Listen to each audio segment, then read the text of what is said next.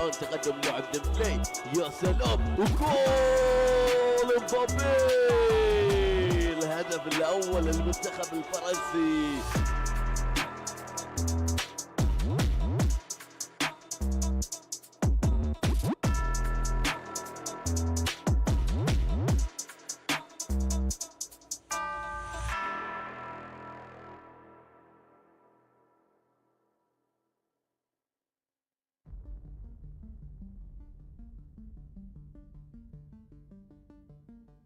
لأن ديرتي تستاهل راح أبذل كل جهدي. بروح الفريق نقدر نفوز، وهدفنا نرفع راية البحرين. أيام وليالي من التدريب، وبكرة نلبس شعار المنتخب. في الرياضة الإلكترونية الأحمر قدها وإحنا قد التحدي. وأنت وشنو تنتظرون؟ البحرين بطلاً لخليج 24. هذه فرصتكم، أكبر بطولة للألعاب الإلكترونية في العالم، فرصتكم أن أنتم تمثلون بلدكم خير تمثيل. سجلوا وفالكم الذهب. خلونا نقول كلنا هذا البحريني ما تغلبونه.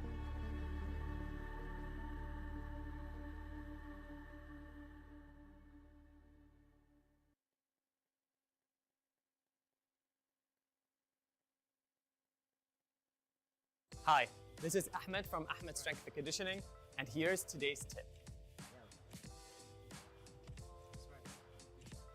Because of gaming, we tend to have very rounded shoulders. So here are some exercises that you can do to help strengthen that. Number one, grab a band and just pull your shoulders apart, strengthening those back muscles. You can do anywhere between 10 and 15 reps. So here is another exercise that you can do to help stretch your chest muscle. This tends to get very tight and short because of our gaming position. So what you want to do is put your hands on a wall and then open up your chest and hold for around 30 seconds to get a nice big stretch. For these exercises, you can do them between your sets, while you're waiting in the lobby, or while you're just resting at home. Hey, let's go. عادي ما اشرب بس بشرب اليوم يلا. معاكم احمد بعيد بي سي ادفايزر، واليوم جايب لكم معلومات تهمكم في عالم البي سي وعالم الجيم. في كل جيمنج سيت اب من الاشياء المهمه طبعا اللي هي الشاشه. خلونا اعرفكم على المعلومات اللي تفيدكم في وقت تختارون الشاشه المناسبه لكم. طبعا احجام الشاشه معروفه اللي هي 24 انش، 27 32، وطبعا البانل تايبس اللي هم الاي بي اس والتي ان. التي ان صار هاي اوت ديتد فنقدر نستثنيه. وعندنا طبعا اخر شيء اللي هو الفي اي. وشيء وايد مهم انك تختار ريزولوشن الشاشه يتناسب مع الجرافيك كارد اللي عندك. كان عندك كارت مثلا من اللو اند تروح على فول اتش دي، الميد رينج 2K، هاي اند 4K. وايد مهم تعرفون الميجا هرتز اللي موجود على الشاشه.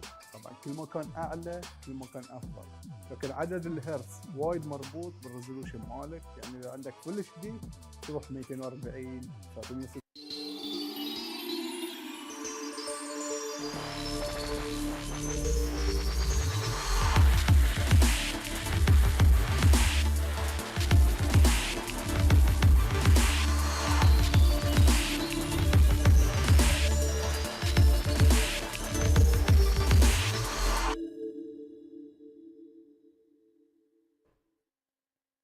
نرحب فيكم في اليوم الأخير من التصفيات الوطنية لبطولة العالم للرياضات الإلكترونية. اليوم راح تشهدون أجواء مختلفة ومثيرة وغير عن العادة، ومنافسات مع لعبة Mlbb و CS2. نترقب من اللاعبين أفضل أداء، فخلونا نتعرف على لاعبين Mlbb.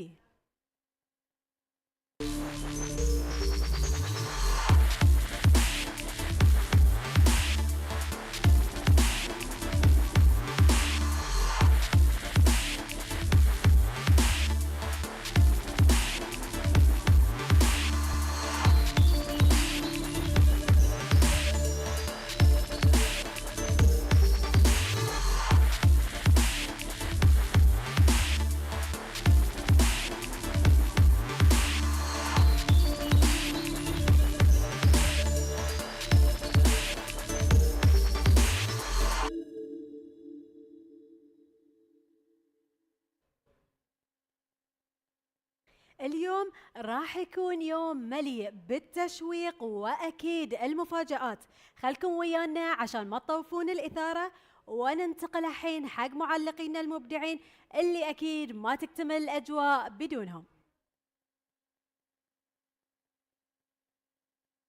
Intro, ladies and gentlemen, gamers and enthusiasts, welcome to the thrilling world of Mobile Legends. Today we gather here in the spirit of competition, camaraderie, and the unifying power of esports. In this electrifying qualifiers, we will witness the convergence of skill, strategy, and teamwork clash on the battlefield. Mobile Legends has transcended the boundaries of a mere game, captivating millions with its dynamic gameplay, breathtaking heroics, and nail-biting moments. My name is Al-East. Alongside me today is Oatmeal. How are you doing, Oatmeal? I'm very good, thank you. How are you? Excited for the action today? Absolutely. We have a lot of really good players lined up. Hopefully we can see a lot of actions, a lot of fantastic games, and a lot of fantastic plays during this whole qualifiers. Definitely. We want to make sure, we want to remind you that National Esports Qualifiers is powered by Teal Flamingo Studios, sponsored by Zen Esports and the Bahrain Esport Federation. We want to thank them for their continuous support. If you want to watch everything, if you want to watch us live today and watch the actions of the day, we are available on Twitch, YouTube, and TikTok on Island Clash BH. To follow everything we do and everything we and the Bahrain Esport Federation do, everything is available on islandclash.bh and besf.bh. So make sure you follow, subscribe, and like for all the actions of the day.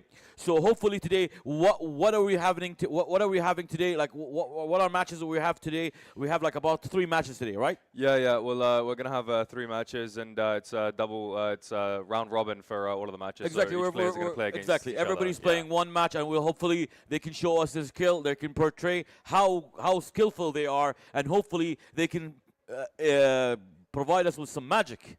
Yeah, I mean, I'm going to be excited to see a lot of the high-level outplays from a lot of these players. Yes, I hopefully. mean, yeah, especially because, I mean, you know, in the jungle, you have to time your smite perfectly and kill the monsters at the perfect time. What would you recommend the players focus on? What would you recommend like certain players do at the beginning of the game? I mean, at the beginning of the game, you really need to focus on farming and leveling up all of your stuff, getting to level 4 as fast as you can, so that way your jungler can come and gank and help you out. Hopefully nobody camps in your opponent's bases or like hides in the shadows. Yeah, of course. Because that's gonna cause a problem for a lot of players. Yeah. So let's head to the first match of the day. Is going to be SOTB against KMZ. So hopefully we're gonna get right straight into the action, and hopefully we're gonna be entertained tonight. I'm gonna be entertained. You're gonna be entertained. We're gonna be all entertained with the actions of Mobile Legends. Yeah, it's gonna be a very exciting match to watch. Especially, I mean, I saw SOTB play before. They have some good players on their team as well. I'm definitely I'm being excited. I'm excited for what's happening. I'm excited for how the players are gonna show us their moves, their tactics, because this game is mostly like a chess game. So you have to make sure like the right moves, the right passes. I'm assuming they've went into the team selection right now. When do the character selection jump in?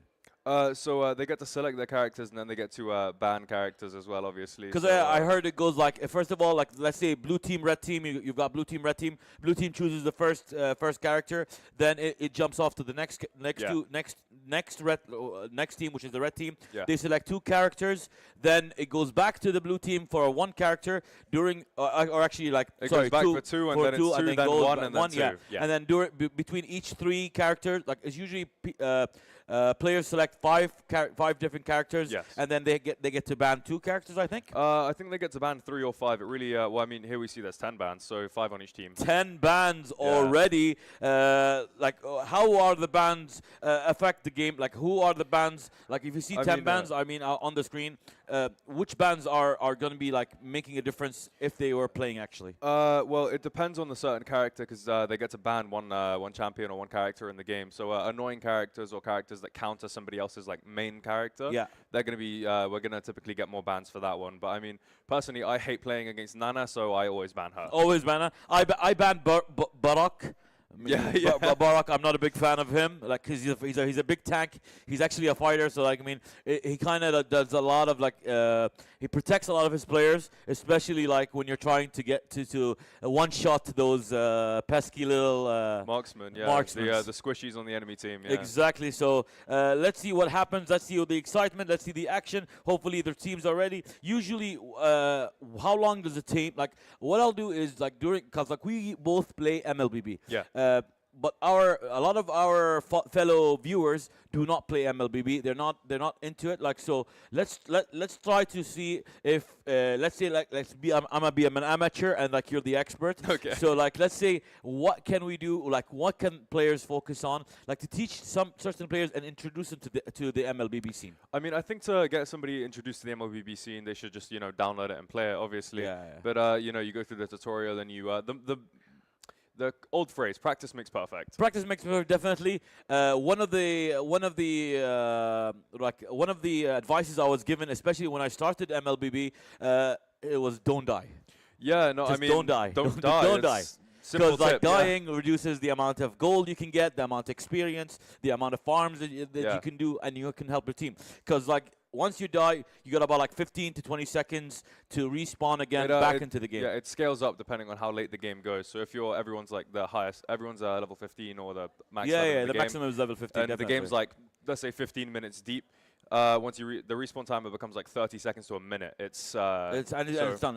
Yeah. It just kills your team. Yeah, the later you get into the game, the more valuable your life becomes. Definitely. I think we're waiting for one more player on SOTB. I'm assuming everybody else have selected their characters. I think.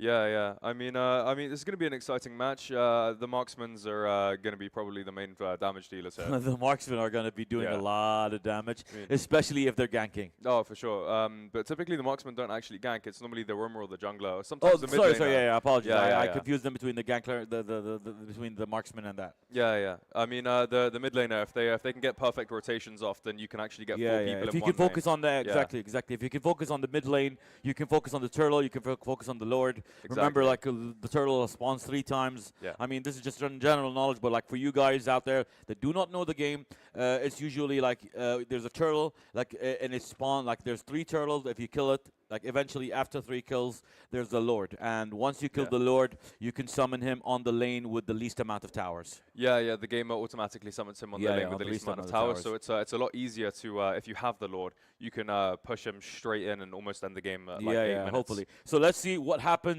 in the middle of in the mid lane and see who can control the game either through the gold lane or the XP lane. Which lane is like the least amount of lanes that they go to? I heard of a lane called the island lane. Yeah. We'll call it the island lane. It's a solo lane or a XP lane. It's the XP lane is the nobody goes there. You're just by there, but you're there with your friend on the enemy team. Like I mean. Haven't other players like use that for their advantage? Like, can players use it for their advantage? Oh, definitely. See, what I like to do in my games personally is that if I play jungle, and I'll constantly be camping the solo lane, because mid lane should be able to handle themselves. Marksman already has the roamer to help them out. So exactly. In solo lane, if you just constantly bully the enemy's XP laner, then they're just gonna get demoralized, lose XP, gold, everything. The roamer usually goes into 2 different characters. Either you're a support kind of character or you're a tank. Yeah. Which do you prefer if you're actually playing the roamer role? Which actually do you prefer using? Do you prefer to be a support guy or do you prefer to be a tank? I mean, both of them are very. It's a difficult question to ask or to answer as well because there's so much utilization from having having a tank on your team to focus the enemy marksman and take all the damage and everything like that. We see that Freya has been banned. And we see Esco is trying to ban a hero. Let's see what the ban's happening on the screen right now. Let's see which character. Like as you saw, 10 characters have been banned so far. Well, 10 characters are able to be banned, I think. Yeah. 10 banned. Estes has been banned as well. The Ally team now is trying to ban those characters. I mean, so far we've seen both of them are pretty good bans. Freya isn't really as prominent in the meta as she used to be, but she you know, it's still a good ban if the players know how to utilize frame. Definitely. Would you prefer to be on the on the starting pick, or would you rather to be on the end of the choosing? Especially like if you know, like if you select a character, like let's say you're the red team and you're the last to select, you already know what the blue team is already set up, and you can probably offset that. Yeah, counter picking is very useful. Which lane do you prefer to go to? I always prefer to be the last person to choose, even though I play marksman, and typically marksman, the character that you play isn't that important. It's more dependent on your skill. Yeah, definitely. But it's still obviously a very key thing for counterplay matchups, and but marksman's more skill dependent. If you're playing in solo lane, however, your counter, like if you can counter your opponent, you've almost won the game off of that. Definitely. Hopefully, let's see if those actions, and people can take your words and see how it is. Moskov has been banned as well. Right now, like we keep choosing players choose. So every player can choose a banned player. Yeah. So every player will select a player to ban. I think, but I mean, here we see 2 locks, so I think it's only 3 bans, and now we're moving into the pick phase. Team picks, team picks. We've already selected like 6 characters right now, from 3 from each side. Yeah. Can you tell us a bit of like the 3 characters that have been selected? I mean, yeah, they're typically really like their annoying role. players. I mean, their roles. Like their roles. Like what's like? I love this. I love this character.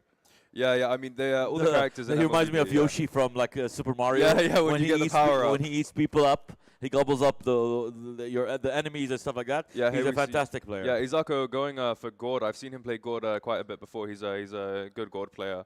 And then Jawhead is obviously a really good character as well. One is a tank, one is a support unit, I'm assuming. No, Gord is actually he's a mage, so he does a lot of damage. Gord does a lot of damage through like magic skills and stuff like that. Usually tend to see like mage players tend to focus on spending their resources on high damage skills. Yeah, so they're a lot. They have like they're a lot squishier than a tank, and they have virtually no health, but they have a lot of AoE or crowd control. Yeah, AoE or crowd control, especially like those. Definitely, people need to keep an eye on those either the soft CCs or their hard CCs. Yeah, definitely. But if you're able to dodge a hard CC, then the enemy's got no way to stun you, so you can just bully them. And Are you a big fan of like crowd controlling, like CC? Oh, definitely. It's really annoying to go up against it, but when you're especially the one doing it, especially if you're a tank. Like if you're an attacker or assassin, you're probably it slows you down. Oh, definitely. I mean, assassins typically have high mobility and very high damage, but low health. But like tanks, if you tanks use just have no mobility. Yeah, but if you use a soft CC, it tends to like for example like stun or like slow down of an area of effect. That usually happens. I mean, yeah, definitely. I mean, so far the teams are looking pretty decent actually. Yeah. The who do you favor, or not yet? We're just waiting because like I think Shetta right now is selecting his character, or actually he's banning a hero. Sorry. Yeah. Because they've already selected like 3. Now the bans happen again. Yes. The remaining bans, and then each player will select the remaining 2 characters. Yeah, I mean, so far all of the bans are pretty good. All the picks are very good. I mean, all these players seem to they have their mains. They know the top people that they can play. Yeah, I don't see. I don't know if they banned Tigreal.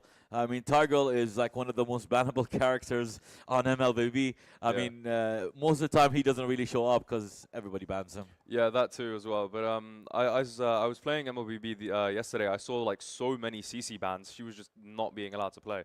Wow.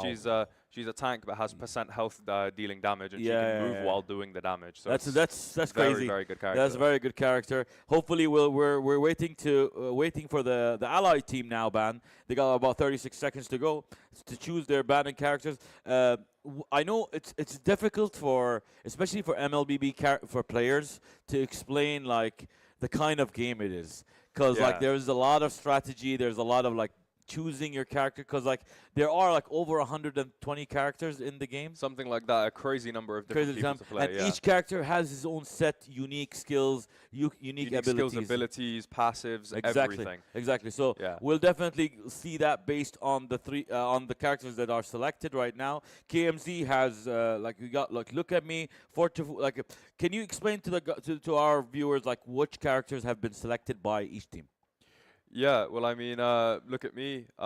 Unfortunately, I don't actually know the name of that character. Okay. Yeah, sadly. I mean, I'm not as well versed in knowing all the names of 120 That's characters. That's fine. Minotaur by Shatter right now has been selected. Let's see what the Allied team chooses. I mean, right now they've chosen He looks more like a plague doctor than a demon. Indeed, indeed, Yeah. he does look like a plague doctor, especially with those like masks on his face. Yeah, that like big those geek like mask, yeah. old school like masks, like the used to be used by doctors back in the back in Yeah, the, yeah, back for the, in for the old plague, school, yeah. during the plague eras. Yeah. So we're gonna see what happens right now. Tigreal have been selected. Tigreal. Nobody has banned Tigreal from this match, so I'm excited. Yeah. I'm on Team Tigreal. I'm always on Team Tigreal. Yeah, Tigreal is an excellent tank. He can do his job very well. Very well, exactly. I prefer playing with tanks. I used to play like I used to be a tank player, not in Mlbb. Like if you've heard of World of Warcraft. Yeah. Most of my players or most of my characters, when I selected them, they were tank players. Okay, yeah. I mean, I was typically the berserker, the damage The dealer. berserker, the damager. Yeah. Okay, cool. That's awesome. I think all the teams are set. This is the last chance. 20 seconds to go for teams to do some changes if they want to do that or not. And then we're going to head right into the match in 10 seconds approximately. And hopefully we're going to be right into the action. Yeah, I mean, all these lineups are very good. Obviously, the skins and stuff that the people are selecting is also going to be nice to see. Yeah, the skins skins are just cosmetics, right? Purely. Pure cosmetics. I really never cared about skins, honestly. Like whatever the character is built on, that's the character I use. Yeah, I mean, I don't care about skins. You never equip skins. I don't equip them. I mean, people talk to me about skins, but unless some like those skins can benefit you right now. But anyway, let's head back to the action and take us away, Oatmeal. Yeah, well, I mean, obviously we see people going to their respective lanes and everything, trying to figure out what the opponents are going to do, if anybody's going to invade or anything like that. So everyone's playing relatively safely towards the beginning. Yeah, always. Usually during the beginning of the game, during the beginning of the matches, we tend to usually see the movements of the mid lane mostly. Yeah, typically. I mean, also you see quite a lot of the jungler as well, or you see any real engagement from any two characters. So the jungler goes in, like tries to kill like these monsters, these turtles, these lords. Like there's also that crab that gives you the once you kill it, it gives you like a vision of the area and stuff like that. Okay, there's a gank going on in solo lane or in gold lane here, I think, and the KMZ's player is lucky to escape. Yeah, I think they're attacking the XP lane. Yeah. I mean, it's very interesting to see this this matchup. It's actually the gold lane. Oh, the gold lane. Yeah, definitely the gold lane. That's what we're seeing right now at the moment. Because if people want to understand which lane it is, like if you see these little what you call them, the minions. No, not the minions. The it's like a truck or whatever you call it. I don't know the classification of it, but like some of them like carry like coins, while the other one carries scrolls. So it shows you like one is the XP lane. Like if those want to know like what's the XP lane, what's the gold lane, you just focus on those turrets. Yeah, I mean, of course. We saw Izako get dived under the tower there, but then the player immediately moved out from it. Yeah, you gotta get away from there, and there it is. There's that nice dinosaur. Yeah, they're pulling him straight into the tower, and they dive the tower without actually going underneath it, getting the first blood. First blood happens for the blue team right now, and let's see if they can capitalize on that. We see a lot of damage happening right now on the screen, and a lot of attacks right now. KMZ Taxia right now is being attacked, and has been slain right now. Taxia has slain one of the red teams. I mean, yeah, I don't know what ABR was thinking there. He came in from behind the tower and just dove into a team of 4 people for no reason. That is, suicidal squad happening right now. Another player has been slain right now on the screen as you see it right now. Yeah, I mean, it was an unfortunate play from him, but now they're currently fighting in the mid lane. I mean, Izako is just clearing the waves, but he pushes the player back, trying to hit them with some AoE spells, but they dodge past it and keep moving towards their jungle. That's the dragon right now. That's the one of the enemies that you can gives you the buffs. It's the blue buff. It's the blue buff. I mean, we used to call them the purple buff, but then we remember huge fight that just went on top lane. Some massive AoE damage going on there. Constantly trying to push the enemies back. Everyone's escaping here. Shatter running away. Shatter running away right now.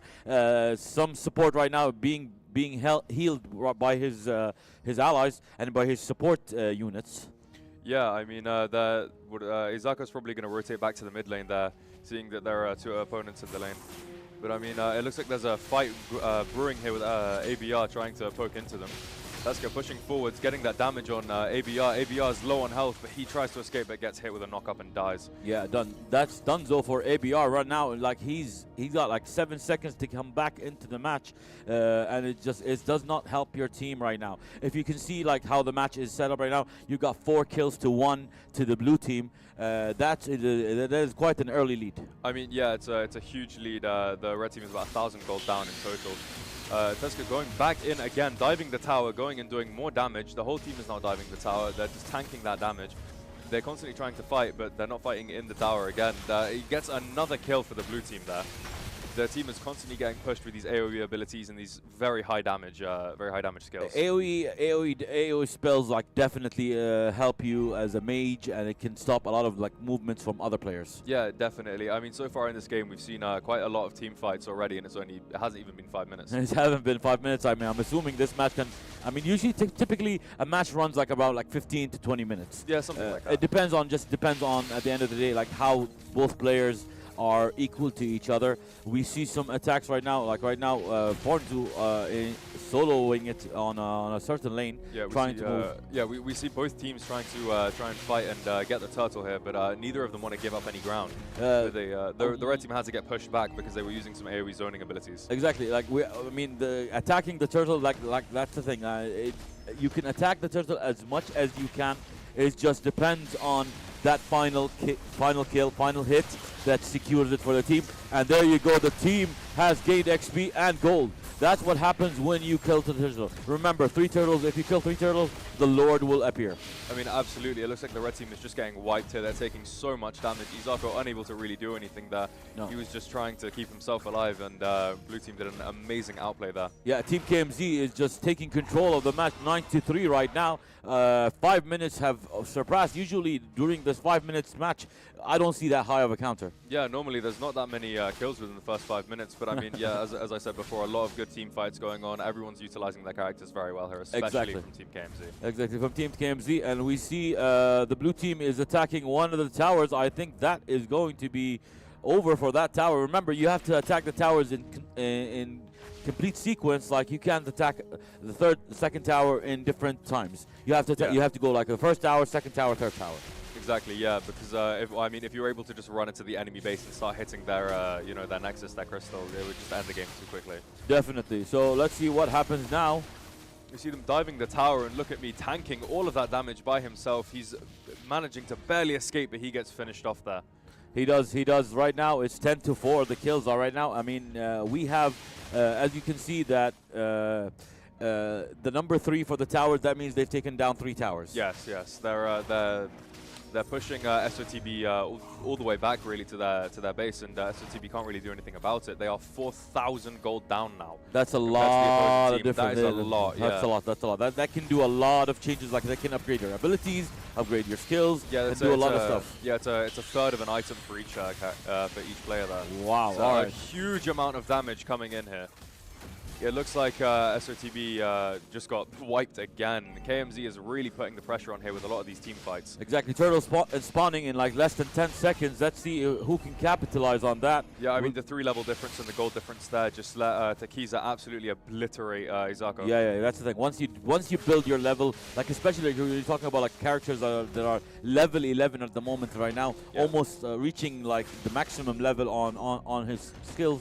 So that'll destroy the turtle quite quickly unless you have somebody. Nope, the turtle is gone to the blue team now. There was no competition there because SOTB literally can't play against them. They're just being bullied and forced. And we had a mega kill on the screen. Yeah, I mean, it's very impressive here to see Takiza. I don't think he's died once. I think he's just constantly been doing his job perfectly. Like you can see the difference on the side of the screens. You got like most of the red team are on level 7, 9, and 8, while the blue team right now, most of the teams are above level 10 and 12. You got like Azel only with level 9 at the moment. Yeah, but Ezel's a support, so he's Yeah, he's not he's not going to be leveling up that yeah, quickly. he's not going to be leveling up as much. Yeah, because like that's the thing. Like he has to support the characters. He has to support like his teammates on how to do it. Like we got destroyed right now. Like the towers are being destroyed right now by the players. Yeah, I mean that was just an incredible dive to watch there. They got a huge amount of kills coming in. They're diving them under the tower, tanking all of that damage as well. They're not even caring about the damage from the towers. They're just doing too much to their opponents. Exactly. That's what you need to do. You need to build your characters. 19-7 right now. Kills are happening right now for the blue team. They're dominating the team. Look at me right now. Let's see what he does with his special attacks. Yeah, KMZ with 19 to SOTB 7. This is going to be a very fast match, I think. I think that's going to be a very fast match. Usually it takes about like 15 minutes, but I think there's a possibility to be attacked. Look at me is going for the attack. Yeah, look at me is going to kill a minion here and get some free extra gold. But Lord is spawning in 30 seconds, so both of the teams are probably trying to look for a lineup there. Easel almost dying there, but they're getting hit with Burrito. Unique name there, really interesting names. Burrito, it does a lot. Maybe he was hungry that day, like he was like, let me know. I'm a big fan of burritos. Yeah. Let me nickname myself Burrito, like you do. Your name is Oatmeal. So I mean, yeah, my name's Oatmeal. I really like oatmeal. There we go. So that's that's a brilliant. That's the way it is. So let's see what happens now. Wonderful attacks right now by happening. The Lord has spawned. Let's see who can kill it and who can take the Lord for his team. I'm assuming is going to be the blue team, especially when it's 20-7 kills. Yeah, of course. I mean, blue team's probably going to rotate to Lord, so red team's probably going to need to try and figure something out there. But I mean, a lot of their players are back in the base, and blue team's damage is just incredible. Yeah, they're triple teeping the Lord right now. Like 3 teams, like 3 players from the blue team, and the Lord has been slain right now. It's going to be. I'm assuming is going to be spawned right now on the gold lane.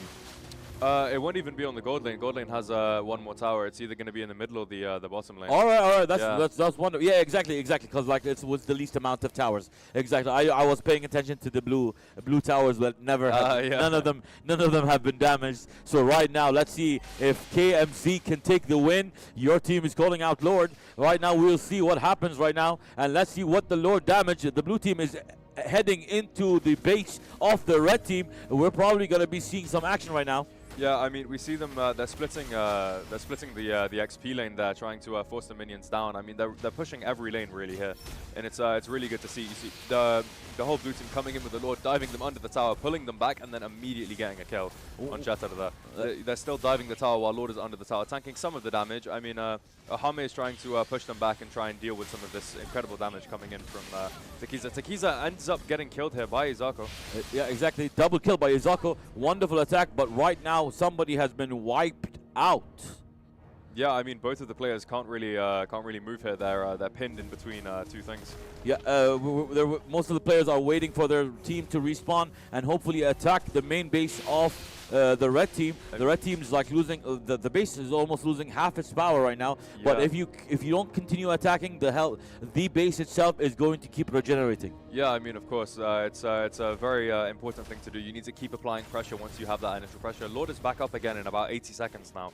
So I wonder if blue team is going to try and go for the direct end, and everyone's going to push mid now, or if they're going to wait out for the Lord and try and bait out. I'm assuming they're going to avoid to not push immediately, because we got like most of the blue team are attacking are really circling the mid lane and focusing on the mid lane. You got one of the players is kind of like trying to avoid the mid lane and trying to focus on the XP lane.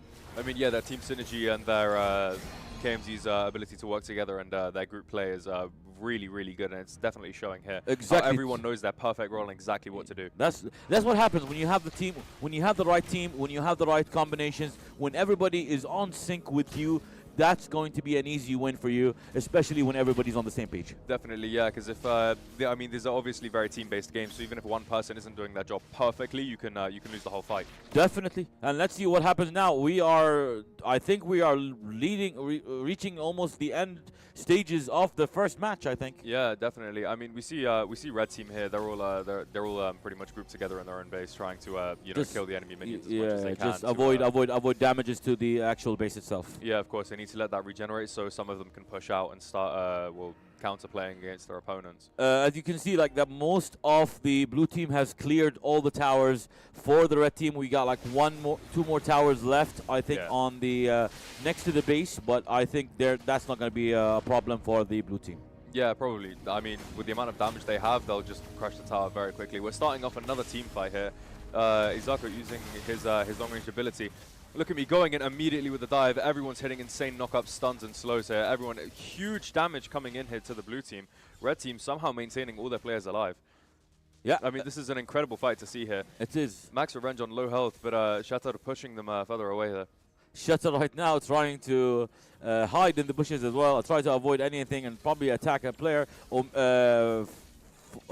his name? Futaro. Futaro right now knocks out a player and continues his movement towards the red base. And let's see if all the attackers are now. You got your minions, you got your support and attacking, and I think they're almost there for trying to end the base of the red team. Ohami right now trying to help and support and try to attack whatever he can see from the opposite team. I mean, definitely that play that we just saw there with both of the marksman players fighting against each other. I think it was really interesting to watch there, because Ohami was on such low health for such a long time, but he managed to dodge around and kite the abilities perfectly and was able to pull it back. I mean, with the last team fight that we saw, KMZ actually underperformed that team fight. I think they got a bit too confident there. I think so. They got too strong, and it looks like SOTB finally found that teamwork that they were looking for and pulled it back together and was able to kill 4 of the players. They sure did. They managed to pull their team together. Let's see what they do, if they can like do some damage on the towers and like probably head to the base. Remember, I think their strategy right now is just protect the base from any minions that are coming above. Definitely, yeah. I mean, if the minions get through, then some enemy can flank and go around and then just like easily end the game there. Easily end the game. So like most of the players, they're trying now to wait for enemies for actually their minions to spawn, especially after like losing those minions during the battles. So as you can see right now, there's SOTB trying to play a defensive style of play by having 2 of their characters defend the base while others just keep roaming. Definitely. I mean, it's a good tactic to have here, especially because in games like this, you need to know exactly what you're doing and when you're doing it. Yeah, definitely. So let's see what happens right now. 26 kills to 14. We got 7 towers for the red team. Unfortunately, the blue team. Apologies for the blue team. The red team right now without any single tower destruction. Yeah, I mean, as we're seeing here in this team fight, we're just seeing KMZ absolutely dominate the red team here, and I think that this is about to be the end of the game. I think that will be over almost at the base. Right now the base is going to be destroyed. Yes, it is! The base has been destroyed. The winner is right now the blue team. That's a fantastic victory for Team KMZ. Yeah, I mean, an incredible gameplay there from KMZ. Amazing play by the KMZ players. Amazing, fantastic. Movement. What benefited? What do you think benefited KMZ more than SOTB? Definitely their teamwork and their synergy, 100%. 100%. Yeah, definitely. I could agree with that. In all of those team fights, it looked like the SOTB was trying to run around and figure out what to do. KMZ already knew what to do. And I couldn't agree more with you on that point. It's a fantastic matchup, fantastic play. I'm assuming KMZ is the team to watch. I've watched some of their YouTube videos, and when they're actually in sync, they do a wonderful job. I mean, yeah, it's like watching magic. Exactly. It's incredible to watch these players. Exactly insane. Like sometimes you can't even keep up with what they're doing because they're so in sync, and there's not an opening for you to flip the tables. Yeah, exactly. I mean, like I said earlier, once you find that opening or you find that pressure, you keep pushing on that and you keep forcing them back into a corner or trying to find a way to utilize that advantage that you've created for yourself. I think we're going to be heading to the next match in shortly. Yeah. But I mean, what recommendation do you have to offset? Like for example, if players face KMZ again, what do you recommend? Like, what's the recommendation for you as a player of Mlbb, how to offset those kind of plays? I mean, I think that the teams need to, the SOTB, I think that if they're going to face KMZ again, then they're going to need to focus on their teamwork a lot more and sort of build up their own skills. Any special character? I mean, any certain character that can affect that situation or not? Nana would have affected that character character because as we saw, KMZ was playing very close together, very tight-knit with all of their team fights. So if Nana was there, she would have been able to throw a stun out and change everybody into a small rabbit that you can just obliterate. Definitely, definitely. Let's see what happens, and let's see how things happen with us on the situation. Hopefully, the teams and the players can do some changes, can do some different types of tactics. Because remember, like I told you, like most of the people ask me when they ask me about MLBB, how do I explain it? Think of it as a game of chess. Yes. So like 100%. make sure that your knight, your king, your rocks, and your minions, which are basically your pawns, are what are to be safe. I mean, yeah, with games like this, you need to play perfectly. If there's any error, if there's any room for error, the enemy team will find it and then like punish Definitely, you for it. definitely. It's in my opinion, League of Legends, MLBB, any MOBA type of game, probably one of the hardest types of games to play. I mean, if you remember, like I was a big fan of StarCraft. Yeah. I mean, this is the reason I played MLBB, because I was a big fan of StarCraft back in the day. So like trying to build your units and trying to attack, and you have to have a strategy. You have to build characters, not because here you have to have characters that offset other characters. Yes.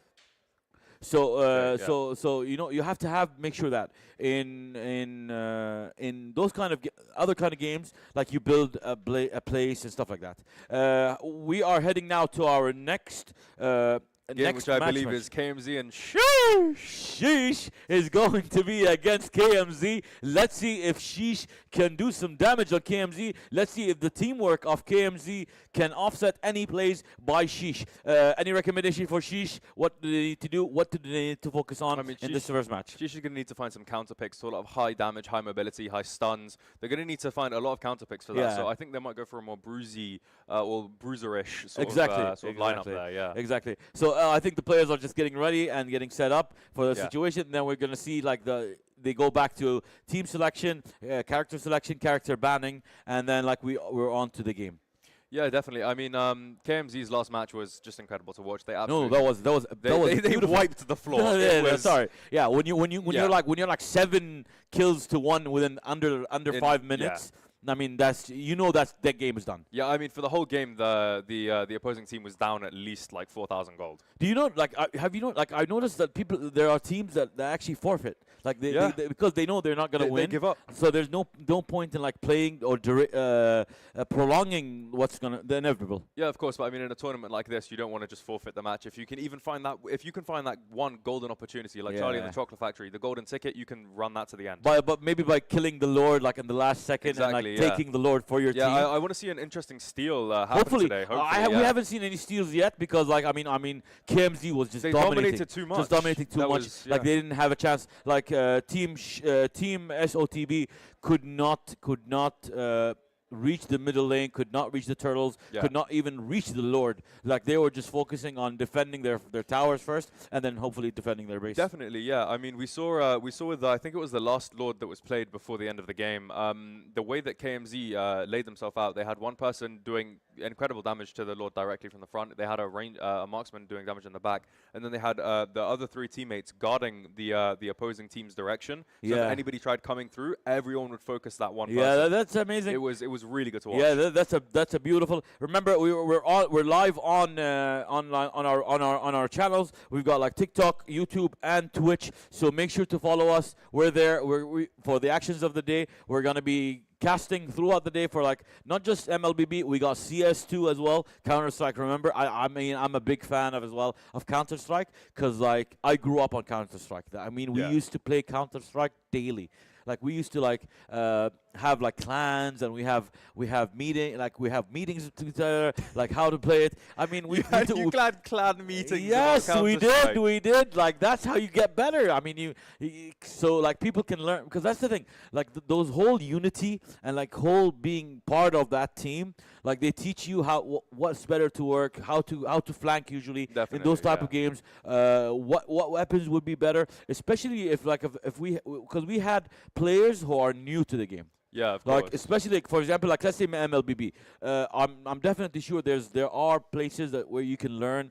I mean, YouTube is definitely a good starting place. Yeah, yeah. I if mean, you it's want where to a learn. lot of resources are, definitely. Yeah, but there's a especially- lot of resources. But like the best type of resources, if you actually sit within the game and with people who are actually knowledgeable about the game, Yeah. to give you a better understanding. 100%. Well, we're gonna head to our next match hopefully soon between Sheesh and KMZ. But I mean, we're gonna see what do they need to do, what players need to be banned, what characters need to be selected. I mean, yeah, we saw the players in the last match. I think that Sheesh is probably going to try and ban every player that KMZ just played. In a perfect world. In a perfect world. In a perfect world, what are your 5 characters that you select? Let's say you have like a selection of characters. Like first of all, how would you build your style of play? Would it be all offensive? Because I've seen players that don't play with any tanks. Yeah, I mean, it's an interesting style to play like that, especially because if you play with no tanks, then you're sort of risking safety, but you're getting more guaranteed damage. Yeah. So if you play a team with no tanks, you're sort of like you're betting on your own skill there. Yeah, Especially if you're playing in a tournament. If you're playing with a full team of all 5, you all need to be confident in each other's ability to know exactly what to do when you need to do it. Because if one person makes a mistake, if they miss an ability, if they do something by accident, enemy team's going to notice that and immediately smack them. Let's say you have 5 players on you. What player? What you have to select? You're playing just for yourself, and you're controlling. Let's say you have the ability to control all 5 players at the same time. Okay. Like, so what would be your starting 5? my starting 5. So I would want either Nana mid lane or support because she has great. Oh, damage. Nana is a fantastic. Yeah, she has great damage and as a support as well. If the roamer and the marksman on the enemy team are both next to each other, then Nana can just throw a bomb out and your marksman can get crazy damage off really quickly. Okay, next. Then for the marksman, I mean, I'm an Ixa player personally, or Ixia, I think that's how you say her name. Ixia, yeah. She has some crazy damage at long range and like everything like that. I saw a character that can fly through, like can speed up. It's a marksman, but I can't remember the actual name of it. But like she can fly, she can glide to a long distance. Oh God, I don't remember the name. I know the character you're talking about, but I don't remember their name either. Is she's very good. Is it Mariksha, I think it's called, or something like that? Anyway, something like that. Yeah, something like that. We'll see. We'll let hopefully we will see what the action of the day brings us today. Hopefully we can head to the game right now, and hopefully we can see a beautiful play by the players. I mean, yeah, of course, we're going to be expecting some very good plays from KMZ again here. We just want to make sure that everyone is ready with us.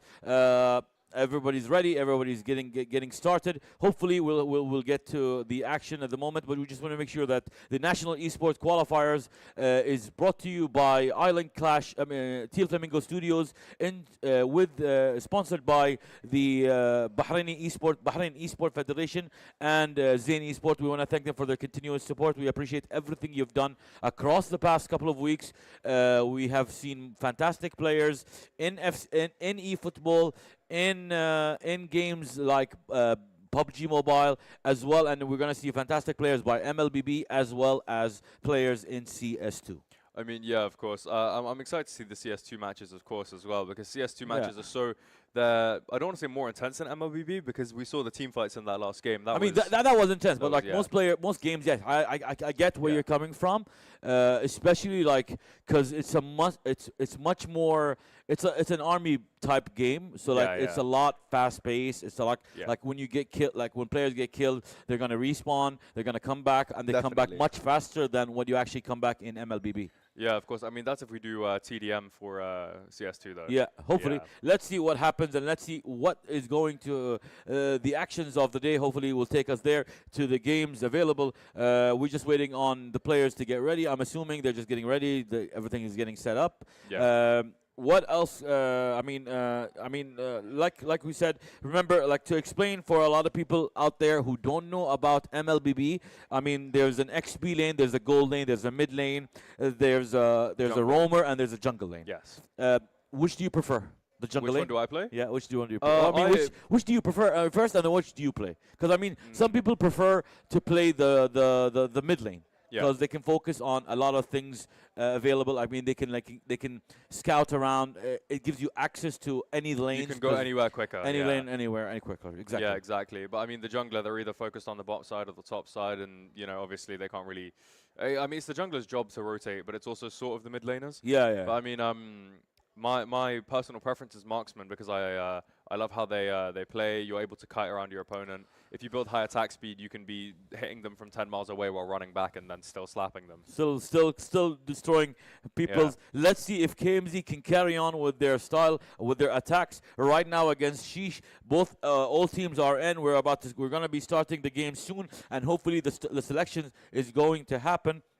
Yeah. Do you think that KMZ will stick to the same kind of players or same kind of squad that they started with? I think they might stick with the same play style, but you know, KMZ obviously they need to remember not to get cocky, not to get too confident. Exactly, like because now they can ban like players that they've seen how they act. Like Sheesh can ban certain characters because they've seen them in action at the moment. Exactly, but not only that as well. It's KMZ. Like Natalia has been banned at the moment. Yeah. I mean, KMZ, I hope that they don't get too cocky.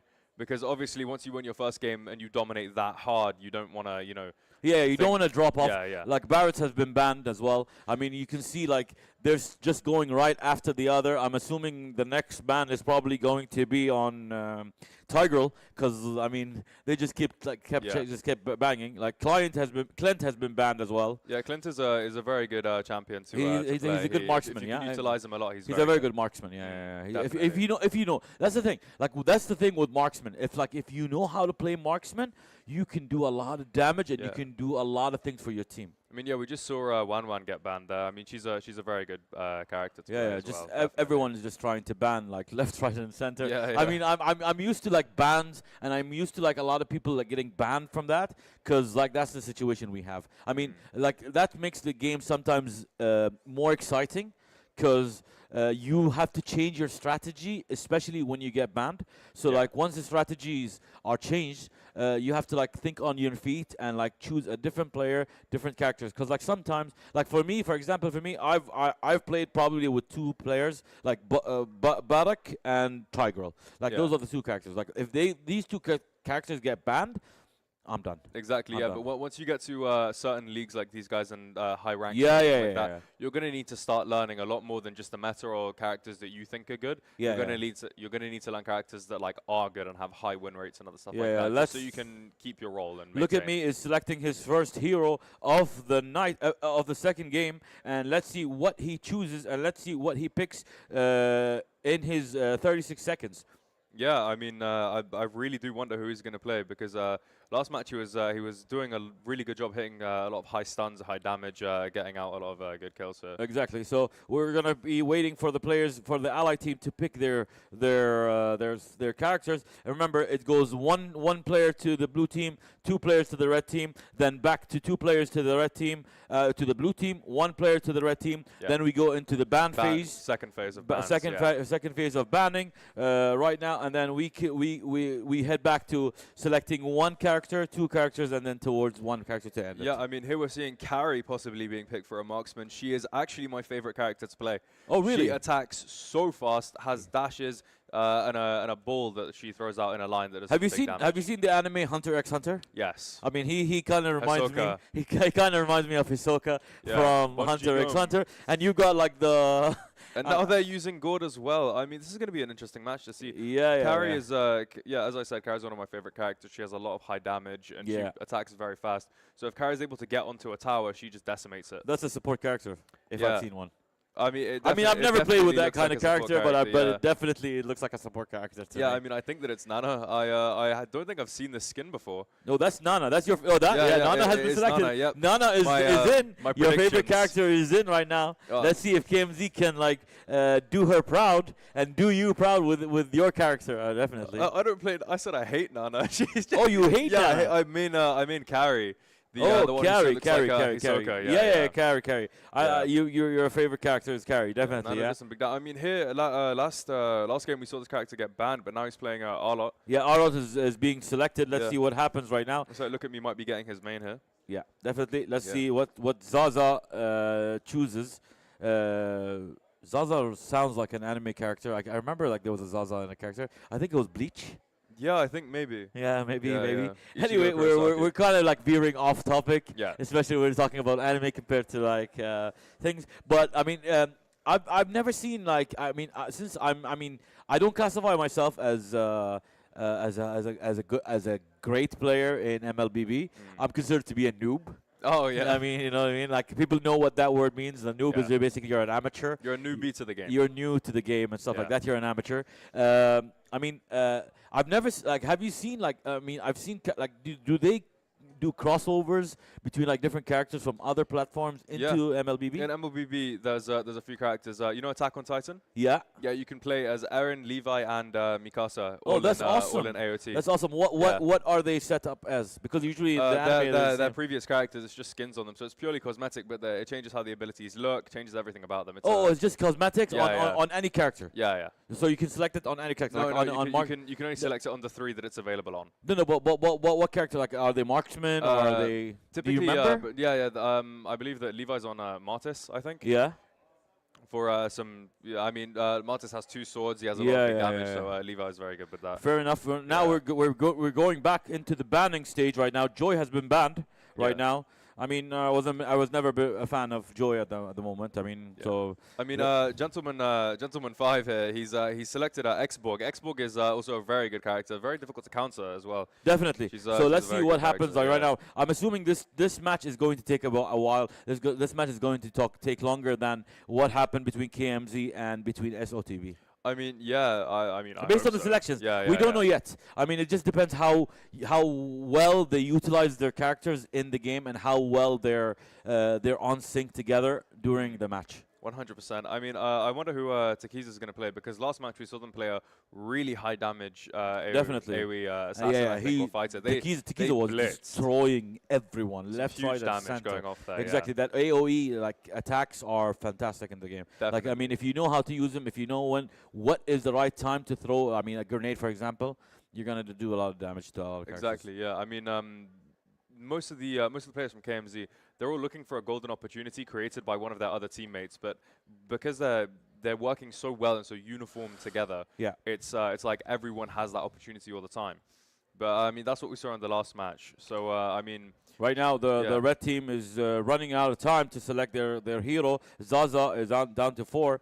That's the character you were talking about. That's the character I was talking about, Martis. Yeah, exactly. Martis has been selected without any skin. I hope that I was hoping, since they selected him, I was hoping they used. I mean, I think they might actually use the Eren skin. I don't know. You never know. You never know. Yeah, I mean, I'm pretty sure in tournaments you can use whatever skin you want. So if he does want to play Levi or skins are usually in esports. They don't matter. I mean, they don't have a problem with skins. You'd actually be quite surprised. Most esports actually have one or like a few. They also have banned. they do, but some skins make abilities like more difficult to see. So, yes, but there are also like some esports organizations create a skin just for their organization. So you can actually play with the skin of that organization. So like you'll have the colors of the venue or the actual esports federation. Yeah, of course. I mean, in League of Legends, for example, there's whenever a team wins, they get an entire skin lineup just made for them. Yeah, Takiza has selected her character. Kufra, they're going in Egyptian guy with a like a dead mummy in the cartoon. Yeah. I'm with you on that. Mummies, the Scooby-Doo. that's a nice analogy. I love that. So that you got like 15 seconds left remaining to change, and hopefully we're gonna get head into the match, and hopefully we're gonna see some action right now. Let's see if KMZ can dominate like they dominated SOTB, but I don't think so. I think this match is going to be evenly matched. Definitely. I mean, we see a lot of the players here. They've all taken Flicker because Flicker's a really useful spell. It lets you so we got Nani, Fanny, Brody, Matilda, and Arlott against Gord, Carrie, Kufra, Martis, and Xborg. Yeah, I mean, all very good characters. Like I was saying, that they all have Flicker, and Flicker's a really useful spell because it lets you teleport a small distance instantly. Whether it's you want to chase your opponent and jump in front of them, or get away. Or get away. Because you can go over walls with it. So we're going to see some interesting outplays and dives here, definitely. How much of a big fan are you? Are you a fan of the boots? I mean, do you use boots, or do you just use them in the beginning and then just? I mean, definitely. Boots are a very core component of the game, or of building an item. Boots are very useful to have, and you almost always need them. Right now, we'll see trying to attack right now. Look at me trying to avoid Gentleman 5. Yeah, I mean, look at me going back to the lane there, trying to get some wave clear off. Gentleman 5 immediately clearing his wave very quickly with a flamethrower there. Yeah, he does have the flame. He definitely needs to change his approach, change his attack, change his tactics. I mean, definitely, yeah. We see 2 people in the mid lane there. I mean, you know, everyone's going around. Everyone's just trying to level up as fast as they can and try and look for some early opportunities for some free and you know, early kills. We've got two versus two right now in the mid lane right now, and we can see if they can attack. The red team right now is 3 of them are trying to find the turtle or trying to attack the turtle, but it's still too early for the turtle. Definitely. I mean, yeah, saying the phrase XP lane is an island is very obvious. I mean, it looks like there's a fight going on. There's nobody there. Nobody's on the XP lane. Yeah, but nobody goes to XP lane. It's just them talking to themselves. Just to maybe read a good book. That was a really good jump over the wall there with a nice first blood coming in for KMZ. Exactly, first blood for TKMZ right now, 1-0 right now. We can see like the gold is quite almost equal. Like you got 5k to 4.7. I mean, yeah, it's only early game. It's only the first kill, but first blood does give a really good advantage. To I mean, by that time, earlier that time is going to be I mean, last game. By this time we were like up 3-1. Yeah, definitely. I mean, we're seeing the games move a lot slower here. There's a lot more fast-paced content. I think. Everyone's trying to gather around the turtle there, going in for a fight. I think they're engaging. Maybe, yeah, definitely. We're watching Fotoro right now and trying to attack Levi. Like you said, he has used the skin of Levi. Yeah, I mean, wait, no, this isn't Levi. Levi's on Martis. Oh, sorry, I apologize. Yeah, because I read the name Levi and I assumed that he might be using it. And everyone right now is going for the turtle. Let's see who can steal the first turtle and who can give the damage, or I mean the boost for his team. Yeah, I mean some huge damage going off there. KMZ countering Sheesh, trying to take it, and they just absolutely force him off the turtle.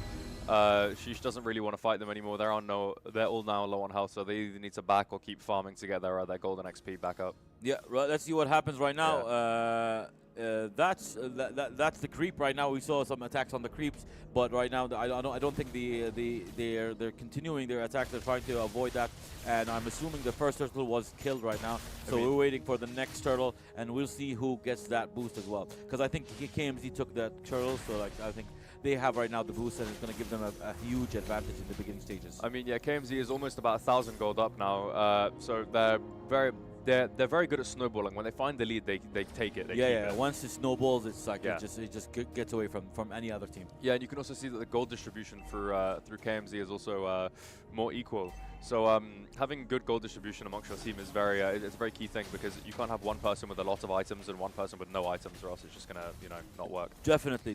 We got like levels. I mean, most of the players are right now still level 5 and level 6. So this match is quite kind of equal.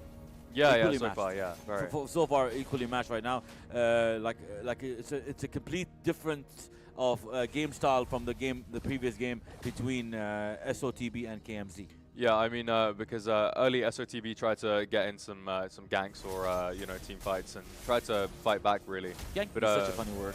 Gank is a very funny word, yeah. but Sheesh is pretty much refusing to let KMZ get those team fights. As we see here, there's 2 versus 1. They're diving him into the tower. They still get the kill anyway. Exactly. Doing some big damage coming in from the tower there. Look at me, takes out the players. It was like you said, exactly 2, and he continues on a killing spree right now. And let's see how much damage does he do to the red team. Yeah, I mean, Martis is a very, very good character here, especially a very good jungler.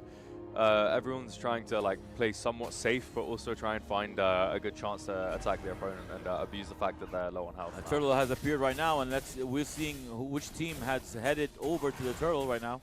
Yeah, right now. I'm assuming it's the blue team is trying to get that advantage and help his team get those buffs. Yeah, but I mean, as we can see there, blue team immediately, they're now diving the tower. They get a very quick and very clean kill on the gourd there, taking only a little bit, 1 or 2 tower shots there. Red team is on the dragon. I mean, look at me as seeing them try. He's trying to figure out a way to stop it and fight back. No. But Martis is able to get that in with the jungler's ability to smite, which was failed by the steal there. Failed by the steal, but right now, I mean, it shows like that the buffs have been taken by the red team, I think. Definitely. I mean, they're just diving them under the tower, forcing them back. They really do not care. This is it's almost as fast as the last game, but now we see they're 1.3 thousand gold up there. Yeah, the keys are trying to escape, but if he goes into his tower, they could just dive him instead. Exactly. So like, let's see if Tekiza right now can come back. We see Futuro destroyed a player, and we're waiting now for like a lot of players. Now we're gonna probably like one more turtle to appear, and then after that kill, the Lord will appear. Like, and that's, you'll see a lot of players move into the center, to the mid lane. Sorry, to the mid lane to try to offset that.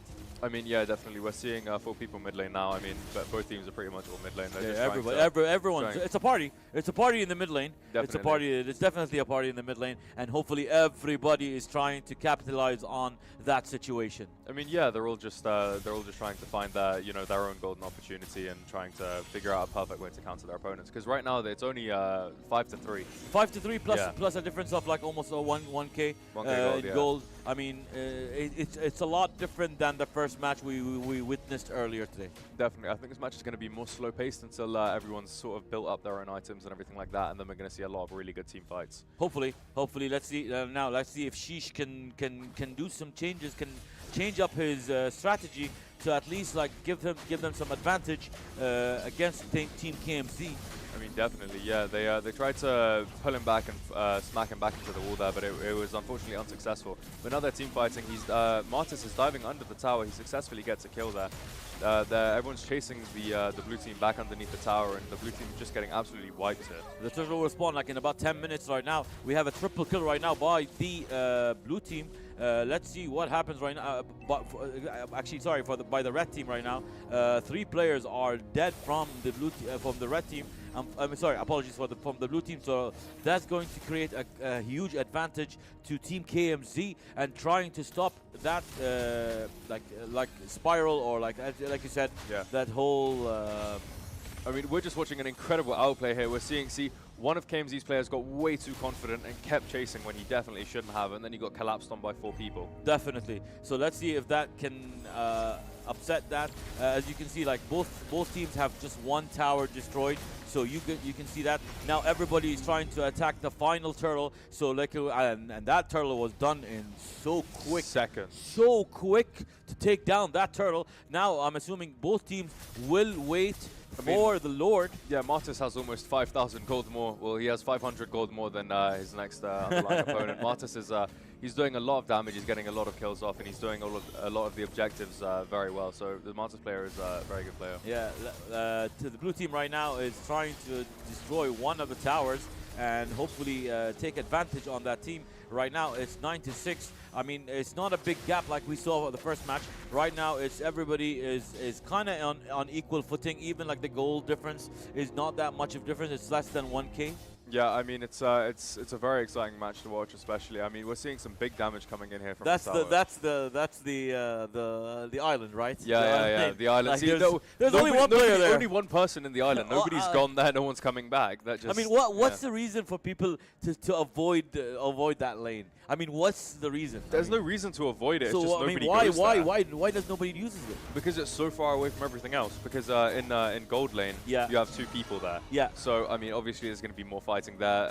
The jungler typically they go to the gold lane to help them out with the 2v2. Definitely. And then the mid laner, when they rotate, you want to go to the top lane with the tanks that you're never going to kill, so or go to the bottom lane with the squishy people. So nobody cares about the XP Nobody lane. cares about XP lane. Nobody cares about XP. Right now we see Azazel right now trying to hide and try to find the right spot to make sure when the Lord appears, he's there to avoid it and try to get the kill for his team. I mean, definitely, Lord is up in about 15 seconds now, and it's like they're diving them under the tower, doing some crazy damage to them, but doesn't quite manage to get the kill. They flicker away from the Nana there, trying to dodge them, but they manage to get caught up and obliterated. Exactly. Another thing, like after 8 minutes, the Lord appears definitely, or after 3 turtles have been slain. So I'm assuming the Lord will appear soon. I mean, yeah, Lord has just spawned in, and it looks like that we're probably going to see another team fight there, deciding who's able to actually take Lord. It's going to be 3-3 right now, and hopefully one of them is trying to take the Lord. Remember, whoever deals the last kill on the Lord basically takes the Lord on his team. Whoever does whoever last hits it ends up killing it and gets it for his team. Exactly. Make sure to kill him quickly as possible, because every 4 minutes the Lord gets exponentially harder, stronger, and like eventually you will not be able to kill him. I mean, yeah, Martis going in there with a double kill. He's just constantly trying to do as much damage as he can without letting his team die. And they managed to get a clean 4 kills on the enemy team, but they're not quite going for the Lord yet. They need more of that team there to support it. Definitely, I think he's too much for just one or two characters. They need like the whole team available for that kill. Right now it's 10-13. I mean, the difference is not that huge between KMZ and Sheesh. Yeah, definitely not. I mean, we're seeing Takiza just fly through the map there at lightning speeds, immediately getting to their lane and getting Takiza, that's the move that I was talking to Boo about earlier. That's the character I was talking about. Like Takiza right now, like once you have that ability, you can like either move very quickly towards enemies or like even retreat. Definitely. I mean, yeah, it's a very good thing to have, especially on your character, because you can you can move around the map so quickly. Definitely. Let's see if she can capitalize on that. Takiza right now is just farming monsters one after the other, getting like the right time, the right amount of XP and all that. The Lord right now is just moving towards the blue base. Yeah, the Lord is slowly moving towards blue base, trying to. It's clearing the wave. I mean, she isn't really like backing up and defending the Lord here. See that what they're doing is they're split pushing. They have one person in mid lane and 2 people in the bottom lane right now. So they're trying to, you know, force the waves down and break the towers of the opposing team. Definitely. Let's see what happens right now. Everybody is right now towards the base of the blue team, but remember, like you can't attack that unless like you have 3 towers. But everybody has like both teams. The red Sheesh has like 5 towers destroyed. KMZ has 3 towers destroyed. The goal difference between them is about 5k. I mean, that makes a big difference now. I mean, yeah, now KMZ is actually on the losing side, 5k down, and I mean they haven't managed to get the Lord yet. Lord is up in about 100 seconds though, so now it looks like that everybody's trying to group and team fight in the jungle where they can hide in bushes and come around from corners and hit some interesting plays. What do you do if you don't kill the Lord? What happens to him? Yeah, he just stands there. He just stands there. He just chilling. He doesn't roam around trying to find enemies to kill. I wish he did. It'd be a lot more interesting that way. But that'd be awesome. Yeah. I mean, if they change it up to like the Lord like has his own AI or has his own attacks and stuff like that. Yeah, the Lord does have attacks. He doesn't just tank, but I mean, definitely he has. But you know what I mean. Like, if he had like special stuff. Yeah, to have his own special abilities and stuff like that. Yeah, I mean, definitely it'd be a lot more interesting to see the game like that if you had one character just start rotating and running around, just smacking random teams when he feels like it. That'll be funny. That should be an update in the next patch of MLBB. It's like it gives a new flavor to the game itself. Yeah, of course. But I mean, also the fact that Lord does stand still is a very big thing because it's where a lot of the team fights typically are and typically start. Definitely. Let's see what happens right now. It's 13-10. We're still on the kills. The kills hasn't changed at all. If we see, we look at Zaza, the Martis player here, he has 11 kills and 0 deaths, which is very impressive. That's very impressive. No one else from Team KMZ right now can match up to him. The closest person is Look At Me with 5 kills, but he has 3 kills. 3 deaths, sorry. Yeah, I mean, of course, it looks like the game is pretty much dependent on the Martis playing perfectly for the rest of his plays. He has a lot of items, a lot of gold. He's definitely carrying here. Yeah, definitely carrying the team. And hopefully with Zaza, I mean, can do the actual damage required for her team, for their team to push on through. Yeah, of course. I mean, we saw somebody try to poke the Martis there, but he just immediately ran away using his second ability. Like, he did not want to deal with that. Yeah, just swiped it. People are now we see that the blue team is trying to actually the red team, sorry, trying to kill some monsters and probably give some buffs. Trying to get the Lord again, trying to summon him out again and force back the XP lane. Exactly. Let's see what happens now. We're still in action right now between the players, between the red team and the blue team. Gentleman right now knocks out Foturu, goes out of commission right now. At the end, he's got 34 seconds. That is a lot of time to wait to come back into your team. Definitely. I mean, especially when your team needs you with team fighting games based like this. Like imagine losing a player for like 30 seconds. Exactly. If you're out for 30 seconds, the other team can do a team fight, do an objective. They can do whatever they want really, and you're one man down, so you're going to lose most of the time. Definitely. 16 seconds left for Foturu to come back into the game. Savage right now, and we can see some attacks on the Lord right now. You see, this is a really interesting play that we've seen here. See, what happened was Sheesh decided to force the bottom lane or gold lane. Yeah. And they took one, and now they're probably going to take a second tower. But what they've also done is they forced the Lord to attack the top tower as well. Yeah, They're doing to some help big them out. damage Yeah, off as well. definitely to help them they're out. split Yeah, pushing. exactly. The Lord right now is yeah. almost getting going to be slain. Definitely, the Lord has been slain, I think, right now. Everyone's running back to the fountain while they're clearing the towers.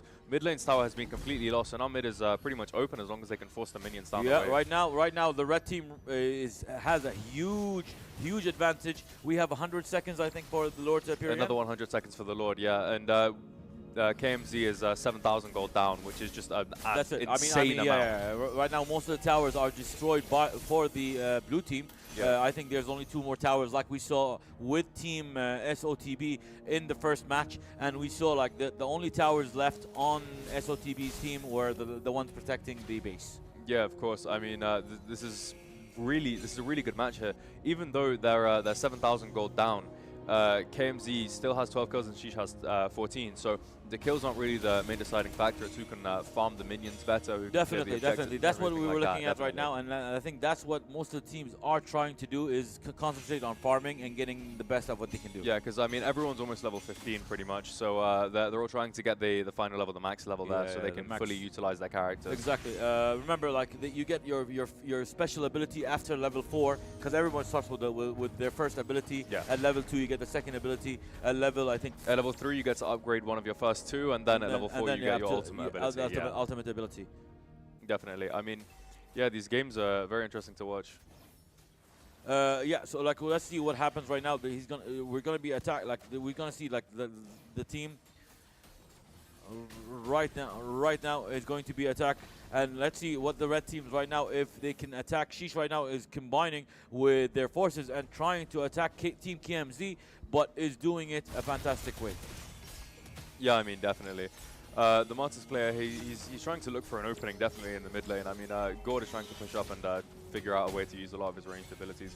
They're all looking for openings with each other, but as I said before, they're hiding in the jungle, trying to retort back, go around. Lord has now spawned in though as well. Yeah. So let's see which teams. Like I see the red team right now. Team Sheesh right now is attacking, but here's the blue team right now coming in for the action as well. It's 3 against 3 on the Lord. Let's see if that happens. But like the damages from the Lord is quite severe right now, because remember, the more you keep the Lord available, the more he's gonna do damage to you. I mean, yeah, every 4 minutes that the Lord is in the game, he starts doing more damage. So at 18 minutes, the Lord is very, very strong here. Very, very strong, and it's going to be very, I think, very, very difficult. Do we get to a point where the Lord cannot be killed?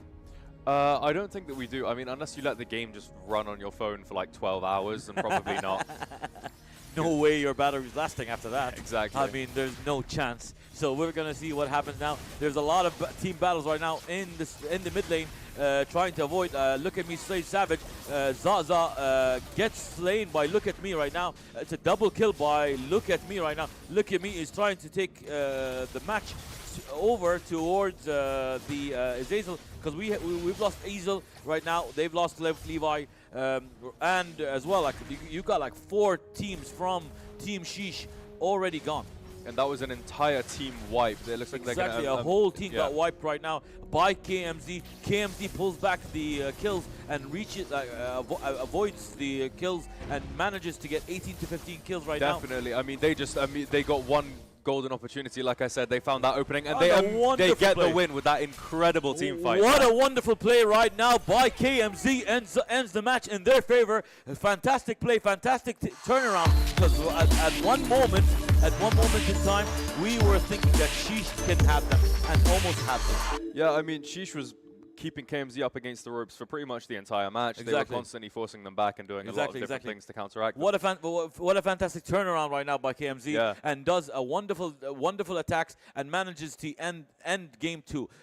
What moments in that game stood out to you?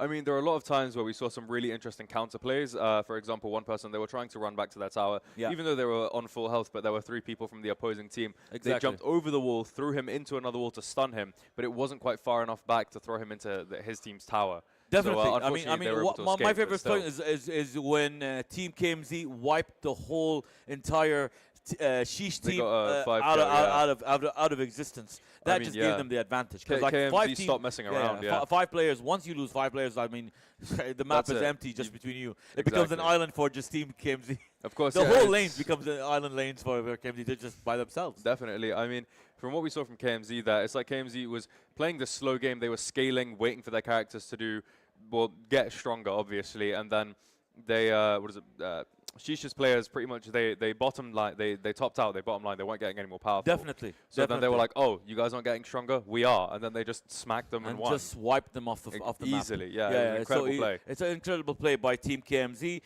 Fantastic play. We have one more match to go, and hopefully that'll be we're gonna let you know about it. But before we head into that, we want to make sure that you guys follow us on Instagram, on TikTok, on as well on Twitch. Like those are channels.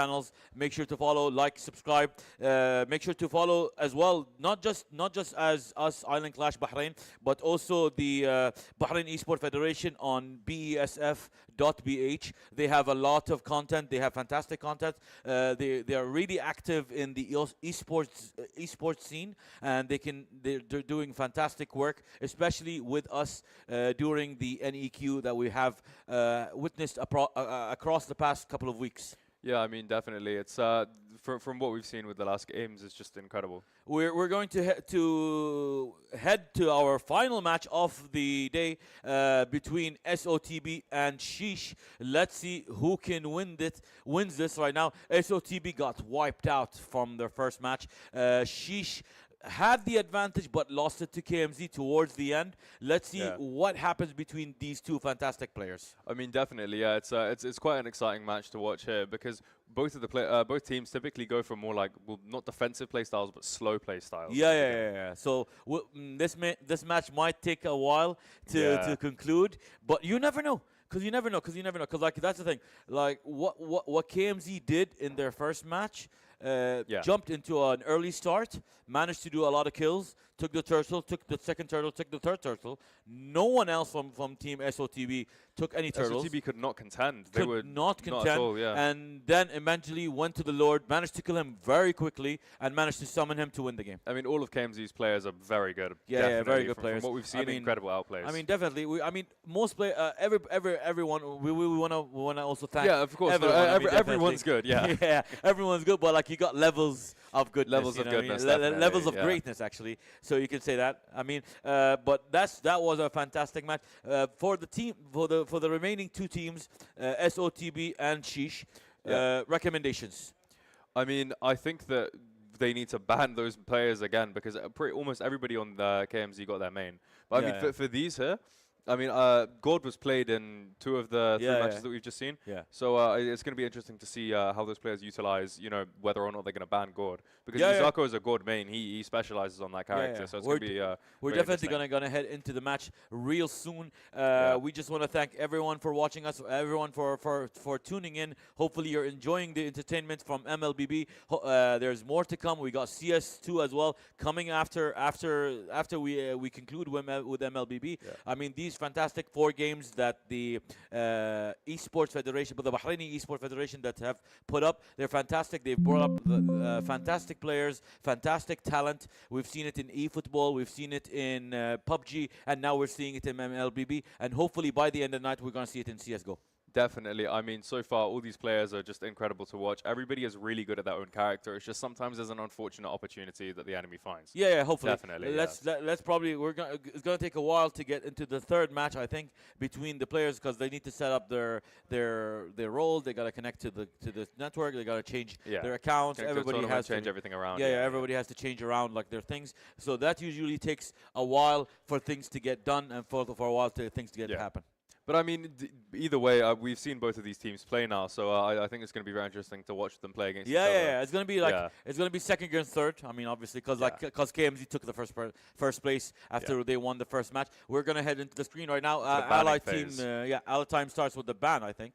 Yeah. No, so, yeah, they're banning the hero right now. They started with banning, like, how many characters do you ban at the beginning? Martis has been banned. 3. Yeah, Martis has been banned because that Martis player absolutely dominated that last game. Definitely. Goku right now is banning a hero. Let's see what he selects to ban, because yeah, Martis did a lot of destruction last game. Martis went, I think he went 12-1, 12-2 maybe. Imagine, it was just an incredible play. Yeah, it's a bar. It's a Freya ban, I think. It's a bar ban. It's another player ban. Hopefully, let's see what character gets banned for the allied team. Because once their banning gets done, they're gonna go into like character selection. They're gonna select one character. Natalia got banned. Natalia as well. got banned. Natalia is a very good ban there, especially. Well, I know ABR's track record. He doesn't do particularly well against Natalia's. Yeah. So he chooses the because like I said, that's how you make sure you can win that game is by banning the characters who can like offset your style of play. Yeah, definitely. I mean, if your opponent is able to counter you, you lose. If you counter them, you win. So it's a pretty simple concept, but it's definitely it's one of the most important things in the game. Yeah. Also, Tigirl got banned. Unfortunately, I mean my favorite character got banned, and I prefer Tigirl. But I mean. Tigirl gets banned. Really? You dodged the game? No. Are you that guy that dodges the game? Don't. You heard it here. You heard it here. You heard it here. I quit. He closes. He turns his phone off. I mean, yeah. I turn my own phone off. I turn Wi-Fi and 3G, 5G off. I don't care, because if you don't let me play with Barrack, if you don't let me play with Tigirl, I'm not playing. So you rage quit? I don't rage quit. I don't break anything. Barretts have been banned as well. Yeah. Right now as well. I think they're just banning all your champions at this point. By the final ban has been done. Right now, Shutter is going to select his hero. Shutter gets first pick. Like I told you, like I'm a new player, especially in the Mlbb scene. Yeah. But I mean, I prefer those characters because I know them inside out. I've played with them a long time. I mean, they're your mains, yeah. They're my mains. So like it's very difficult for me to switch to another character. Of course, yeah. I mean, the character that we're seeing on screen now, she's a very good character. She has a lot of AOE. Yeah. But she also, her ultimate ability, she's almost a summon, like a miniature version of the No, I've seen. I've seen Vexana, and like Vexana does really well. And there we see Clint being picked. Clint is Clint was banned last game. Let's see what he does right now. They're starting with two ranged, marksmen, right? No. One marksman. Goku's playing a mage. A mage. Sorry. My bad. Yeah. I saw the staff. I got confused a bit there, but yeah, definitely a mage and a marksman right now. Definitely. Your Isco picked the zombie. Yeah. I mean, he picked the zombie. I think I think maybe he's been playing him on the side a little bit. Yeah. We're seeing another good tank, Bruiser being picked in. Minotaur is a very good character. Very strong. Very good tank. Very good tank. So let's see what heroes now. Zaza will ban a player right now. Remember, these players, when they're banned, you can't choose them. You can't play with them. That forces the players to change their strategy, their tactics during the game, especially when that happens. Definitely, yeah. I mean, it's a lot more of a difficult thing to happen when your mate. For example, what happened to me once. I was playing a game. I was playing a game at Mlbb, and all 3 of the characters that I main got banned. So I had no idea who to pick. And I was just sat there, like, staring at my phone dumbfounded, like, okay, I just lose this one then. See? Guaranteed loss. And you're telling me to rage quit, huh? I didn't rage quit. I didn't dodge. I still played. I'll play. I never said I'm not going to play. I'm just saying, like, I'm not going to do anything like meaningful if my mains get banned. You know what I mean? Like, how am I going to help my team if I'm not an expert in another? And that's what differentiates between me and like players like yourself, like other players who actually are like probably experts in this game because they can switch to other characters at the moment they need. Yeah, definitely. I mean, we see Ruby and Joy get banned there. So, I mean, that's going to be a very good counter. Yeah, definitely. that's definitely good. Ruby has a lot of utility, especially. She can spin in a circle. She has a grab. She has slow. She has a CC got banned right now. Very strong. I mean, I've never seen CC play. I mean, I pray that you don't. CC is a very broken character, in my opinion. Yes. Really, it's very broken. What makes it broken? She's tanky. She's fast. She has % health max damage. Wow. So even if you're fighting another tank, you can run around them in a circle doing % health max damage. Yeah, definitely. Because she basically throws a yo-yo on you, and it just bounces on you doing constant damage. But it does damage. I've seen it in like some YouTube videos of her playing, and I've seen how she does like a lot of damage, and I understand where you're coming from how broken. But yeah, you can build her as a damage dealer or a tank, and she still does the same damage. So Bandito right now, Bandito, and a boxer. Paquito, yeah. is joining Paquito, yeah. the fight. I mean, obviously that's a skin, no? Or is this the actual character? Because I've never seen Paquito before. I've never seen Paquito before. I mean, I don't see him in my rank that much. Yeah, that's the first time I've seen Paquito ever being selected or ever being played. I've never seen him. So let's hopefully how they do that. Zaza left on the Zaza left on jungle and on the last enemy pick team as well. left. Yeah, I'm assuming Zaza was gonna go for a jungler definitely. I And mean, that's her selection. 100%. I mean, we can see the Sheesh team here, definitely. They all take Flicker again just because of its raw utility. It's such a necessary skill here. We're seeing him utilize a very interesting character here, sort of like Hecarim in League of Legends almost. Yeah. I got you on that. Yeah. And let's see what happens. 7 teams ready. Enemy team to pick. Is he making sure he's ready to pick the last character? And hopefully we're gonna definitely Leo Mord has been selected. And let's see. We're gonna be. There's some changes left. They have a possibility to change their characters.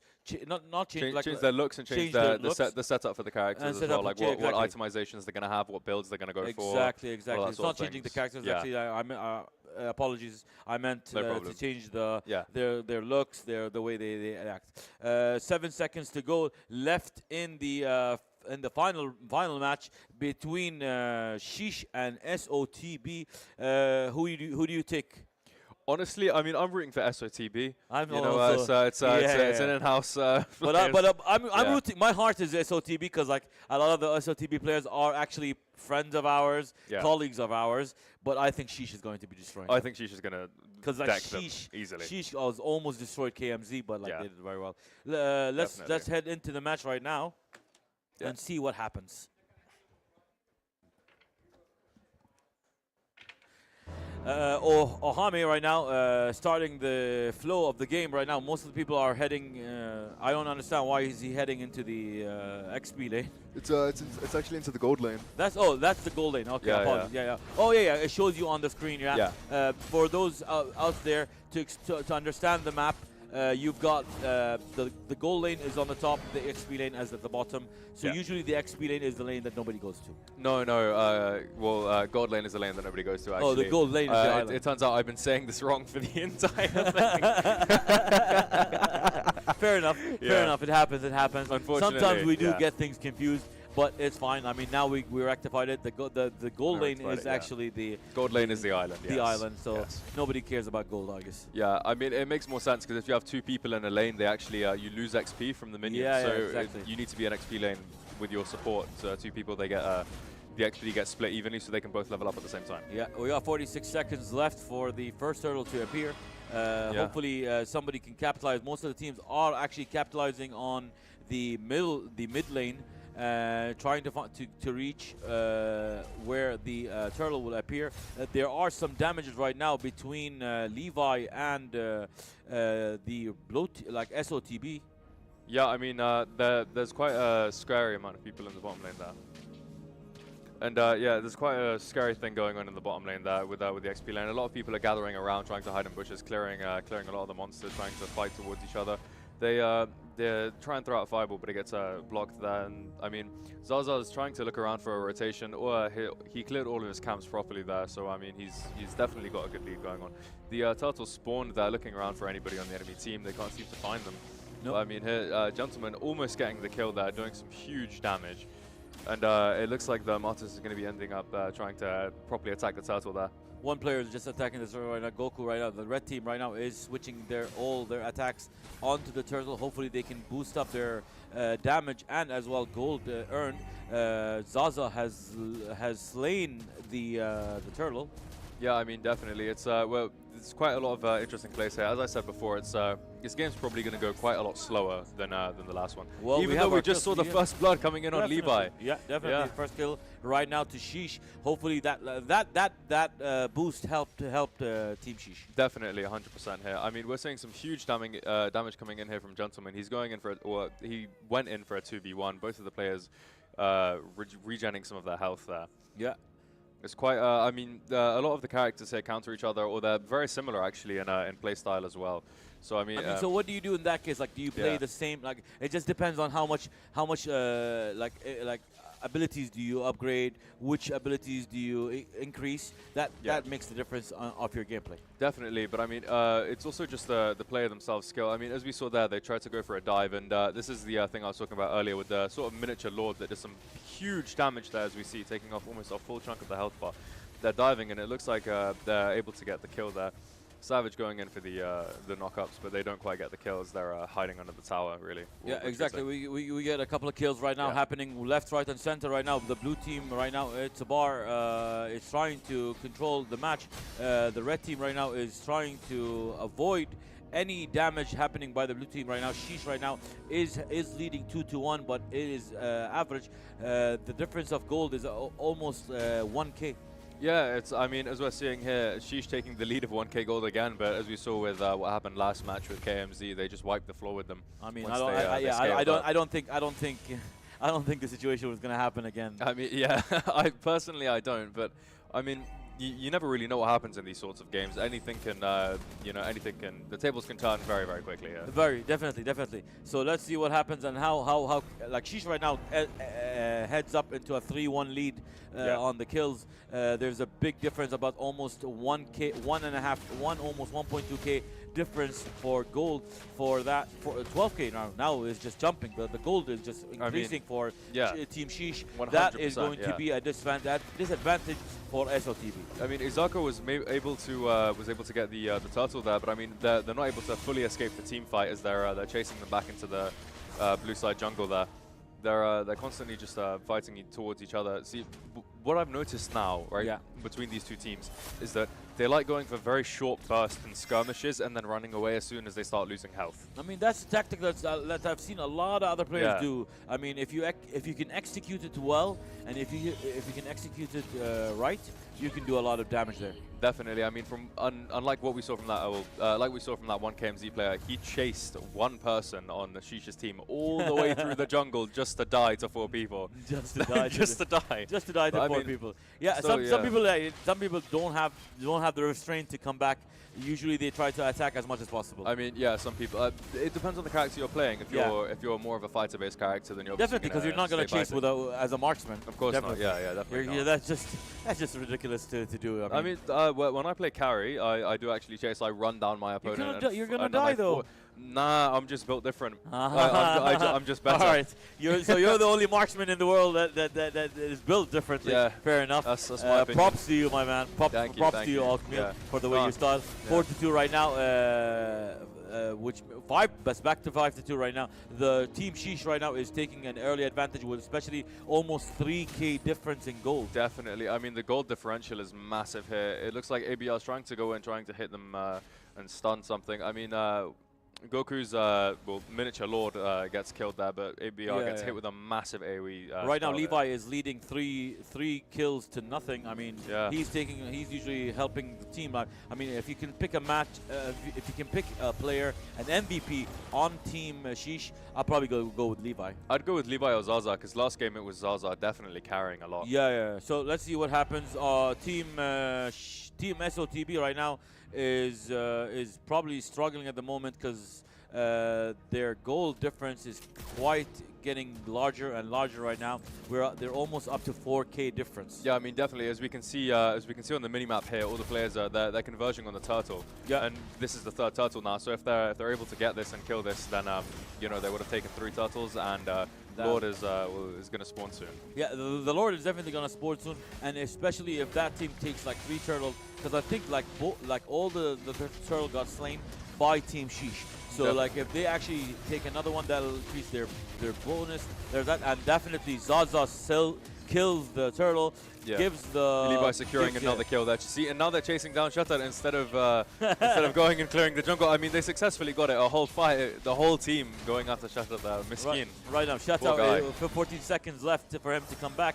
It's a bar in 3 seconds. He's gonna respawn, but the gap is starting to open wide now. It's really big. 9 kills to 2. Definitely. I mean, we're looking at the gold disparity here. They have 2 towers taken. They have all the turtles taken. They have 5K gold difference. This is just they're they're wiping This is the a floor. massacre. This is a massacre right now. This is a massacre. As we can right see here with the Levi, he's 8 kills, 0 deaths. He has 6.6 thousand gold, which is just about 2,000 more than any of his opponents. Yeah, it's an increased amount. Like most of his skills are also like leveled up. His boots already. I mean, he sets up everything correctly. He's definitely buying a lot of the perfect items to counteract his opponents. Exactly. 100%, He knows yeah. what's happening. Like that's when you can read the game. You can understand the players that are playing against you. It becomes much easier for you to deal with any tactics or any changes from the other team. 100%. Once you start perfectly itemizing, you're golden. You know the game. Right now we're 10 kills difference between Team Sheesh and Team SOTB. I think this match is going to end quite soon. I think I can predict it like probably in like, let's say in like 5 minutes. I think this match might be over. Nah, I think SOTB is going to pull this out of the bag and get. They're going to get 2 pentakills Right. back to back All right, with this 8,000 gold difference. Yeah, with this 8,000 gold difference, definitely. I don't think that is definitely going to happen. Oh, for sure. It's still 13-3, mate. Yeah. I mean, it's a big I mean, difference. that's Sheesh's 5th tower that they've taken now, and SOTB has taken 0. Yeah, this is 5 towers to nothing right now. Yeah. SOTB is struggling at the moment. I don't think there's anything they can do. The only I think advantage is if they manage to kill to get that last hit on the Lord. That might do some if they're able to steal the Lord, they might be able to push the enemy team back a little bit. But what lane would Lord go to? Because all the towers are not even destroyed. So I mean, it's a one-sided match. This is a one-sided match. It's 15-3. I mean, there's no shame in quitting. In forfeiting this match. I mean, they're 9,000 gold down now. The gap is only growing by the minute. It just keeps growing. And then like we're gonna see how easily the red team is gonna head to the blue team's base and end the match very, very quickly. I mean, we just saw a 3v1, but the player didn't end up dying and instead got 2 kills back. That was incredible. Yeah. Arax, Venge, and It's a Bar right now out of commission, 17 and 15 seconds respectively. Needs a time. Shatter Ohemi and Isco are right now struggling at the moment with the onslaught wave. Right now is just rather than going from a 10 kill gap, it's almost a 14 gap, and now it's a 14 kill gap. And now we look at the Levi. He is 12-0. He has 9,300 gold, which is almost I mean, it is double. Yeah, it's almost the double. other team, which is just crazy. I mean, one of the other teams did have 6k in gold, and I think it's happening right now. It's almost over. I mean, if we look at the gold difference here, we have 23,000 to 35. It's over 10,000 gold difference. Yeah, I don't think over. There's no way. I don't think they're even gonna kill the Lord. I don't think they're gonna even pay attention to the Lord because I don't think they need him. They don't even need the. I mean, the Lord is pushing the lane by himself here. I mean, they're just doing all of the work. Levi's, the whole team, they're just fantastic, working so fantastic well right now. Play by Levi, 15 kills, 0 deaths. They were trying to get the perfect doing well, and I think they're heading. They're bullying him while he's sat in the tower. He can't do anything. This is a one-sided match if I've ever seen one. 22-4. That is a hard match, a hard take, and a hard loss to accept by SOTB. Unlucky SOTB. Well done to Team Sheesh for controlling that full match from start to finish. That's what we talked about. That's what the action is. That is the action what we needed to see, and that is a perfect game, I think. I mean, definitely. After like what, the 3rd minute, she's just absolutely decimated the whole game. They dominated. Just a perfect play. That gold gap went from 200 to 2,000 to 10,000 really quickly. Once that reaches a gap of 10,000, I mean, there's nothing you can do. There's nothing you can do, even if you took the Lord. Yeah, even if you take the Lord, even if you counterplay, even if you do a lot of things, there is no way that you can win that. Definitely. Congratulations to Team Sheesh. Unlucky to SOTB, but that was a beautiful play, beautiful tactics, and beautiful movements done by Team Sheesh. By Team Sheesh. Anyway, Sheesh is very good. thank you guys for watching us. We're taking about a 10-minute break, and then we're gonna come back to you with announcing who took the victory, I think, of that. So stay tuned, and we'll see you after the break. قاعد نشوف الفايت اللي قاعد يصير يصل بجوده يسقط ارضا الان قاعد نشوف كي اتش كي قاعد يعاني في هاي اللحظات وقاعد نشوف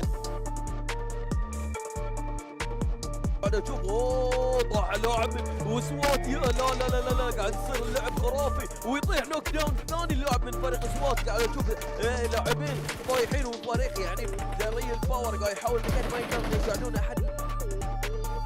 الستيج الثامن 30 ثانية متبقية، الحين بندش على الستيج التاسع وكل من راح يدخل إلى الميدان غصبا عنك، ما بتقدر تختفي، ما بتقدر تنخش من أي شيء من البلاي زون، إذا اللاعبين ما صادوك البلاي زون راح يصيدك، فلازم بكثر ما تقدر تشوف أجل شمس الدين يحاول التحرك، موجود وياه مساعدة جميلة جدا من ألانا من كلوز ومن جيفانا صراحة الليرك وايز.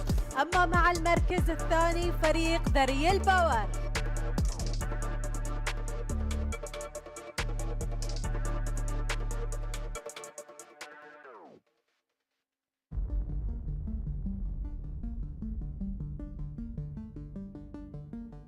لأن ديرتي تستاهل راح أبذل كل جهدي. بروح الفريق نقدر نفوز، وهدفنا نرفع راية البحرين. أيام وليالي من التدريب، وبكرة نلبس شعار المنتخب. في الرياضة الإلكترونية الأحمر قدها وإحنا قد التحدي. وأنت وشنو تنتظرون؟ البحرين بطلا لخليج 24. هذه فرصتكم، أكبر بطولة للألعاب الإلكترونية في العالم، فرصتكم أن أنتم تمثلون بلدكم خير تمثيل، سجلوا وفالكم الذهب، خلونا نقول كلنا هذا البحريني ما تغلبونه.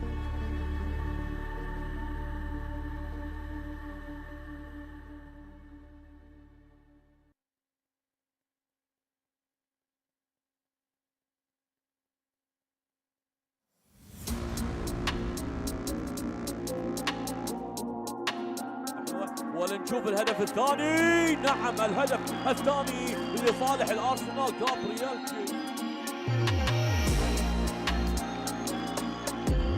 العريق الثاني اوه كان بيسجل الهدف الخامس لكن مقطوع الكرة.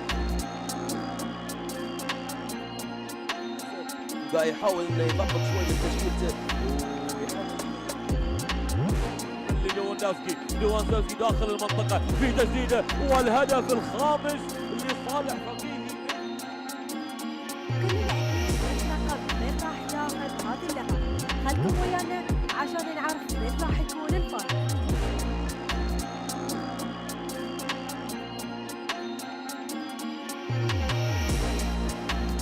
أنا أشوف الآن إحنا المباراة قاعدة تشتعل 2-0 مباراة قوية الصراحة.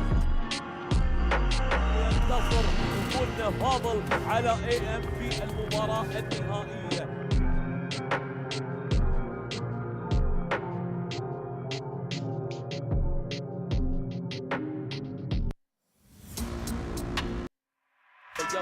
والهدف الثاني لمحمد 7.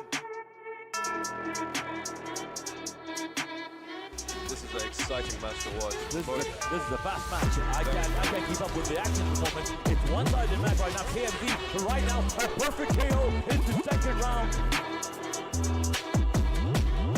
يا رب شنو ما بقى لما واحد سترايك وتوحد عمر KO لصالح عمر. صراحة المباراة وايد حلوة. اتوقع راح تروح حق 3 بوينتس. نعم 3 points ممتاز. Nothing but net. Let's see if that is over or not. Yes, it is. And another KO for blind missing.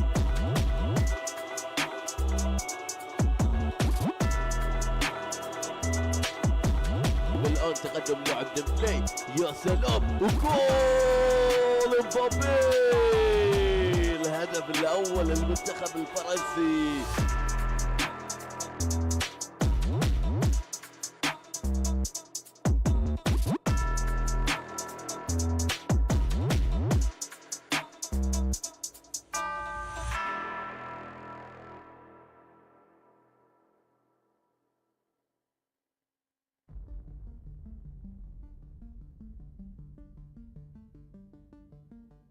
لأن ديرتي تستاهل راح أبذل كل جهدي.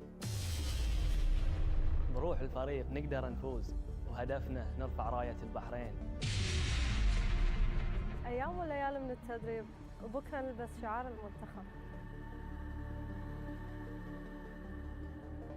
في الرياضة الإلكترونية الأحمر قدها وإحنا قد التحدي. وأنتوا شنو تنتظرون؟ البحرين بطلا لخليج 24. هذه فرصتكم. أكبر بطولة للألعاب الإلكترونية في العالم. فرصتكم أن أنتم تمثلون بلدكم خير تمثيل. سجلوا وفالكم الذهب. خلونا نقول كلنا هذا البحريني ما تغلبونه.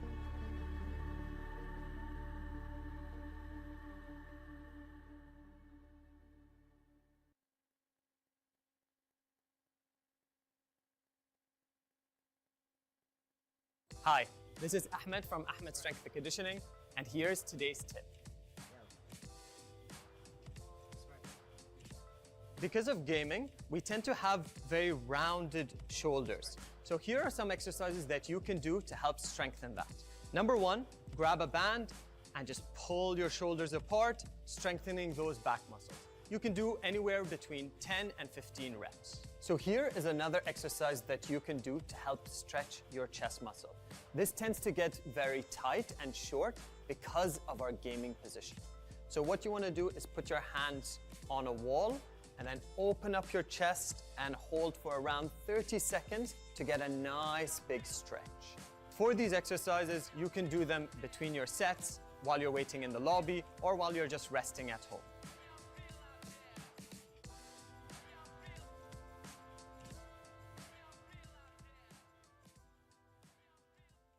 معاكم احمد بعيد بي سي ادفايزر، واليوم جايب لكم معلومات تهمكم في عالم البي سي وعالم الجيم.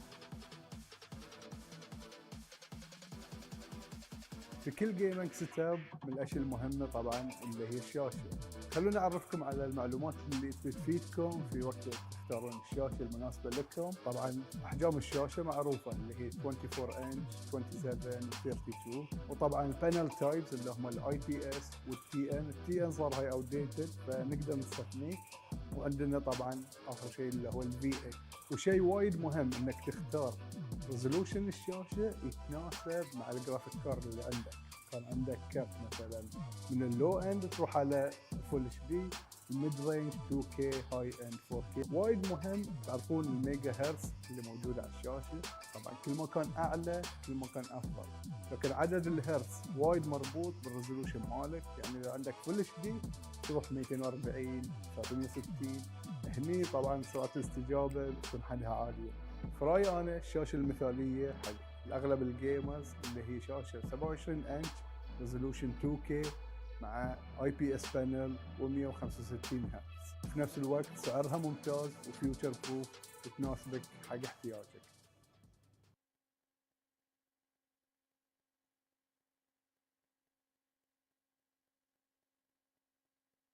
Hi, this is Ahmed from Ahmed Strength and Conditioning, and here's today's tip. Getting a good night's sleep for any gamer is crucial. It will help improve cognitive thinking, reaction time, and reduce brain fog. This will help your brain excel and make better decisions in high-stress situations. Here are our 3 best tips for a good night's sleep. Number 1, create a routine. The more consistent you are with what time you go to bed, the more likely you're going to have a good night's sleep. Number 2, try to limit your gaming and light exposure to 1 hour before bedtime to minimize your light exposure. And number 3, create a dark room for your body to get used to the space and get ready for bed.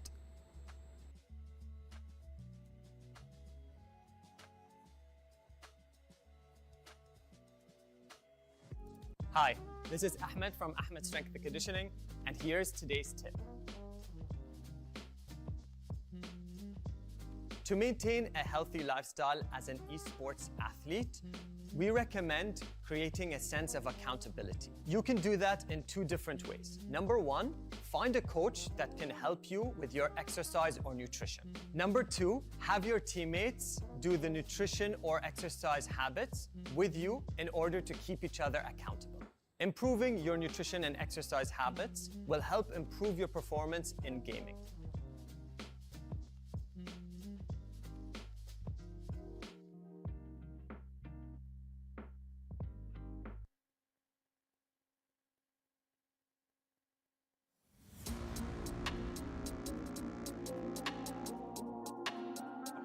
ولنشوف الهدف الثاني. نعم الهدف الثاني لصالح الارسنال. جابرييل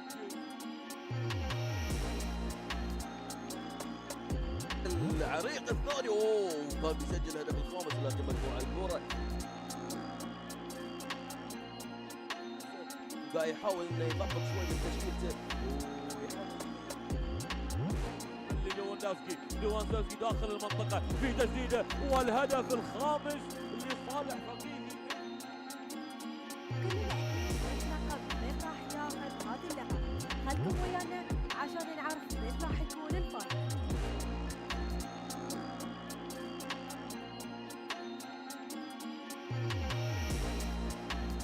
انا اشوف الان احنا المباراة قاعدة تشتعل 2-0. مباراة قوية الصراحة. ينتصر وجودنا فاضل على AM في المباراة النهائية.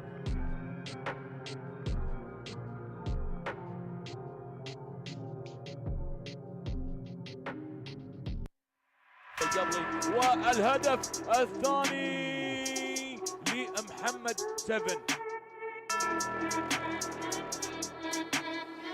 This is an exciting match to watch. This is a fast match. I can't keep up with the action at the moment. It's one-sided match right now. KMZ right now a perfect KO in the second round. يا رب شنو ما بقى لما واحد ساجد سترايك ويروح عمر. KO لصالح عمر. صراحة المباراة وايد حلوة. اتوقع راح تروح حق 3 بوينتس. نعم 3 points ممتاز. Nothing but net. Let's see if that is over or not. Yes, it is. And another KO for blind missing.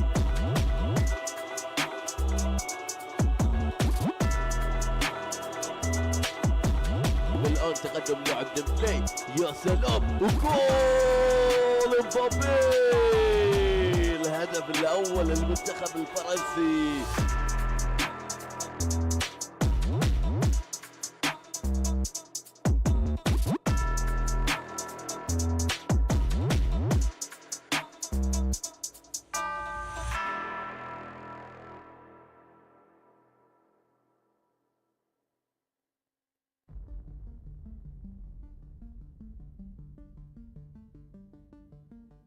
لأن ديرتي تستاهل راح أبذل كل جهدي.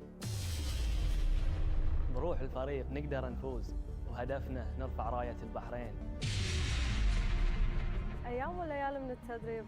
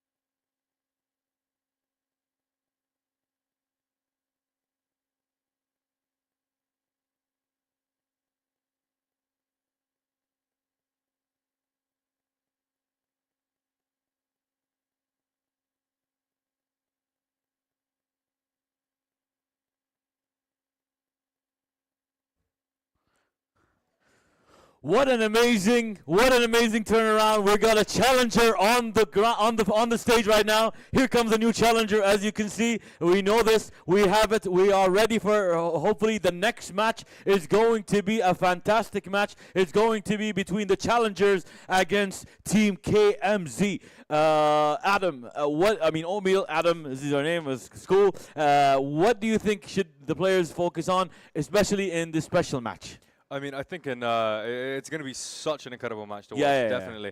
I mean, considering that we have a few players from the SOTB on the team as well. Exactly. Let's wish everybody the best of luck and the best of fantastic play right now for the Mlbb, the final Mlbb game of the night. So hopefully everybody can show us a fantastic play, fantastic organization between their teams, because that's how you win the match. I mean, definitely, of course. We're going to need to see a lot of good teamwork coming in from KMZ again, as they've shown us before and before again. Like I'm on team Challenger this time. I'm on Team Challenger this time as well. Yeah, everybody is Team Challenger this time. Hopefully the team can do some damage, can pull off some great plays, and hopefully we can see an amazing plays by everybody who's competing today. The players are getting ready. I'm sure they're setting up their accounts, their characters, and then hopefully we're gonna get into the selection process. And hopefully we're gonna see some players get banned, some players get banned, some action has to change. But what would you recommend for, let's say, because we've seen how good Team KMZ is, and we've seen him come back and flip the table on, for example, Team Sheesh when Team Sheesh took advantage. What do you recommend from Team KMZ to do? Team Challenger, sorry. I think that Team Challenger here, they need to really play either super defensively or super aggressively to counteract the play style of KMZ, because KMZ typically, they go all out, they go all in all the time, and they just dominate the match. Yeah, hopefully. So, hopefully we wish everybody all the best of luck in the final match of the Mlbb qualifiers. These national esports qualifiers have been brought to you by empowered by Teal Flamingo, with sponsors with Zain Esports and the Bahrain Esports Federation. We want to thank them for their continuous and generous support. They've been fantastic all throughout the past couple of weeks. We cannot have done this without your hands, together with us. Definitely, yeah, of course. We want to thank everybody. Hopefully we're gonna get up to the match quickly, but I mean it takes time. Before that, let's go back to the previous match and let's analyze some of the movements and some of the tactics that made Team Sheesh run away with that match. I mean, Team Sheesh really focused on the farming aspect of the game more than getting kills. However, they did get a lot of kills. Yeah. They focused on getting their gold and their XP up, so they were levels ahead of their opponent. They had a lot more gold than their opponent, which means that their characters are stronger because they have more items, and stronger abilities as well. Definitely. So and also the teamwork aspect of it as well. It's very important to have all of these three main things that you need to have to really roll the game. Exactly. So hopefully every player, all the players can put on a wonderful match for us tonight, and hopefully everybody gets excited and everybody's going to be on their feet, happy and excited for what we're going to be expecting soon. Yeah, I mean, let's see if we can raise the roof off the handle here. I remember that. Yeah, raise the roof off the handle. Well, that was a mispronunciation during the Street Fighter 6 tournament that we had over here. We hosted here, but that was a wonderful tournament as well. Definitely. And we saw fantastic players. We had the FIFA tournament. We had the PUBG Mobile tournaments. We've had the eFootball tournament. We've had so many different tournaments and so many different turnouts. So many different players with different skills, different sets of skills, and it's a fantastic thing. Definitely, yeah. I mean, just before we head into the match, we are going to show you a small recap of what we did for a charity purpose through something called Island Jams. Please have a look, and hopefully we have managed to do some generous donations for a lovely cause.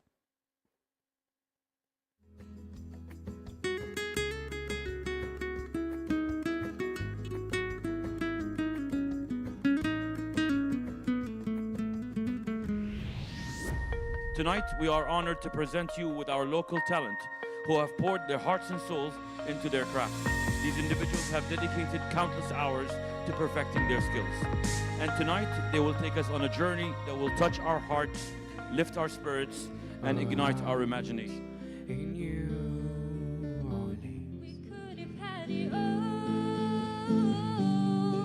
Rolling in the deep, you have my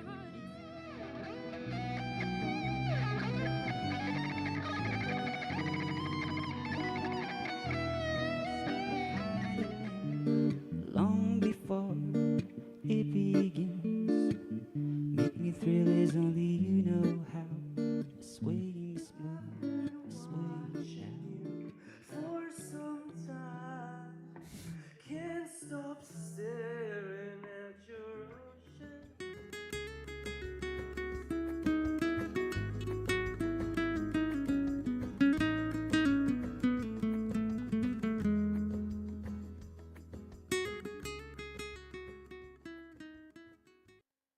As you can see, that was our Island Jams that benefited the Bahrain Trust Foundation. We want to thank everyone who put their hands together with us, especially the talent that put on a fantastic show. I was so excited. I was so excited for during the live performances that I actually jumped on stage and started singing with the final talent. I mean, obviously, I don't have a good voice, but you never know. No, you sing well. Thank you very much. Thank you so much. But I mean, it is for a good cause. So if my actions did benefit that event, I'm so happy that I managed to do something like that.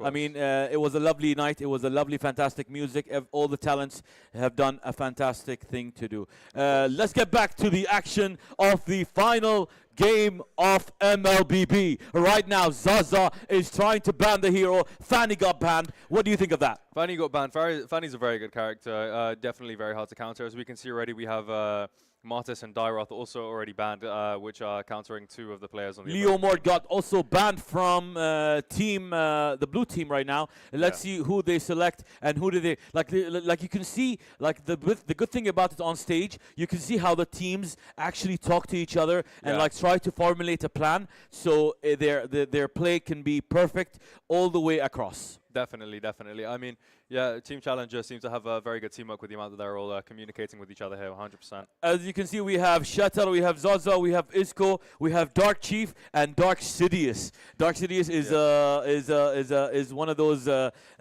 like Star Wars. You can't say villains because there's a light side and a dark side. Yeah, the Sith are not villains.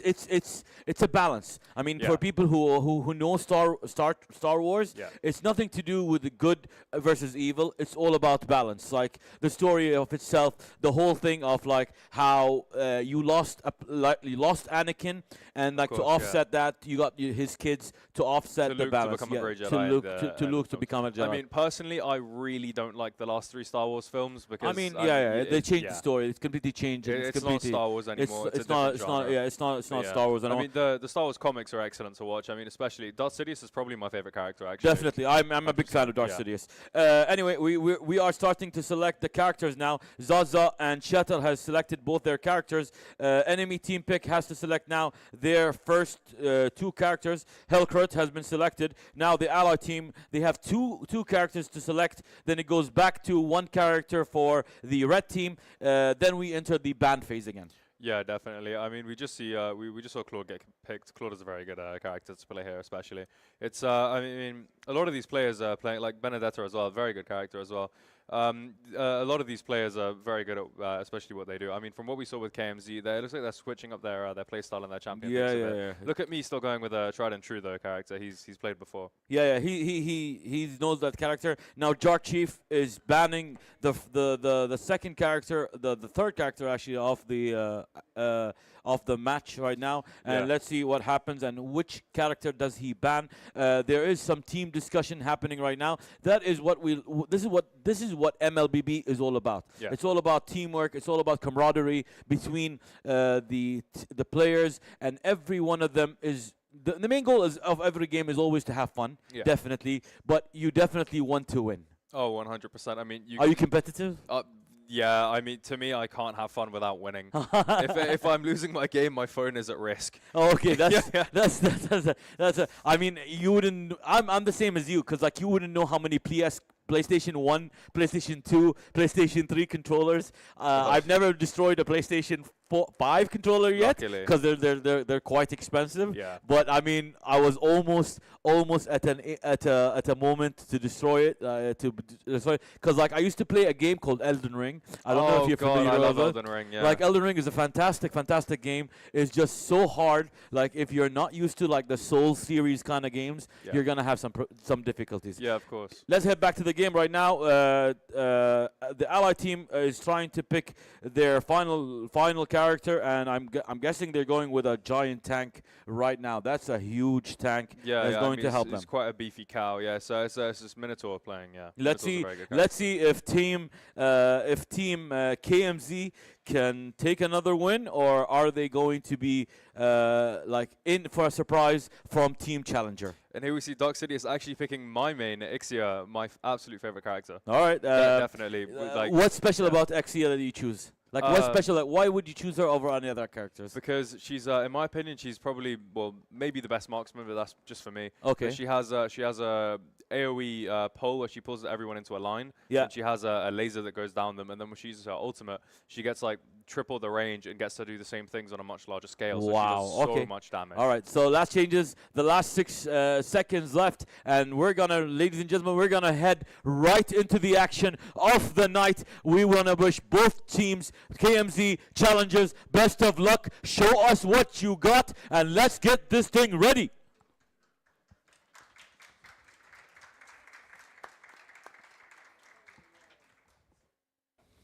I mean, yeah, so far the match starts off as always. The match starts off. I mean, usually what we notice in these kind of games, especially in MLBB, most of the times, especially the starting game, it takes time because like people are building up their characters, building up their abilities, farming, and trying to understand.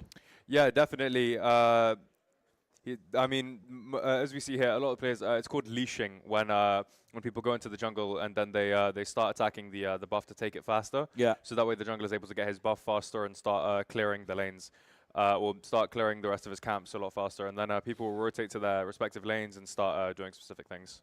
Yeah, we're seeing right now like some attacks right now happening on the red team. The challenger right now is taking some damage, but right now is look at me is trolling as well. He's trying, he's doing his best, but I think he should focus mostly on playing rather than trolling. Yeah, I mean definitely. I mean everyone's going in for some really good plays here, especially Dark City is going with some nice poke here. Yeah. He's doing some big damage there to Fataru. Fataru is trying to run back there and regain a little bit of his health. That's the way to do it. I mean, try to regain the health, try to avoid any damages that's getting picked up by other players. Yeah. I mean, of course, we see Dark Sidious there going in for some more plays. He's farming pretty well there as well. I mean, Dark Chief is obviously he's down as well in his own world. But then we have Easel coming in. They're going in for a gank on Dark City. Dark City says he's managing to escape there. Yeah, the best way is like if you see a damage, and that's what you were talking about right now, that kind of attack. That is some huge damage with an incredible dive onto Darth Sidious there, going straight into the tower and running away. Incredible.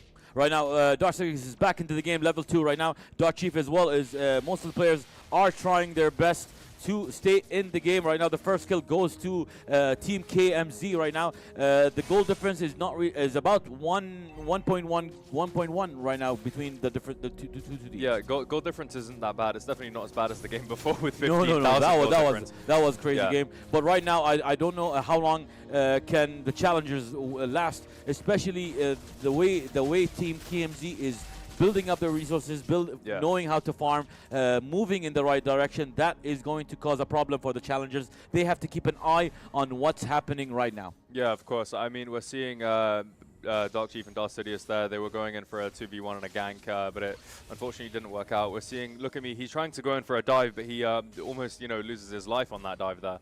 It's a very interesting play. He's going in for some wave clear, but they do end up managing to get the kill on Shatter. Exactly. Shatter loses his life right now. 4 seconds left, and he's going to be back into action. Hopefully, we'll see what happens right now, depending on how they move and how the characters, how each player uses his right character at the right moment. KMZ right now has an early lead of about 3K gold and as well 2 kills. So like you gotta keep an eye on your gold, otherwise you're gonna be in for a rude awakening. Yeah, definitely, of course. I mean, you don't want to fall back on the gold or fall back on items, because then you're going to realize, oh wait, you don't have any. Yeah. Dusty is trying to go in for a play here, but he's unfortunately going to get killed by the enemy marksman. It was a close play though. It was a close battle definitely right now, but like I mean that's what happens. I mean when sometimes your levels are not even the same level, but I mean most players right now are on level 5 or level 4 between them. Like look at me right now, and Fotoro as well as Burrito are all on level 6 as well. Most of the players on Team Challenger are still on level 5.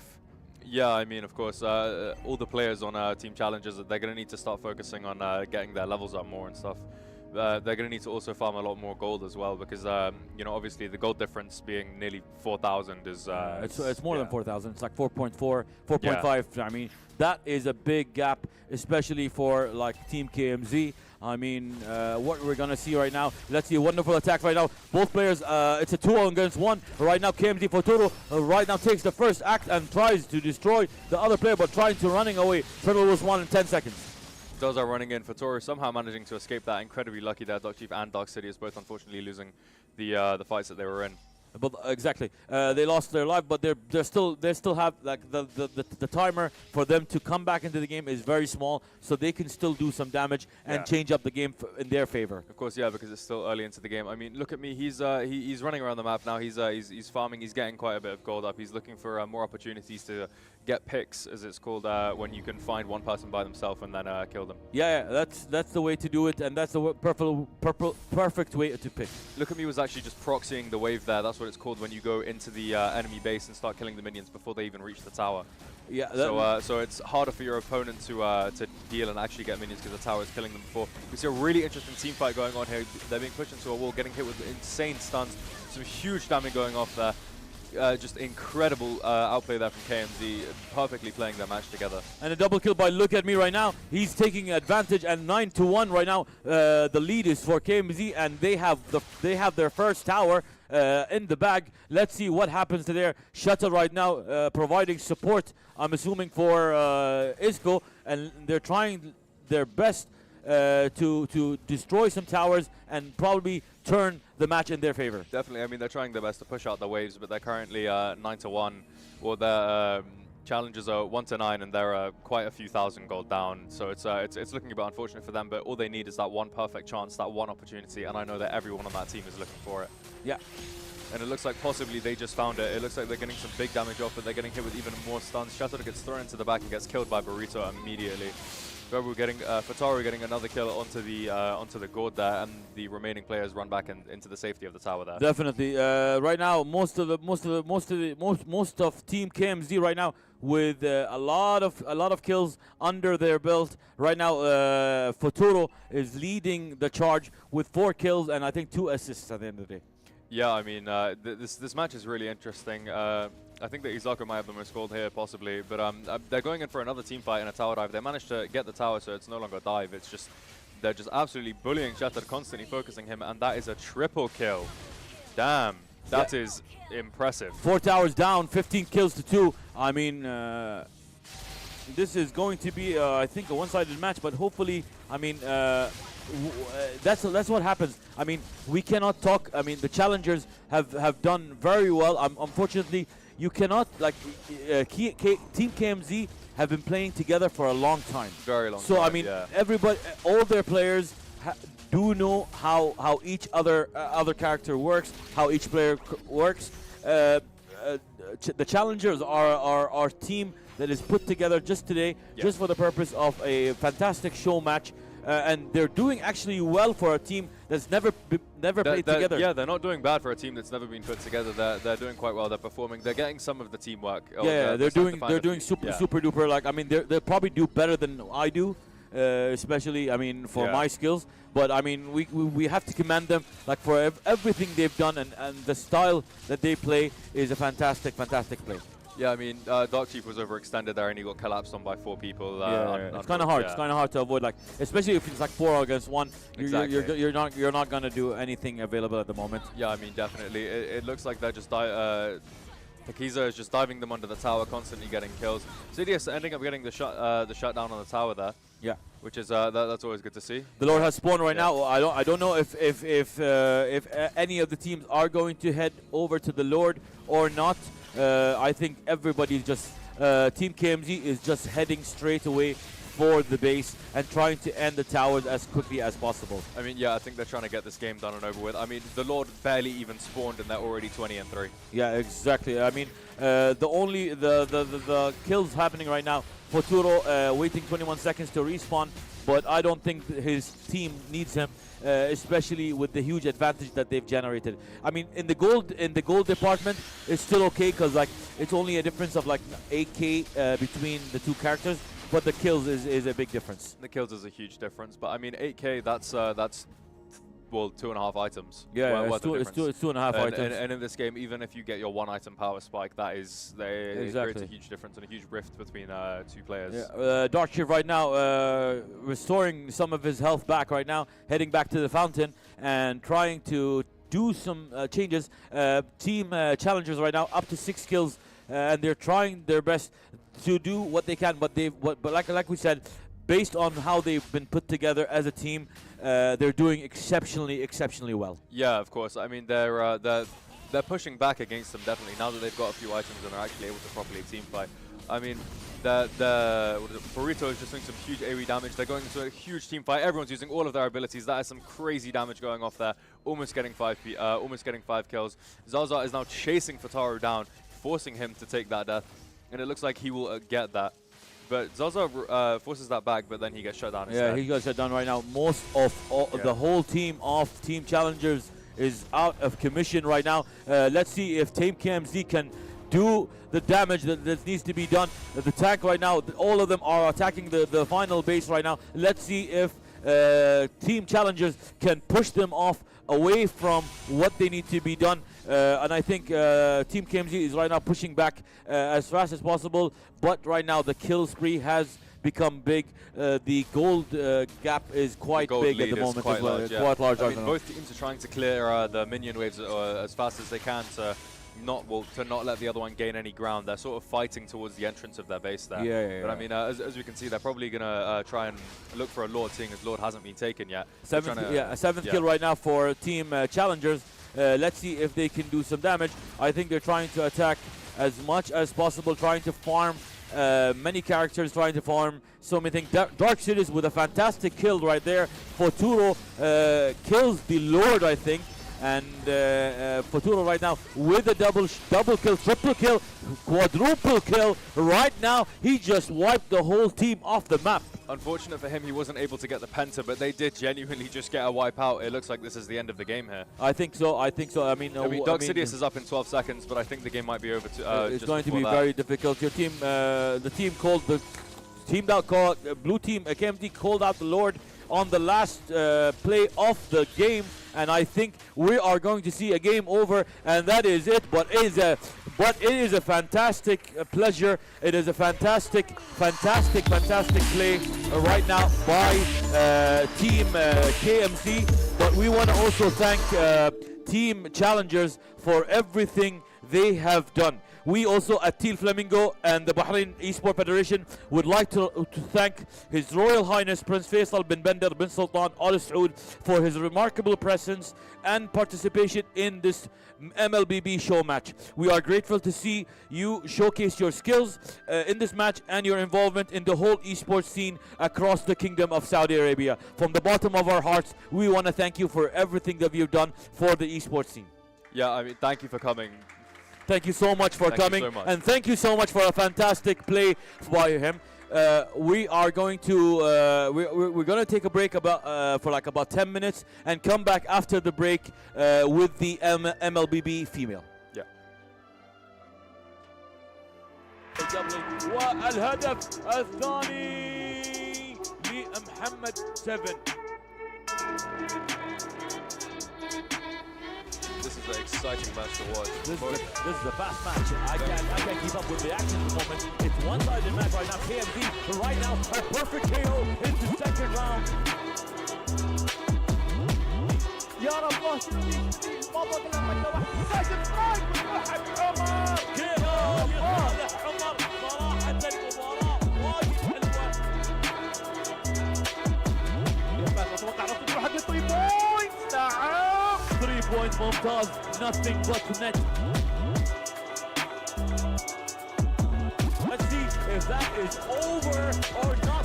Yes, it is. And another KO for Blind Fisting.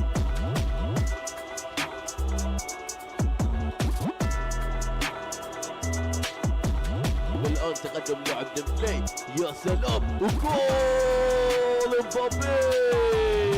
الهدف الأول للمنتخب الفرنسي.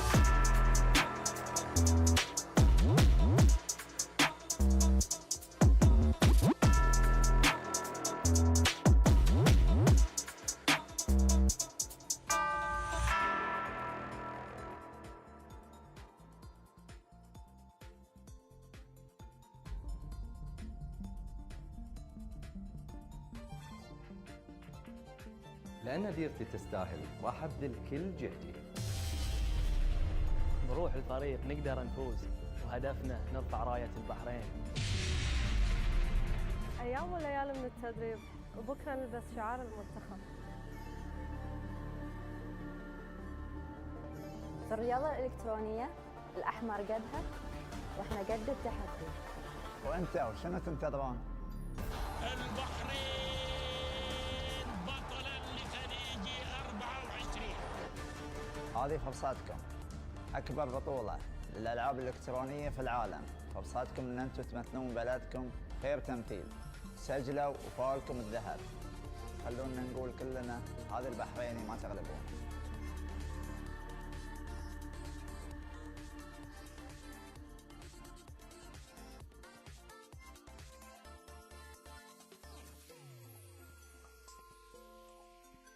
Hi, this is Ahmed from Ahmed Strength and Conditioning, and here's today's tip.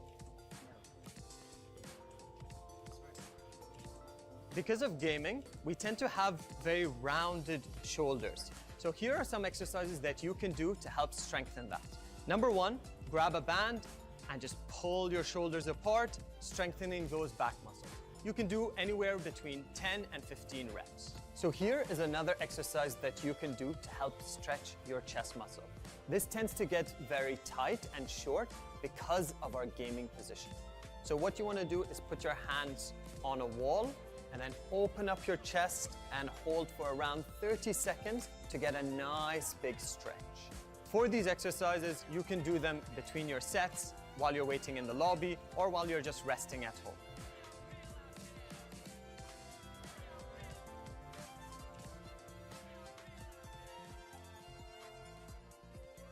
معاكم احمد بعيد بي سي ادفايزر، واليوم جايب لكم معلومات تهمكم في عالم البي سي وعالم الجيم. في كل جيمنج سيت اب من الاشياء المهمه طبعا اللي هي الشاشه.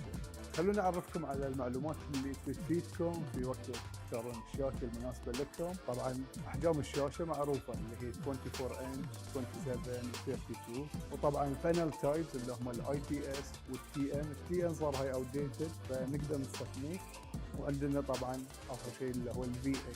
وشيء وايد مهم انك تختار ريزولوشن الشاشه يتناسب مع الجرافيك كارد اللي عندك. كان عندك كاب مثلا من اللو اند تروح على فول اتش دي، الميد رينج 2K، هاي اند 4K. وايد مهم تعرفون الميجا هرتز اللي موجوده على الشاشه. طبعا كل ما كان اعلى كل ما كان افضل، لكن عدد الهرتز وايد مربوط بالريزولوشن مالك. يعني اذا عندك فول اتش دي تروح 240 760. هني طبعا سرعه الاستجابه تكون حدها عاليه. برايي انا الشاشه المثاليه حق اغلب الجيمرز اللي هي شاشه 27 انش ريزولوشن 2K مع اي بي اس بانل و165 هرتز. في نفس الوقت سعرها ممتاز وفيوتشر بروف وتناسبك حق احتياجك.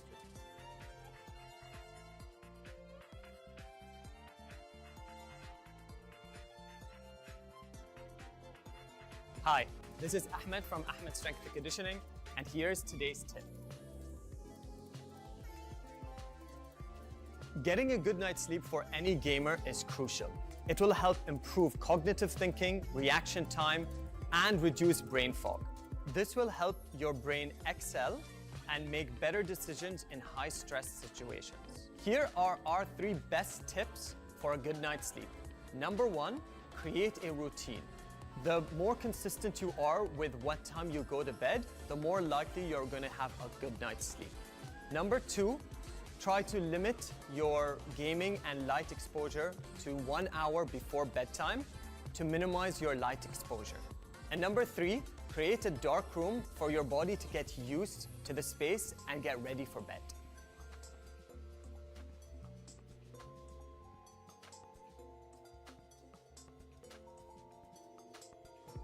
Hi, this is Ahmed from Ahmed Strength and Conditioning, and here's today's tip.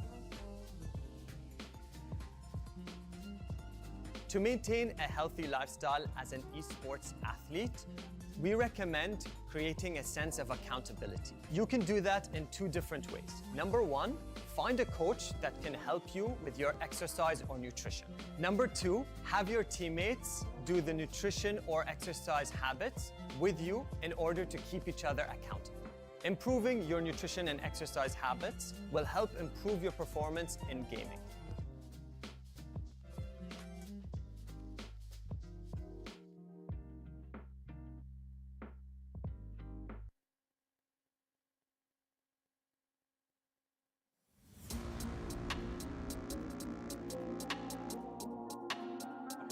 ولنشوف الهدف الثاني. نعم الهدف الثاني لصالح الارسنال. جابرييل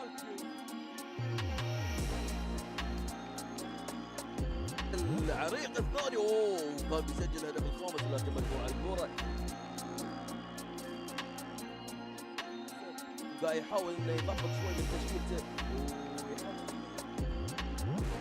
ليفاندوفسكي داخل المنطقة في تسديده والهدف الخامس لصالح فقيه. كلنا اكيد من راح ياخذ هذه اللقب. خلكم ويانا عشان نعرف من راح يكون الفائز.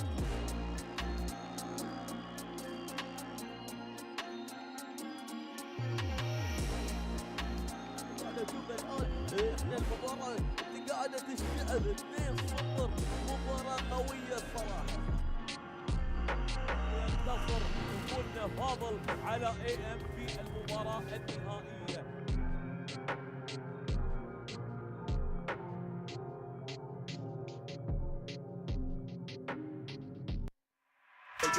والهدف الثاني لمحمد 7. This is an exciting match to watch. This is a fast match. I can't keep up with the action at the moment. It's one-sided match right now. KMD right now a perfect KO into second round. يا رب شنو ما بقى لنا واحد ساجد سترايك ويوحد عمر. KO لصالح عمر. صراحة المباراة وايد حلوة. اتوقع راح تروح حق 3 بوينتس. نعم 3 points ممتاز. Nothing but net. Let's see if that is over or not. Yes, it is. And another KO for blind fisting.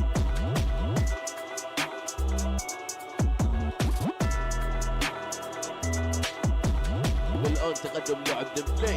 يا سلام وجول مبابي. الهدف الاول للمنتخب الفرنسي.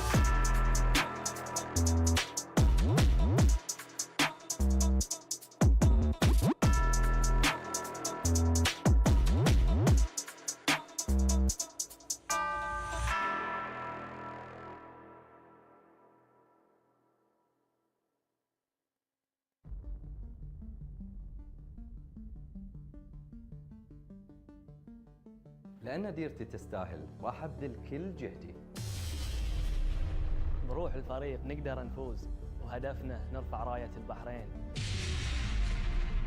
أيام وليالي من التدريب وبكرة نلبس شعار المنتخب. في الرياضة الإلكترونية الأحمر قدها وإحنا قد التحدي. وأنت وشنو تنتظرون؟ البحرين بطلا لخليج 24. هذه فرصتكم. أكبر بطولة للألعاب الإلكترونية في العالم. فرصتكم أن أنتم تمثلون بلدكم خير تمثيل. سجلوا وفالكم الذهب. خلونا نقول كلنا هذا البحريني ما تغلبون.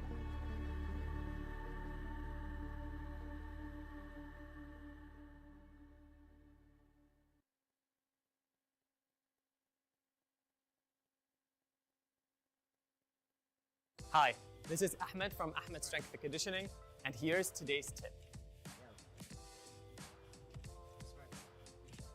Because of gaming, we tend to have very rounded shoulders. So here are some exercises that you can do to help strengthen that. Number one, grab a band and just pull your shoulders apart, strengthening those back muscles. You can do anywhere between 10 and 15 reps. So here is another exercise that you can do to help stretch your chest muscle. This tends to get very tight and short because of our gaming position.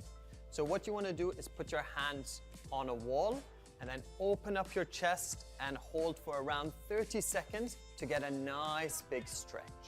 For these exercises, you can do them between your sets, while you're waiting in the lobby, or while you're just resting at home.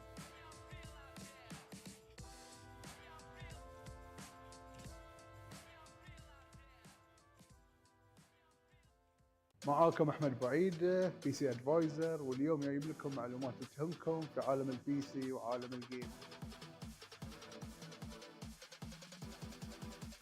في كل جيمنج سيت اب من الاشياء المهمه طبعا اللي هي الشاشه.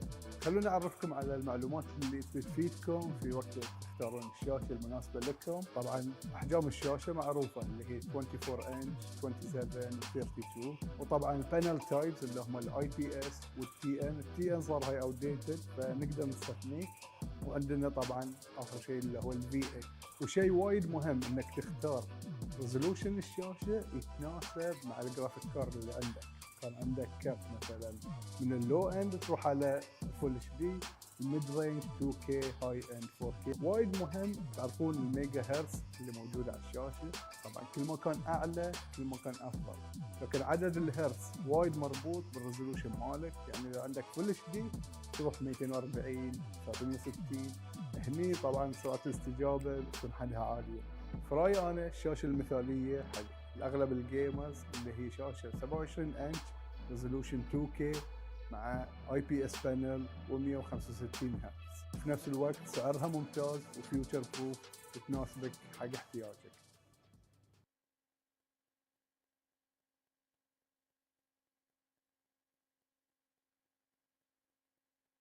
Hi, this is Ahmed from Ahmed Strength and Conditioning, and here's today's tip. Getting a good night's sleep for any gamer is crucial.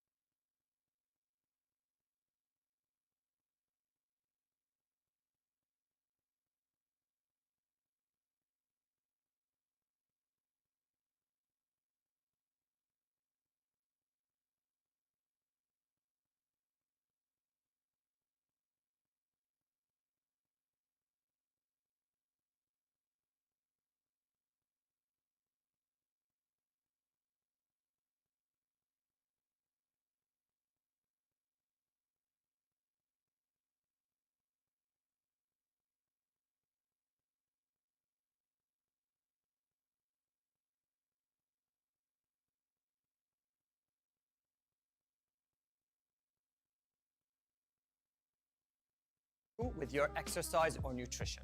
Number two, have your teammates do the nutrition or exercise habits with you in order to keep each other accountable. Improving your nutrition and exercise habits will help improve your performance in gaming.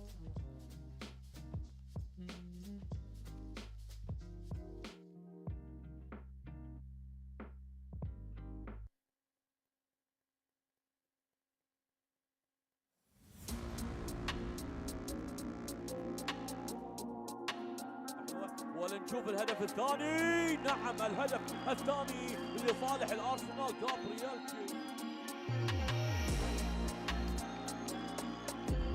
العريق الثاني كان بيسجل الهدف الخامس لكن مجموعة الكرة قاعد يحاول انه يضبط شوي من تشكيلته ليفاندوفسكي داخل المنطقة في تسديدة والهدف الخامس لصالح رقيقي. كلنا من راح ياخذ هذه اللقب؟ خلكم ويانا عشان نعرف من راح يكون الفائز.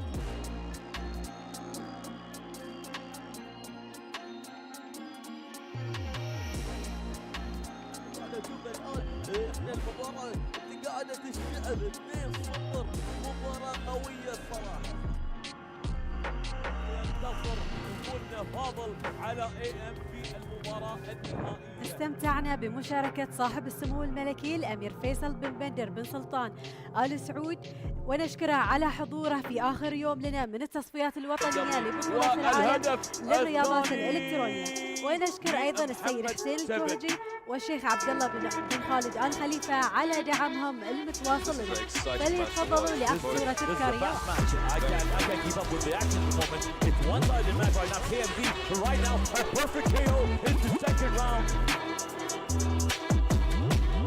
يا رب شنو بابا قلنا مره واحده لازم سترايك وتروح عمر. كيف يصالح عمر صراحة المباراة وايد حلوة. اتوقع راح تروح حق 3 بوينتس. نعم 3 بوينت ممتاز. nothing but net. Let's see if that is over or not. Yes it is. And another KO for blind fisting.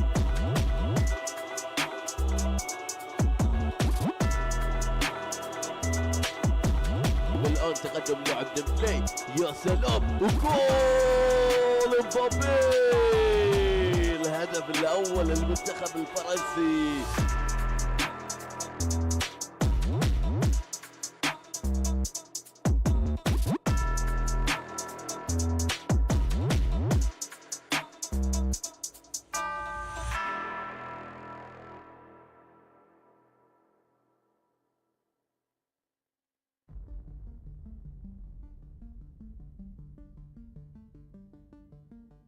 لأن ديرتي تستاهل راح أبذل كل جهدي. بروح الفريق نقدر نفوز، وهدفنا نرفع راية البحرين. أيام وليالي من التدريب وبكرة نلبس شعار المنتخب. في الرياضة الإلكترونية الأحمر قدها وإحنا قد التحدي. وأنت وشنو تنتظرون؟ البحرين بطلا لخليج 24. هذه فرصتكم. أكبر بطولة للألعاب الإلكترونية في العالم. فرصتكم أن أنتم تمثلون بلدكم خير تمثيل. سجلوا وفالكم الذهب. خلونا نقول كلنا هذا البحريني ما تغلبون.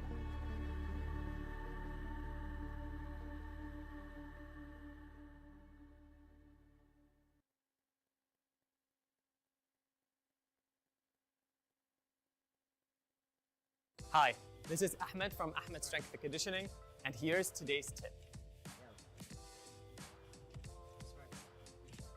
Because of gaming, we tend to have very rounded shoulders. So here are some exercises that you can do to help strengthen that. Number one, grab a band and just pull your shoulders apart, strengthening those back muscles. You can do anywhere between 10 and 15 reps. So here is another exercise that you can do to help stretch your chest muscle. This tends to get very tight and short because of our gaming position. So what you want to do is put your hands on a wall and then open up your chest and hold for around 30 seconds to get a nice big stretch. For these exercises, you can do them between your sets, while you're waiting in the lobby, or while you're just resting at home.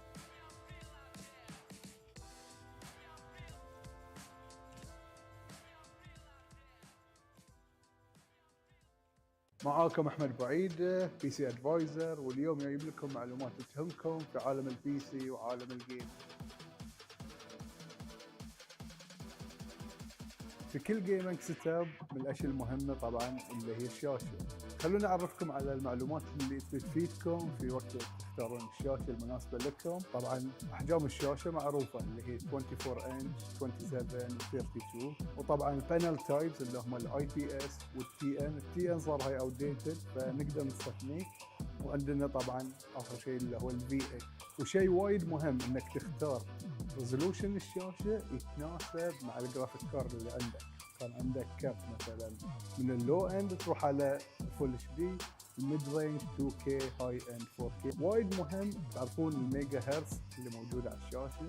طبعا كل ما كان اعلى كل ما كان افضل، لكن عدد الهرتز وايد مربوط بالريزولوشن مالك. يعني اذا عندك فول اتش دي تروح 240 360. هني طبعا سرعه الاستجابه بتكون حدها عاليه. فرايي انا الشاشه المثاليه حق اغلب الجيمرز اللي هي شاشه 27 انش ريزولوشن 2K مع اي بي اس بانل و165 هرتز. في نفس الوقت سعرها ممتاز وفيوتشر بروف تناسبك حق احتياجك.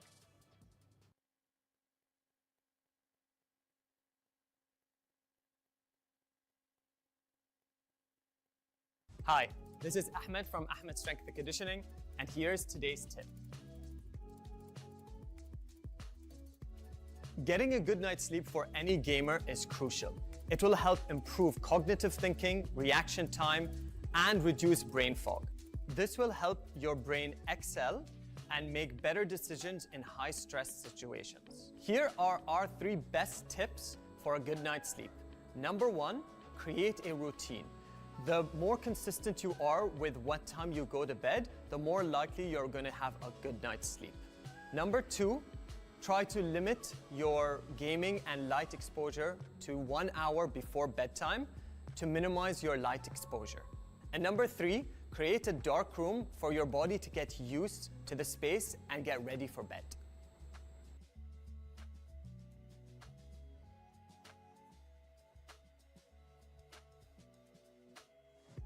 Hi, this is Ahmed from Ahmed Strength and Conditioning, and here's today's tip. To maintain a healthy lifestyle as an esports athlete, we recommend creating a sense of accountability. You can do that in 2 different ways. Number 1, find a coach that can help you with your exercise or nutrition. Number 2, have your teammates do the nutrition or exercise habits with you in order to keep each other accountable. Improving your nutrition and exercise habits will help improve your performance in gaming.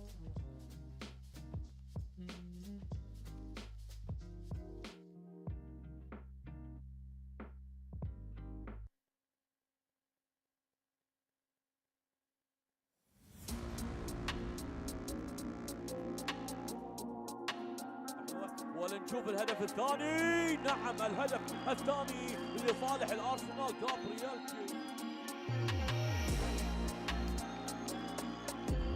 العريق الثاني كان بيسجل الهدف الخامس لكن مقطوع الكرة. قاعد يحاول انه يضبط شوي من تشكيلته. استمتعنا بمشاركة صاحب السمو الملكي الأمير فيصل بن بندر بن سلطان آل سعود، ونشكره على حضوره اليوم في آخر يوم لنا من التصفيات الوطنية لبطولة العالم للرياضات الإلكترونية. ونشكر أيضا السيد حسين الكهجي والشيخ عبد الله بن خالد آل خليفة على دعمهم المتواصل لنا.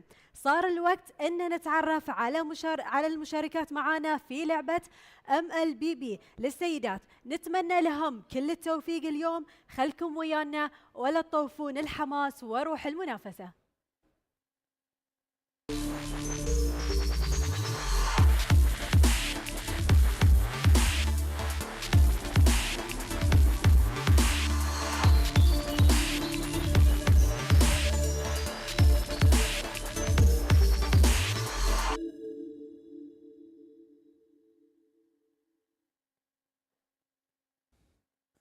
Thank you, Riham. We want to also thank, we as Teal Flamingo and the Bahrain Esport Federation, we would like to send our thanks to His Royal Highness Prince Faisal bin Bender bin Sultan Al Saud for his continuous endeavor into the world of esports. We want to thank you for everything. Your presence here has uplifted the place and made it a fantastic venue. We are enjoying every step of the way. But let's head back into the action. We've finished the MLBB male. Let's see how the MLBB females will prepare.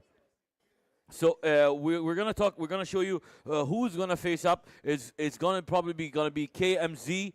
Yes, sir. It's going to be KMZ against our lovely ladies in the team underneath. So as you see them, let's wish them a fantastic match. Let's wish them a fantastic competition for Wolf Warriors. Amazing. Hopefully they can show us what we have been missing, especially in the female side of MLBB and as well the female side of esports. Definitely, yeah. I mean, so far, I think these games are going to be very interesting. KMZ absolutely dominating the field again and again. Like it's, I don't want to say it's guaranteed, of course. I mean, these Wolf Warriors definitely have a chance here. Because KMZ, as we saw with KMZ versus Sheesh did take the early lead, and maintained it until that one misplay at the very end. Definitely. Yeah. So we're gonna start with the banning of heroes as well for the allied team. So hopefully we can they can start off banning certain characters that team like Fanny got banned as well. Like straight away off the back, Fanny got banned. Let's see if the Warriors can do like change. Like Vlar has been banned as well. Now back to the allied teams. They're gonna another ban. So we're gonna see the bans happening. They just have to focus, like the MLBB female squad has to focus on what players that the team TMZ have to be, like which one they can remove so that gives them I mean, we just saw Tigreal get banned as well, and now we're seeing Nana get banned as well. Two very annoying to deal with characters, but two very powerful if you know how to play. So now let's see how KMZ can change like their way of thinking or the way of tactics, because two of their major players have been banned. Definitely. I mean, I think that it's going to be an interesting match to watch again, of course. Definitely. Especially considering the fact that we have two teams that have been playing together for a very long time. We have very good players on both teams as well. Yeah, hopefully it's going to be an exciting match. Angela got banned. Now the allied team starts to pick. Like you said, you prefer to be on the other team, waiting to pick last to counter pick, to counter pick whatever they've selected. The allied team has selected. Of course. So I mean, but at the end of the day, TMZ, as you notice, also they've only went with 3 bans rather than 5 bans. Yeah, well, for now, and then afterwards we're gonna get the but initially the 3 bans, and then we get the second phase of the banning happens after the first 3 selections of both teams get selected. So we'll see how it goes. Hopefully we wish both teams the best of luck in our final match. Oh yeah, of course. I mean, actually, sorry. Apologies. It's 2 matches. It's not 1 match. 2 matches. Yes. Yeah. So it's 2 matches. So hopefully we'll see some great action throughout the whole 2 matches. Yeah, of course. I mean, we have some very exciting play. I think it's Layla coming up here. Very, very long-ranged auto attacks coming in from this character. So it's going to be very hard to deal with and dodge and run away here. They swapped to the footballer. I've completely forgotten his name now. 1-1 is being picked. 1-1 is they don't choose the football. I mean, it's amazing. Like, I mean, you have so many different characters, like different styles, different like even like attacks. Like I never thought like a game would have a footballer in it. Unless it's a football game. The footballer is also a marksman as well. Yeah, he kicks the ball. I've seen like the videos, like he kicks the ball, he kicks the attack, like he attacks players with the ball. Minotaur has been selected by the girls team right now. We go back into the second phase of the banning. Diggy got banned right now by the red team. Let's see what Sierra. By the red team, Wolf Warriors, they've banned a certain character. Now it goes back to team TMZ, and hopefully let's see what they ban first of all. Yeah, I mean the teamwork is going to be very important in this game, especially. They chose Lancelot. They banned Lancelot. They banned Lancelot, and CC is banned as well. And CC. Yeah, you're not a big fan of CC. Definitely not. You're happy you don't see CC. Very happy, yeah. Happy Anywhere. no CC, no Nana, no Tigrid. Exactly. Now Rose is going to ban Martis. Martis is another fantastic player. Got banned. Now Look At Me is going to try to ban another player that can help them in their direction. When you get to selecting the first 3 players, it gives you an idea how the team is going to play. Yeah, it gives you a sort of rough idea for the team layout there. So like, how do you offset that by your next 2 characters? Well, if you get to see your opponent pick first, and then you get to choose yours. Thrizla picked her. You're able to know, like, okay, they pick this player, they're probably going to line up with this sort of team. Yeah. So then you're going to want to find like a good counter for that, or a good counter setup. But the problem is that the other team can do the same thing to you. So it's like you're both trying to find perfect ways to counter each other until you get like a good balance of each. Definitely. Joy got selected by the Wolf Warriors. And we're gonna be there's some last changes right now for like abilities, whatever they need to do to make sure they're ready for the match. And we're gonna head over into the to the first match between Wolf Warriors and KMZ. I'm excited to see the action, to see what happens today, and I'm excited to see the first match of the Mlbb female side. Definitely. I mean, as I said earlier, this is going to be a very interesting match to watch. Very exciting, especially because you know it's the female team going. Oh, it's Wolf Warriors going up against KMZ. Yeah, the Wolf Warriors, Vixana, Joy, 1-1, Minotaur, and Trazala. KMZ starts with Barats, Borog, Kari, Grotsko, and the Wolf Boy. Yeah, I mean, everyone starts off normally. They're all going to their respective lanes again. Exactly. Yeah, and we're probably going to see some very interesting counterplays here from both sides. Hopefully, we'll see how the Wolf Warriors can do some damage towards KMZ, but let's see how kind of style of play they're going to play with, and let's see what kind of style of play they're gonna execute. Yeah, I mean, of course, as we see, they're starting off with the killing the smaller monsters, killing the red buff initially with a leash. Exactly. What happens when you kill the like you see, if you kill the red monster, you get buff attack as well as health regain. If you kill the blue side is. On the blue side we have Wolf Warriors, and on the red side we have KMZ playing. Exactly, but I'm talking about like you have like blue monsters and red monsters. Red monsters gives you buff attack, health regain.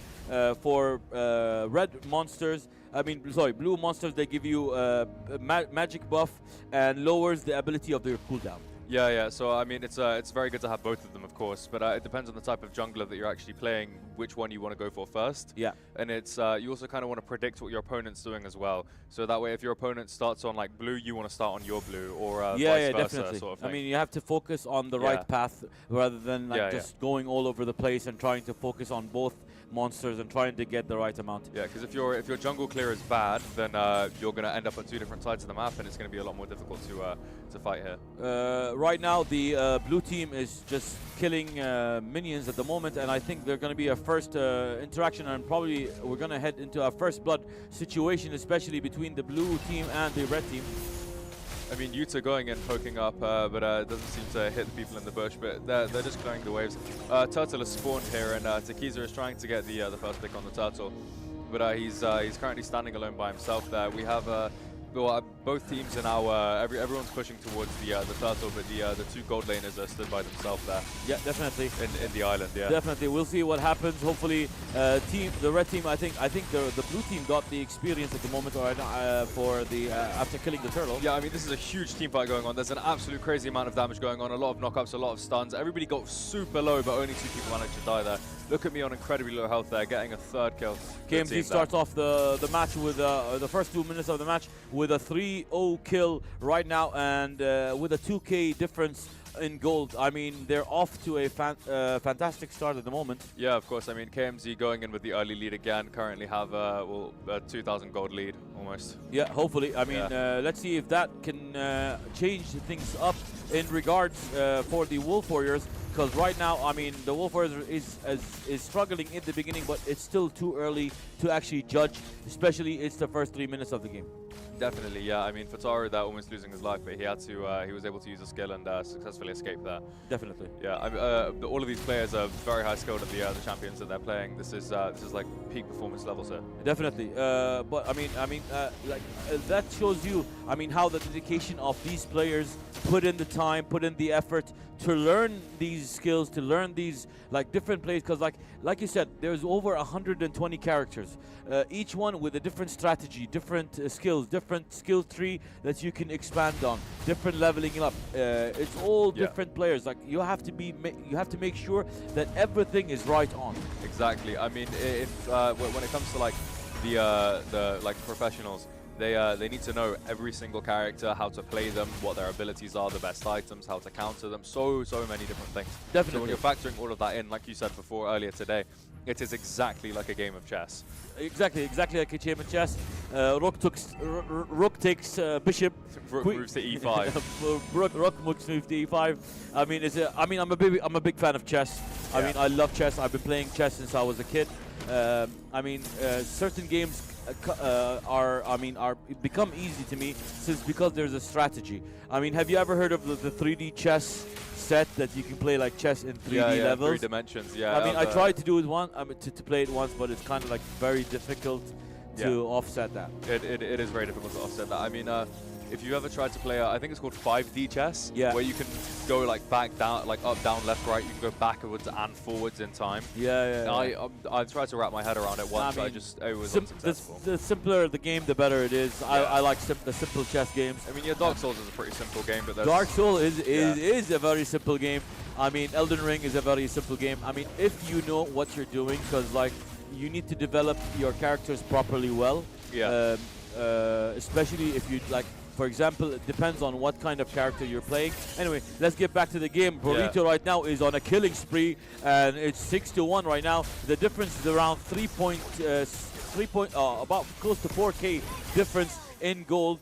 No towers have been taken down, and that gives still an advantage for any team to offset that. When you have a difference of skill, or there's a skill gap between you and your competitor, it shows immediately. Definitely, yeah. I mean, there's as we can see here, Wolf Warriors have won to KMZ 7, and the gold difference is, obvious as we can see here.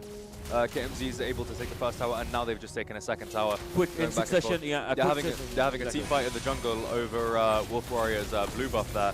It's I wonder if they're going to be able to steal it, and they do manage to successfully steal it and take Wolf Warriors blue buff. They do that, but I don't know if that is going to be enough for them to help. Right now it's 10-1, and KMZ is leading the way right now, leading the advantage for Team KMZ. Wolf Warriors needs to change up. Yeah, I mean, if we look at the bot lane now, we see an incredible dive there. Both of the players getting some really good kills. We see Easel, even though he doesn't have many kills or any deaths, he has 10 assists, which goes to show you he has like 90% kill participation, which is an insane amount. He is, wherever the team is fighting, he is there. He's doing his perfect job as a tank, making sure that everyone is frontlining. Exactly, and that's fantastic. That's the reason. One of my favorite characters, like I told you, is actually Barak on the game itself, because I'm a tank. I prefer tanking in a game. So if anything I can do to help my team out in the long run, it's always a plus, always a positive. Definitely. And that's what my way of thinking, especially in this kind of game. You have to make sure that every character you choose, you have to know him inside out. Otherwise, it's going to cause a problem between you and team. The cohesiveness between the team falls apart if you're not ready. And I mean, this is a huge team fight going on here. Some amazing AoE abilities, even under the tower. They're doing some great damage to each other with again, more huge AoE. However, they're able to defend the attack off. Everyone is now incredibly low health except Burrito. Yeah, everybody's on low health right now. The only player left on Team KMZ are Burrito and Look At Me. Let's see if they can manage to push Wolf Warriors back enough time for the team to come back in. Yeah, I mean Burrito getting another kill off of that. Wataru really low on health there. So Burrito's now low on health. They're going to have to fight a 2v4. They're able to get the kill though, and they are somehow managing to kite around them perfectly, playing this game incredibly well from both sides. They do. It's a fantastic play right now. 14-4, a 10 kill advantage right now, and 4 towers have been taken right now by Team KMZ. Wolf Warriors are trying to find a way to to destroy at least one of the towers, but right now KMZ is running away with it. Yeah, KMZ is running ahead with the lead here with a 7,000 gold difference, 4 Definitely. towers difference. Yeah, And they've absolutely smashed through mid lane here. We have a 45 seconds until Lord is up, and once they take Lord, it's going to go to mid lane, and I think it's going to be a massacre. I think it's going to be a one-sided match till towards the end, unless the Wolf Warriors takes the Lord by sneaking in and taking the last and shot, stealing it with the last shot or something like that. Smite. That can give them an advantage to help them during the game itself. Definitely, yeah. I mean, they're hitting a lot of poke here. Easel getting pulled back and thrown with some long-range attacks. Fantastic play right now. Let's see if it happens. I mean, yeah, everybody's they're running around right now. They're trying to find specific things to do and gain gold, and yeah. Okay, yeah. I think that we're going to be pausing the game for a second, just so that players can reconnect their the internet, and then unpausing very quickly. Exactly. I mean, that's definitely the must. I mean, hopefully these we're gonna pause the game, but I mean we're waiting. We're seeing attacks right now, left, right, and center. There is a pause right now. The game is paused. We recommend you to wait patiently. It's just there is some technical difficulties we are going to deal with and hopefully come back to the match. But like you can see, like how cohesive a team is, and how if you set up a cohesive team from start to finish, you can control matches. Definitely. And we've seen it across the day. We've seen it on international stages as well. The way to get to that expert level is you have to have a cohesive team. You have to your teamwork and synergy has to be in perfect unison. Yeah, exactly. I mean, we tried to see how many characters like differentiate of their game style or how to play. I mean, it's not just in such a game as Mlbb. We have like games like PUBG. Like even PUBG Mobile, when you play it when you're playing like 5 against 5, every team player counts and every strategy counts and how you attack. Because you have like different roles, especially in games like Mlbb and PUBG, you do have different roles that each team has to execute perfectly. Otherwise, you're gonna have a difficult time even in the game itself. Definitely. I mean, of course, especially in in Mlbb, unlike in PUBG, if you have one incredibly good player, he can actually carry you to the end if he's like that good. See, that's the thing. But in Mlbb, it's impossible. If your team is failing and you're doing good, you still lose. Definitely. Like this is one of the reasons is I like single player games, because like your fate is only related in your hand. Exactly. So like you don't have to worry about like someone else helping you or hindering your performance. Yeah. Most of the times, like if you look at like even though the Counter-Strike, for example, it's a team base. Sometimes like you can play. Sometimes you have to make sure that everybody is on the same line. Yeah. When it comes to single player games, you don't have to worry about a team. You don't have to worry about tactics.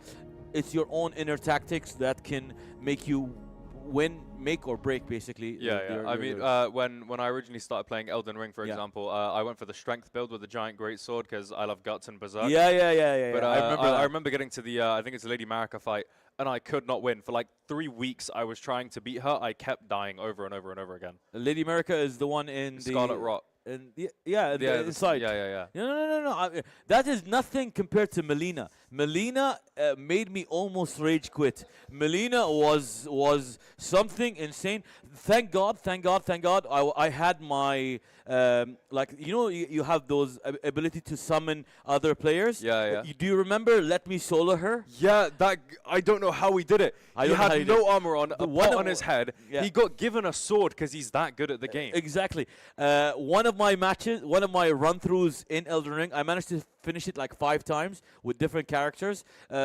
because like a friend of mine told me that if you build a mage build in like a magic build in Elden Ring, the game becomes super easy. It's easy. Like it becomes super easy. It's So like cheap my mode. first build was actually a tank, a shield, and a great sword in my hand. I could not just beat Melina. I could not. Luckily, let me solo her. Help me in that. No, you met him. Yeah, I met him. Wow. I managed to play with him, and he managed to kill Melina. I was just standing in awe of how he does it. Like he I mean, it's in his name. Let me solo her. Exactly. That's what the gaming world brings out of people. You know, you get these fantastic players and a great community behind it, because every single player knows how the frustration is when, especially kind of playing these kind of Souls game. Like, because they're so tough. I mean, Yeah, especially when you get stuck on one boss for 300 tries. For 300 Like tries. me. Yeah, we've done that. I mean, Elden Ring compared to like Bloodborne and stuff like that, those are completely different games. But I mean, when you talk about like, then you end up on like the single player games. You have like games such as God of War, Spider-Man, stuff like that. Those are like fun games that are built on a story. Like those are one of my favorite games. Like one of my favorite games is The Last of Us. Last of Us is a really, The Last really of Us good Part game, 1, Part 2, Part 3, Part 4. All of them felt to me like an actual movie rather than an actual game. Yeah, I completely understand what you mean. I mean, I remember playing Skyrim for the first time. Skyrim is amazing. Skyrim is my favorite game of all time. Yeah, Skyrim is amazing. And we're back to the match Anyway, now. back to reminiscing about the past and about the fantastic games that we enjoy. Everybody has his own games, and everybody enjoys different types of games. There are people that enjoy the fighting games, shooting games, tactical games. Yeah. Let's head back to the game between Wolf Warriors and KMZ. I mean, yeah, here we can see they're immediately going off trying to clear the mid wave there. KMZ looking for any opening really that they can take to just abuse the current lead that they already have. I mean, right now the mid lane is completely dominated right now by Team KMZ, and I think it's going to be it just opens a straight path down the line. 15 seconds for the Lord to appear, and then hopefully whoever team gets that can probably. If Wolf Warriors manage to get it, like it'll help them out, but I think it's a bit too late at the moment because there is a big gap between the kills. Yeah, of course. I mean, as we see Lord barreling down mid lane, we're seeing KMZ try and clear some towers and clear the minions of the enemy team in the other lane, so they can't actually go and push them. Yeah. So everybody has to fight mid lane because of KMZ's huge 10,000 gold advantage. They're gonna definitely abuse that and tower dive. They can as we see right now, immediately going in for a tower dive, hitting some huge knockouts. Everyone using all of their AOE as possible, doing some incredible damage coming from both teams here. KMZ outplaying just a little bit better though. Burrito on incredibly low health there. Futuro managed to wipe four of Wolf Warriors off the map right now, and I think they're going to be in Awakening, and that is it. That is a quick match and a one-match win and a victory right now for KMZ. Unlucky Wolf for the Warriors. They've done a fantastic job, but it just depends on how much have you guys played together, how much you have experience, especially against teams such as KMZ. Yeah, definitely. I mean, it's not only that as well. It was those, what is it? There are very small mistakes that you make early in the game, and then that just snowballs, and like the opposing team is able to snowball off of it, and then they just roll over you and crush you. The snowball effect is quite difficult. It's huge in Mlbb. It's quite difficult to offset, and it's quite difficult to stop once it's snowballs. Once it started, once it snowballs. That's why the phrase snowball is there. I think that we'll have another match between KMZ and Wolf Warriors, definitely, and we're gonna see maybe in the other match the Wolf Warriors changes up their tactics, changes up their style of play, so they can maybe do some damage on Team KMZ. But personally, what I've seen from KMZ, their unity and they're in sync together to the dot. Yeah, of course. I mean, KMZ, they're making they're making a very small amount of misplays, if any at all. Yeah. And they're definitely capitalizing on their any of their opponents. Definitely. So we're gonna wish them the best of luck on their second and final match of the day, and the second match and the final day of MLBB, part of the National Esports Qualifiers. We want to thank everybody everybody from Teal Flamingo Studios to setting up the whole event, to the sponsors that we had from Zain Esports and the Bahrain Esport Federation. They have been wonderful. We want to thank you from the bottom of our hearts. You have been amazing. Your support has been continuous. You have done us a great help, and they managed to push us beyond the limit and maybe do something wonderful, as you can see today. Definitely, yeah. I mean, like, there's so many people are here. We have, you know, setups and everything like that. Yeah, It's, it's beautiful. It's beautiful. It's beautiful to see. Yeah. It's beautiful, and we want to thank everybody who has done, who has had a hand in it. We also want to thank all the people who are in the backstage, like from production, from lighting, from all the employees that manage us to do this. The long hours that they put in, the whole shift that they put in, especially in the time frame that we had to pull off an amazing things. We want to appreciate, we want to thank them for everything that they have done for us and everything that they put in the situation here. Yeah, of course. I mean, it's just incredible. But anyway, back to the game now. Let's head back to the game. Exactly. We're starting off with the banning of the heroes right now. Utah right now is going to ban a certain hero 1-1. Yeah. So we have Tigreal and 1-1 band, and that's a funny name for me. 1-1. Hey, 1-1's a funny name. 1-1 is a funny name. We have Angela and Nana band obviously as well. Exactly. And just really good characters, pretty much. The most annoying to deal with, I would say. Definitely. So let's see what happens now. The first 3 bans are done. So now the ally team is still picking their squad. So they've got 29 seconds. Ruby has been selected. Now 2 players needs to be selected by the enemy team, which is Team KMZ. Yeah. I mean, Wolf Warrior is going in strong with Ruby there. Ruby is a very, very good character, especially. She has a lot of damage and a lot of stuns, and she's a little bit tanky as well. Exactly. We got Aurora being selected right now by Burrito. Yeah, Burrito. That name's funny. I mean, that's a cool name. But we'll see what happens now for their second pick, I think. Let's see if they stick with these selections or do they choose. They still have time, about 17 seconds to go. I mean, yeah, I'm pretty sure that the teams are just conversing amongst themselves. As we see, Beatrix does actually get locked in here. Yeah, locked in by Beatrix, exactly. Yeah, the teams are conversing amongst themselves, trying to decide, okay, well, we've seen them play before. We need to, like, play against these certain play styles, these types of characters. We need to counter them. Yeah, Melissa gets selected by Wolf Warriors. Let's see what other hero do they select at the moment, and what direction they're trying to head into, and like how is the game style. Because once you select the players, you kind of figure out, like, have an idea of how these players are, or how this team is going to act, or how they play. Yeah, definitely. I mean, as we saw in the last game, the small mistakes made from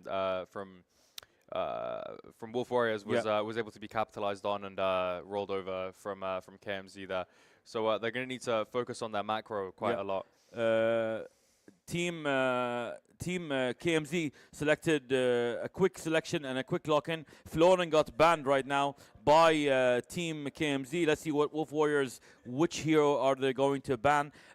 Banning is part of, like, a lot of, like, these kind of strategic games. It makes it better because it forces you to think and to offset. Because I used to play Hearthstone a lot, and when I used to play, like, on firesides and you play competitively, you end up facing challengers who would always ban certain type of decks, certain types of characters, because sometimes certain meta decks or meta characters affect your gameplay or can snowball. Like, I remember, like, playing a warlock in Hearthstone. Like, sometimes the warlock is just insanely strong, insanely powerful. Like, if you know what to select. Yeah, definitely. I mean, the same thing goes here. If you know exactly what to select, then you'll be able to snowball. Definitely. So all banned teams have been completed. Now we are looking at KMZ, and they're trying to select Takiza. Right now has selected, locked in his character. 2 more characters left for Team Wolf Warriors, and let's see what do they choose. I mean, yeah, it looks like we're going with the lightning mage currently. He has quite a lot of very good spells. He throws out, like, lightning tornadoes and stuff. Veil. Veil. Yeah, he's a very good character. Vale is a very good character. Now, this is the advantage that you were talking about. Since you know the 5 characters of Team Wolf Warriors, you can select a character that can offset one of these characters based on the 4 characters that you already have. Exactly. So you want to find a character that counters theirs and synergizes with your team. Exactly. And that's when the teamwork and the synergy works in together, especially for a team such as KMZ. Yeah, I mean, he's going with a panda. With a fishing rod. I we were love this just guy. talking about this before the show. You don't like the panda. No, I hate the panda. You hate Kung Fu Panda. Yeah, I mean, he is. I mean, both teams have selected locked-in characters. Now we just have a few changes. Yeah, definitely. A few changes. I like Master Shifu more than Kung Fu Panda. Master Shifu, yeah, there you go. There's Kung Fu Panda 4 is coming up soon. Yeah, we're gonna be excited to watch that. I love all the Kung Fu Panda iterations. 1, 2, and 3. They were amazing movies. I watched them with my son, and it's fantastic.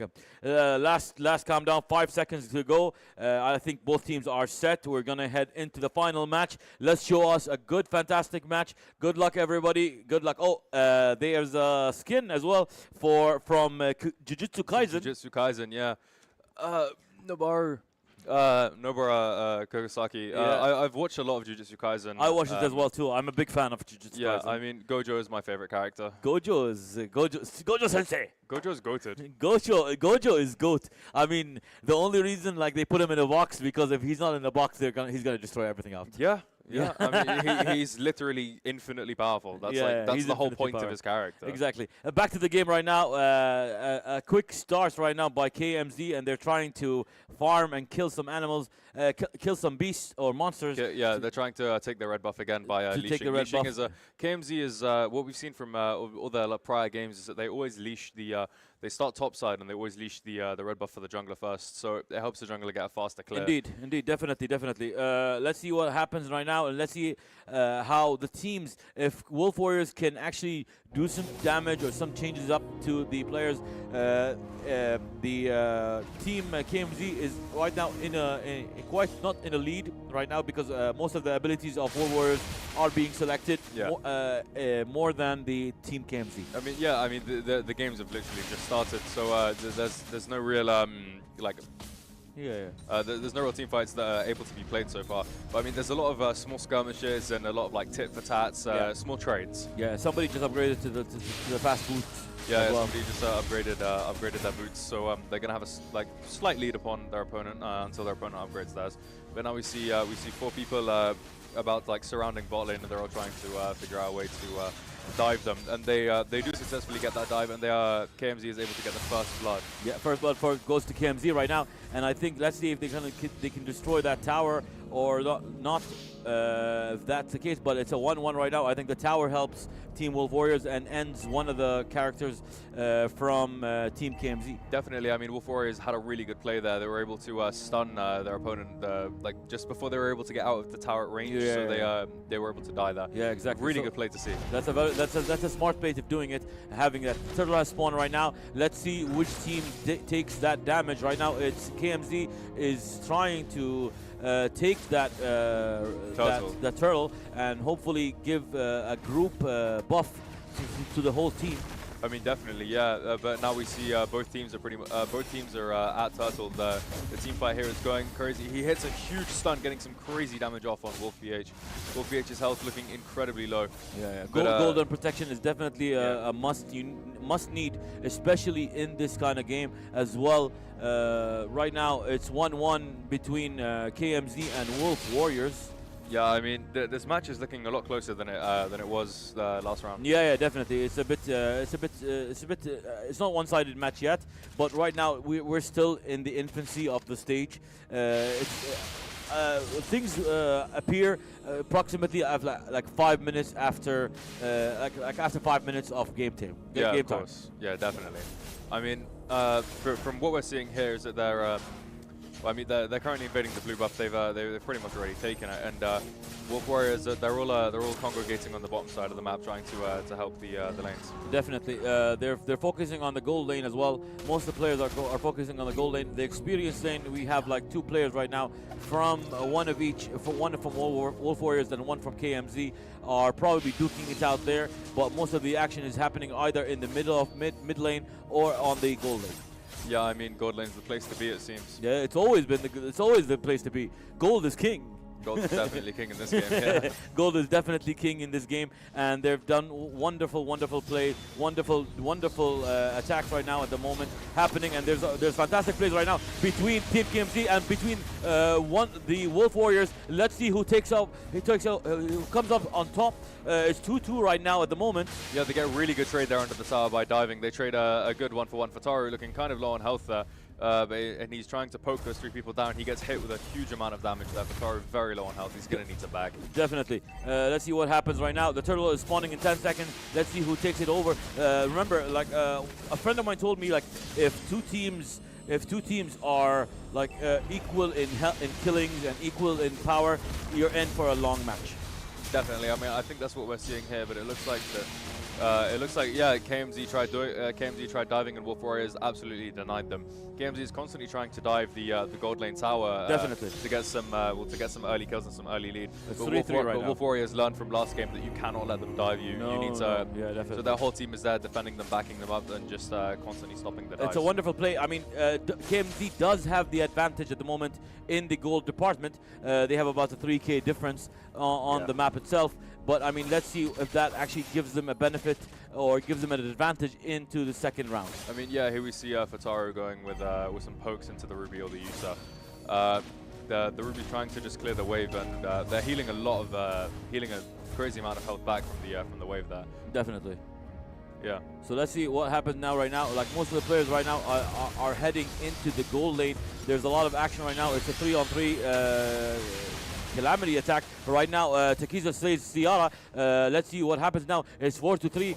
Who takes the next kill? Is it going to be by Wolf Warriors or is it going to be by KMZ? I mean, yeah, this match is incredibly close. KMZ constantly trying to dive and find opportunity attacks here. KMZ takes the first tower. 1 tower right now down for Team KMZ. A difference of 4K and 1 kill difference. I mean, this is a bit of a close match between them. But let's see if KMZ maybe pulls up ahead right now, because they've done it before. When they were trailing to Team Sheesh, they managed to pull back and take the advantage for their team. I mean, definitely, yeah, but KMZ is already sitting with the advantage right now, and KMZ is definitely utilizing and abusing the fact that they have it. What KMZ is doing is, if you noticed, Wolf Warriors is constantly sitting on the bottom lane trying to stop KMZ from diving them, but KMZ will not stop diving them. Yeah. So KMZ is able to just find those free picks, find those free kills of those lone people. It took another kill. It's 6-3 now. The Wolf Warriors are a bit delaying at the moment, and Team KMZ is increasing their kill amount as well as their tower destruction. Earlier it was 1 tower, now we're up to 3 towers right now for Team KMZ. Yeah, I mean, definitely. KMZ is applying pressure in different parts of the map, so they're able to absolutely wipe out the mid lane towers. Yeah, even the gold difference even the gold is different. It's up to 6K now at the moment. Yeah, I mean, the game isn't purely dependent on kills for the gold. It's dependent on how well you get minions, if there's any shutdowns to take, different camps, other stuff like that. Turtle is up, though, so I think that, as we can see here, Wolf Warriors are all pretty much forced underneath their tower, so they're either going to get a crazy dive going off, which we have just seen there. Yeah. A crazy dive going off with some huge AoE, incredible damage, just absolutely obliterating their opponents right now, getting a mega kill. Exactly, mega kill right now happening, 10 kill destroyed right now. The 4th tower is destroyed right now by Team KMZ. It's 4 towers to nothing at the moment, and we shall see what happens how we see some magical attacks happening by Team KMZ at the moment. Yeah, definitely. I mean, KMZ seems to be leaving the turtle alone, and instead they're focusing on pushing the waves of the enemies. So if they're able to proxy the enemies' lanes and stop them, we can see the gold graph here, where golden XP graph, where KMZ is pretty much taking the complete lead. Definitely. Let's head back to the match now and see if anything the Wolf Warriors can do in changing up their attack or changing up their style of play to help them take at least this match or not. I mean, definitely. We can see that even though Fataru doesn't have the most kills, they certainly have the most gold. Definitely. So, yeah, that goes to show. Yeah. Definitely gives you advantage, especially when you're picking up. If you can see, like you saw that Potoro had like almost like close to like 7K in gold, and like it's just building up the gold towards Team KMZ. Yeah, of course. He's building up the gold towards the team and building up his own items, which are just making himself stronger, so he gets more gold, and it's a rinse and repeat snowball cycle. And here, there's a huge team fight where everyone is going in doing insane AoE. Apparently, everyone's super low on health now. Yeah. I mean, Wolf Warriors are looking pretty good on their health, and KMZ is super low. They're all trying to run away. Wolf Warriors get grouped together there, but they managed to find the kill. Wolfie has slain one of the players of Team KMZ. It's 6-12 right now. It's a double amount of the kills, but it's not over yet. But I mean, they have to focus on who takes the Lord, because the Lord has appeared on the screen. Let's see if Team Wolf Warriors or Team KMZ can take the Lord at the moment. I mean, yeah, they're just chasing them back into their own jungle. Look at me as narrowly escaping there with just a sliver of health. It is. So this is just a very exciting match to watch, especially as we can see all the waves crashing. See, now both teams are now focusing around Lord, because they know, Wolf Warriors know that if they let KMZ win this Lord fight, then they're going to lose. It devolves into a huge team fight. Everyone's now losing their health quite a lot. Takiza just absolutely died. Easel as well died. But 3 players from Wolf Warriors. So that's a pretty decent trade from both teams there. Yeah, it's eliminating 3-2, strong players. 3-2 is still. KMZ is still with the lead and the advantage right now. It's 3 players to 2 players, 3 players actually back. They responded back, and now Wolfie and Rose is coming back into action, and let's see if they can do any damages at the moment and can help their team. I mean, yeah, I'm pretty sure that Look At Me found himself a free opportunity for a free kill here, but the Wolf Warrior players, yeah, they immediately push it back. See, this is the teamwork that that I was talking about. Yeah. Where if one of your teammates is about to die and they're about to get picked off, you need at least 2 people to go and help them. Exactly, and that's what happened, and then it forced one of the players from KMZ to retreat and try to avoid any attacks at the moment. Definitely, yeah, and here we can see KMZ, they're taking the Lord. You see the person like a bit to the left and a bit to the right with Burrito and Easel. They're watching out for the opposing team for Wolf Warriors to try and come and invade and steal it, but they managed to successfully get the Lord. And I believe that Lord is going to be dropped in the middle lane. Yeah, dropped in the middle lane right now, and hopefully once that is dropped at the moment, we are going to see like some action at the moment, and I think KMZ is going to be running away with this game again. Yeah, I mean, this is we saw just the inkling, just the beginning of a team fight there, but it didn't quite carry on because Wolf Warriors ran back into the tower quite correctly. So I mean, we see them dive. They take the tower. They're doing some big damage going on there. 6 towers already has gone. One tower is with Wolf Warriors, yeah, being annihilated. That's the situation happening right now. Unfortunately, I think Team KMZ are not going to wait for a minute. I mean, they're going to end this match as soon as possible. Absolutely. 11 minutes into the game, and we are already down 6 towers. Remember, there's like 9 towers to each team. Yeah, 9 towers to the 9 towers to each team. Yeah, 9 towers because like you have the gold lane, 3 towers, mid lane 3 towers, XP lane 3 towers. Yeah, I mean they're not quite able to actually secure the mid lane tower before they get the nexus. Yeah, I mean KMZ at the moment they're in quite a good situation because most of their towers are full of health except 2. Like if you see the starting XP lane and mid lane, you have both 2 towers with half a life left. Yeah, definitely. I mean, as we can see the players here, we see Burrito and Fataru, both of them are dead. They're going to be respawning soon, though.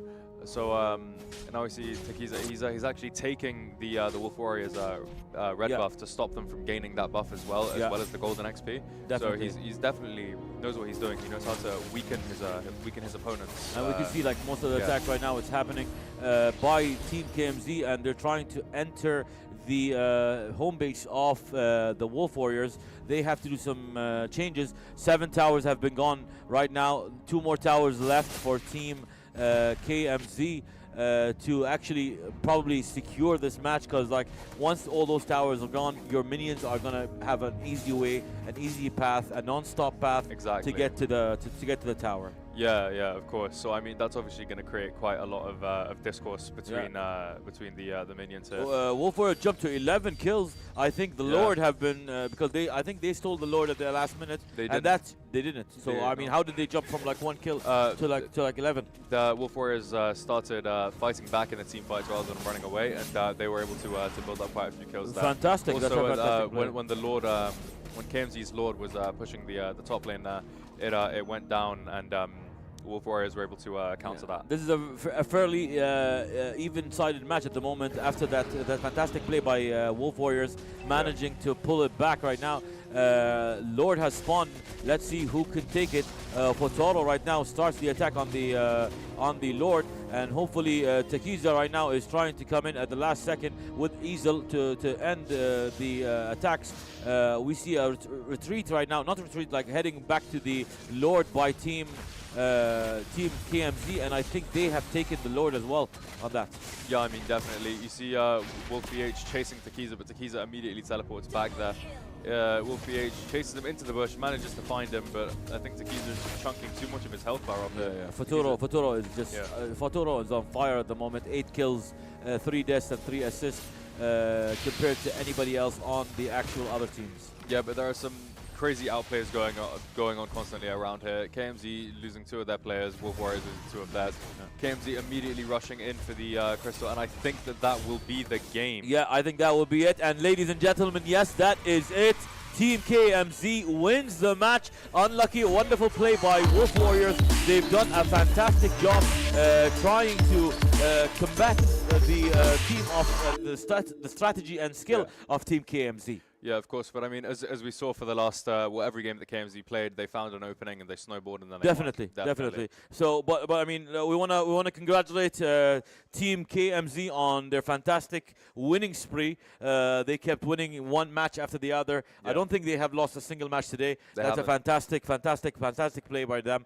We want to also thank all the other players, all the other competitors that put up a fantastic match today in the Mobile Legends showing. Yeah, of course. I mean, every player was incredibly good, obviously. Definitely. Like, we saw a lot of really good outplays from everybody. Second match compared to the first match, what did you see differently that Team Wolf Warriors did compared to Team to the first match? Yeah. What I noticed was KMZ realized that Wolf Warriors realized that KMZ kept diving their towers and attacking them under their tower. So under the false protection of the tower, like, you can just kill someone and run away. Yeah. But what Wolf Warriors did is they picked a lot of characters with either slows or pulls or like hard CC and soft CC. Yeah. So they're able to actually like stop them while they're in the tower, and then the tower will take care of the rest. Everything has been brought to you guys by in Power with Teal Flamingo. We want to thank our sponsors, Zain Esports and the Bahrain Esports Federation, for their continuous support in everything that they've done. Thank you so much for a wonderful event. And we're going to take a break and then for 15 minutes, and we're going to be coming back after this, probably with CS2. والهدف الثاني لمحمد 7. This is an exciting match to watch. This is a fast match. I can't keep up with the action at the moment. It's one-sided match right now. KMZ right now a perfect KO into second round. يا رب شنو ما بقى لما واحد لازم سترايك وتوحد عمر كيو يصالح عمر صراحة المباراة وايد حلوة. اتوقع راح تروح حق 3 بوينتس. نعم 3 points ممتاز. Nothing but net. Let's see if that is over or not. Yes, it is. And another KO for blind visiting.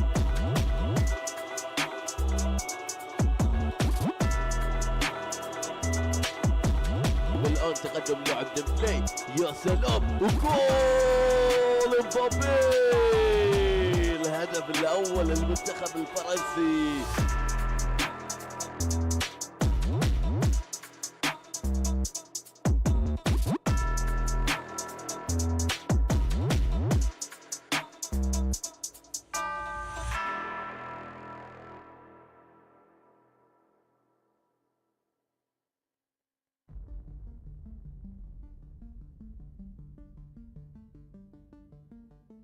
لأن ديرتي تستاهل راح أبذل كل جهدي. بروح الفريق نقدر نفوز وهدفنا نرفع راية البحرين. أيام وليالي من التدريب وبكرة نلبس شعار المنتخب. في الرياضة الإلكترونية الأحمر قدها وإحنا قد التحدي. وأنت وشنو تنتظرون؟ البحرين بطلا لخليج 24. هذه فرصتكم. أكبر بطولة للألعاب الإلكترونية في العالم. فرصتكم أن أنتم تمثلون بلدكم خير تمثيل. سجلوا وفالكم الذهب. خلونا نقول كلنا هذا البحريني ما تغلبونه.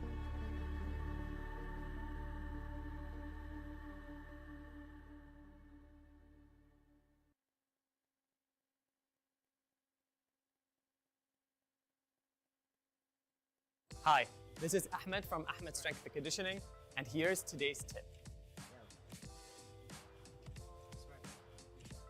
Because of gaming, we tend to have very rounded shoulders. So here are some exercises that you can do to help strengthen that. Number one, grab a band and just pull your shoulders apart, strengthening those back muscles. You can do anywhere between 10 and 15 reps. So here is another exercise that you can do to help stretch your chest muscle. This tends to get very tight and short because of our gaming position. So what you want to do is put your hands on a wall and then open up your chest and hold for around 30 seconds to get a nice big stretch. For these exercises, you can do them between your sets, while you're waiting in the lobby, or while you're just resting at home.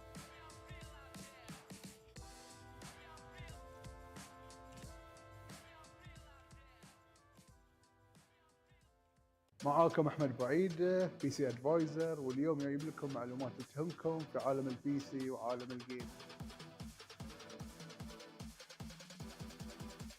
في كل جيمنج سيت اب من الاشياء المهمه طبعا اللي هي الشاشه. خلونا اعرفكم على المعلومات اللي تفيدكم في وقت تختارون الشاشه المناسبه لكم. طبعا احجام الشاشه معروفه اللي هي 24 انش، 27 32، وطبعا البانل تايبس اللي هم الاي بي اس والتي ان. التي ان صار هاي اوت ديتد فنقدر نستثنيه. وعندنا طبعا اخر شيء اللي هو الفي اي. وشيء وايد مهم انك تختار ريزولوشن الشاشه يتناسب مع الجرافيك كارد اللي عندك. كان عندك كارت مثلا من اللو اند تروح على فول اتش دي، الميد رينج 2K، هاي اند 4K. وايد مهم تعرفون الميجا هرتز اللي موجوده على الشاشه. طبعا كل ما كان اعلى كل ما كان افضل، لكن عدد الهرتز وايد مربوط بالريزولوشن مالك. يعني اذا عندك فول اتش دي تروح 240 360. هني طبعا سرعه الاستجابه بتكون حدها عاليه. في رايي انا الشاشه المثاليه حق اغلب الجيمرز اللي هي شاشه 27 انش ريزولوشن 2K مع اي بي اس بانل و165 هرتز. في نفس الوقت سعرها ممتاز وفيوتشر بروف تناسبك حق احتياجك.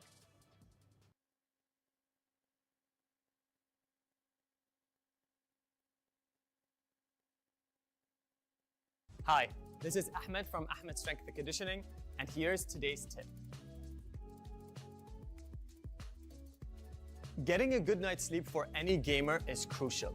It will help improve cognitive thinking, reaction time, and reduce brain fog. This will help your brain excel and make better decisions in high-stress situations. Here are our 3 best tips for a good night's sleep. Number 1, create a routine. The more consistent you are with what time you go to bed, the more likely you're going to have a good night's sleep. Number 2, try to limit your gaming and light exposure to 1 hour before bedtime to minimize your light exposure. And number 3, create a dark room for your body to get used to the space and get ready for bed.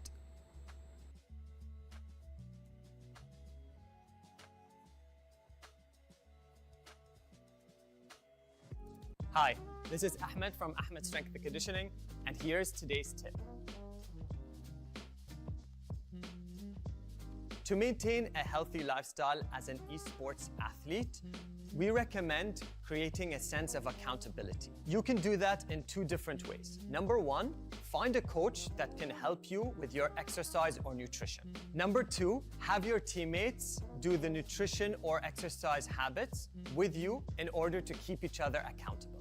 Improving your nutrition and exercise habits will help improve your performance in gaming.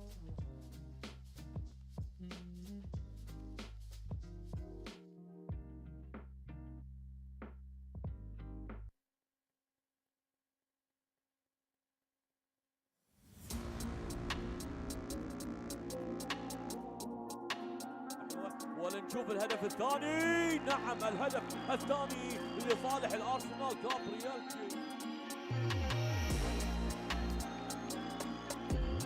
العريق الثاني كان بيسجل الهدف الخامس لكن مقطوع الكرة.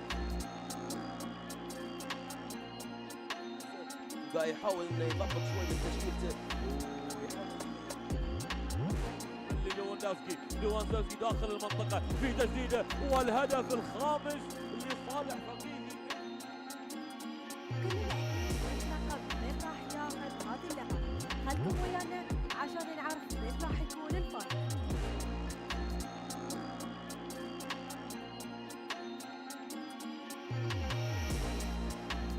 انا اشوف الان احنا المباراة قاعدة تشتعل 2-0.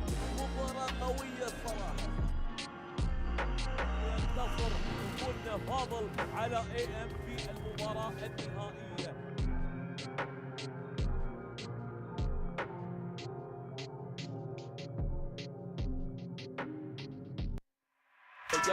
والهدف الثاني لمحمد 7. This is an exciting match to watch. This is a fast match. I can't keep up with the action at the moment. It's one-sided match right now. KMD right now a perfect KO into second round. يا رب الله شنو ما بقى لما واحد ساجد سترايك ويروح عمر. KO لصالح عمر. صراحة المباراة وايد حلوة. اتوقع راح تروح حق 3 بوينتس. نعم 3 points ممتاز. Nothing but net. Let's see if that is over or not. Yes, it is. And another KO for blind Vinting.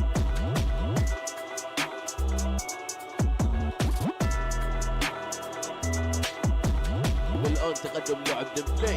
يا سلام وجول مبابي. الهدف الأول للمنتخب الفرنسي.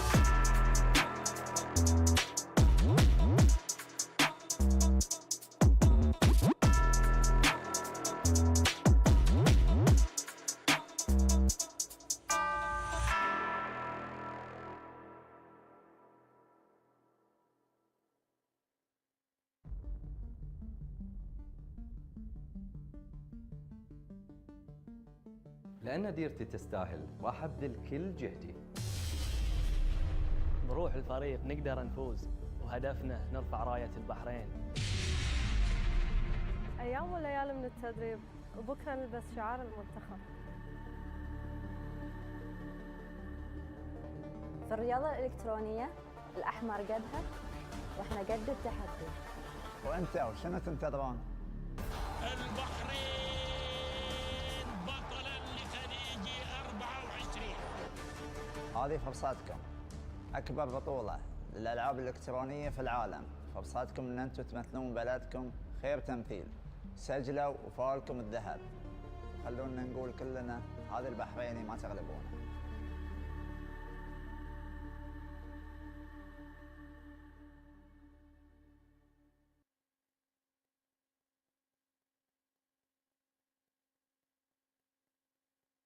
Hi, this is Ahmed from Ahmed Strength and Conditioning, and here's today's tip. Because of gaming, we tend to have very rounded shoulders. So here are some exercises that you can do to help strengthen that. Number one, grab a band and just pull your shoulders apart, strengthening those back muscles. you can do anywhere between 10 and 15 reps. So here is another exercise that you can do to help stretch your chest muscle. This tends to get very tight and short because of our gaming position. So what you want to do is put your hands on a wall and then open up your chest and hold for around 30 seconds to get a nice big stretch. For these exercises, you can do them between your sets, while you're waiting in the lobby, or while you're just resting at home.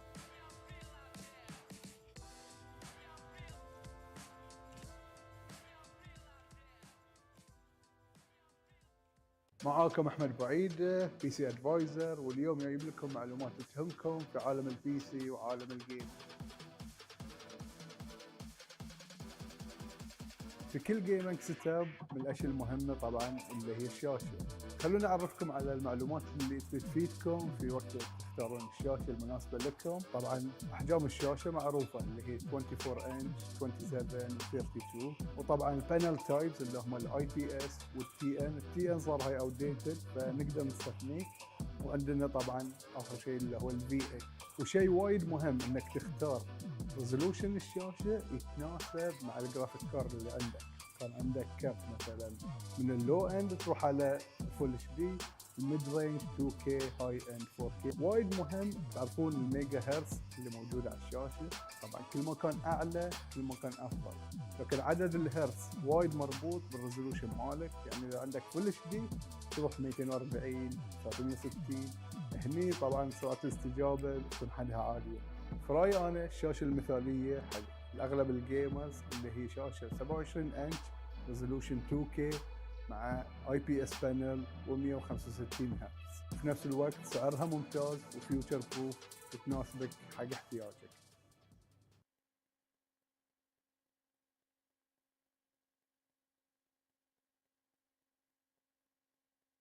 Hi, this is Ahmed from Ahmed Strength and Conditioning, and here's today's tip.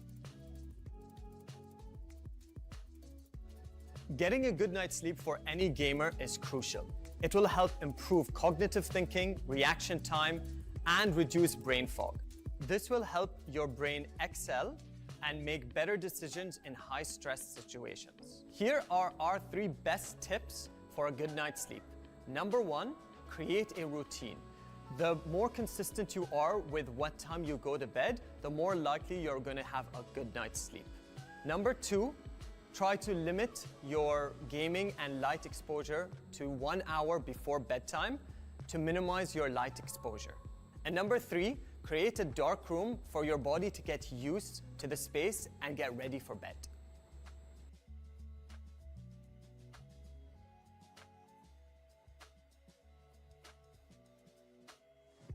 Hi, this is Ahmed from Ahmed Strength and Conditioning, and here's today's tip. To maintain a healthy lifestyle as an esports athlete, we recommend creating a sense of accountability. You can do that in 2 different ways. Number 1, find a coach that can help you with your exercise or nutrition. Number 2, have your teammates do the nutrition or exercise habits with you in order to keep each other accountable. Improving your nutrition and exercise habits will help improve your performance in gaming.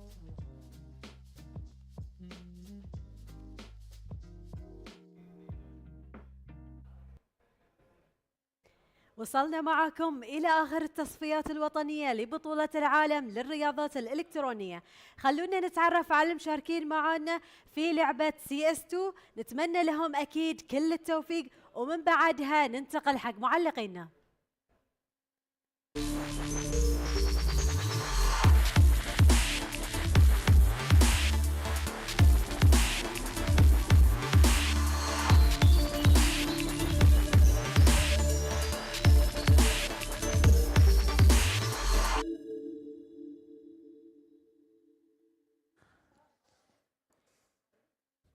We're back to you, ladies and gentlemen, after a fantastic conclusion to the Mlbb scene.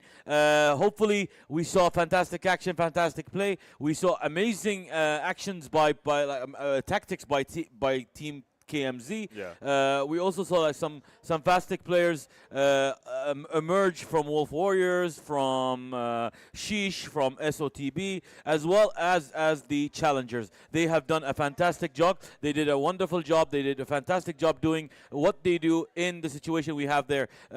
Team KMZ had to take over because they were so unified. They were so up to it. 100%. Team KMZ knew exactly what they were doing, when to do it, how to do it, everything. The perfect characters, perfectly played from exactly. That's out of the way. Next matchup is going to be, we're going to switch games. We're going to leave the strategy and tactics. We're going to go into back to the battlefield, and that is going to be on Counter-Strike 2, CS2. So hopefully we're gonna see a fantastic. So we have Team Defuse against Team Reverie. So hopefully these two fantastic teams give us a beautiful match, a fantastic match, and a fantastic action throughout till the end of the show, because they've done a wonderful job, and we wish them the best of luck. We will see the action on CS2, especially CS2, because CS2 is played completely differently than what than other games are being played.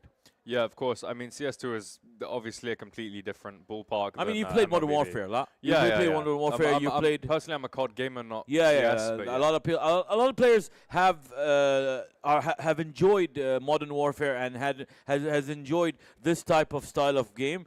I mean, but this is the OG. I mean, when you're talking about like Modern Warfare, Call of Duty, the OG of these kind of games is actually Counter-Strike, and that's how we were. I mean, that's how we started playing these kind of games, and what we did to achieve that. Yeah. I mean, of course, like when you're talking about old school shooters, it's like Counter-Strike, Medal of Honor. We have a special thanks to Advanti and Ransor for providing us their PCs, their laptops. I mean, PCs, gaming setup, gaming rigs, to do a fantastic job. They did a fantastic job setting up the whole place. We want to thank Ransor and Advanti for everything they've done. The setup. We have a small also video to play for them. We're gonna show it to you in a bit, but I mean, before we hit in, it's a team battle. It's a team battle, so it's going to be I'm assuming probably like 5 against 5,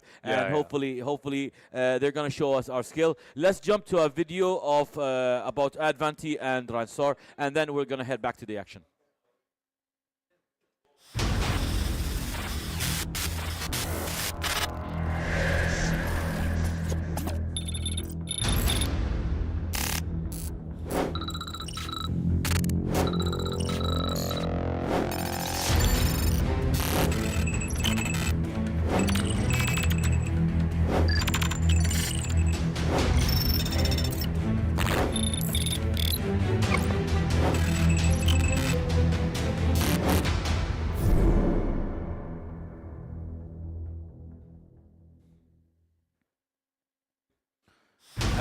As you saw, we saw Advanti and Ransor's promo. Their chairs are fantastic. I mean, I've sat on those gaming chairs. Very comfortable. They're very comfortable. There was a discussion in the office. It's basically like we wanted one of those chairs, and then every one of us keeps trying to sit on them and try them and feel like how comfortable they are. And everybody loved those chairs. It's a fantastic chair. So like, if you guys like those chairs, and if you were looking for a gaming chair, Ransor and Advanti are your way to go. Anyway, let's head back to the actions. If you can see on the right side, the left side of the screen, you see the gaming setups that have been done by Advanti and Ransor to have the teams 5 against 5. It's going to be an amazing action. Everybody's just getting ready. Everybody's getting. I mean, because you have a lobby, you have to set up. That's the thing. You have to set up a different server for the game so you can play it together. Because like each server has to be set up in a way that there's rules and regulations. Each game we set up the rules and regulation based on what the international standards, especially in esports, needs to be set.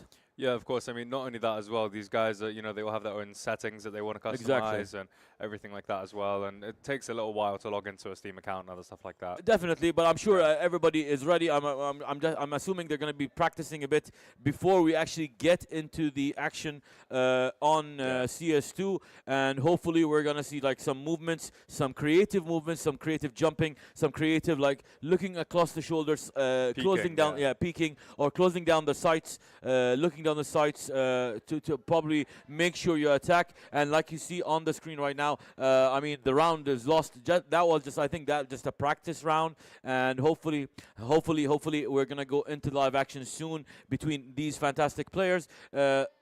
People usually tend to do a practice match to get a feel of the keyboard, of the setup, like you said, like to set up based on what they like and what they do.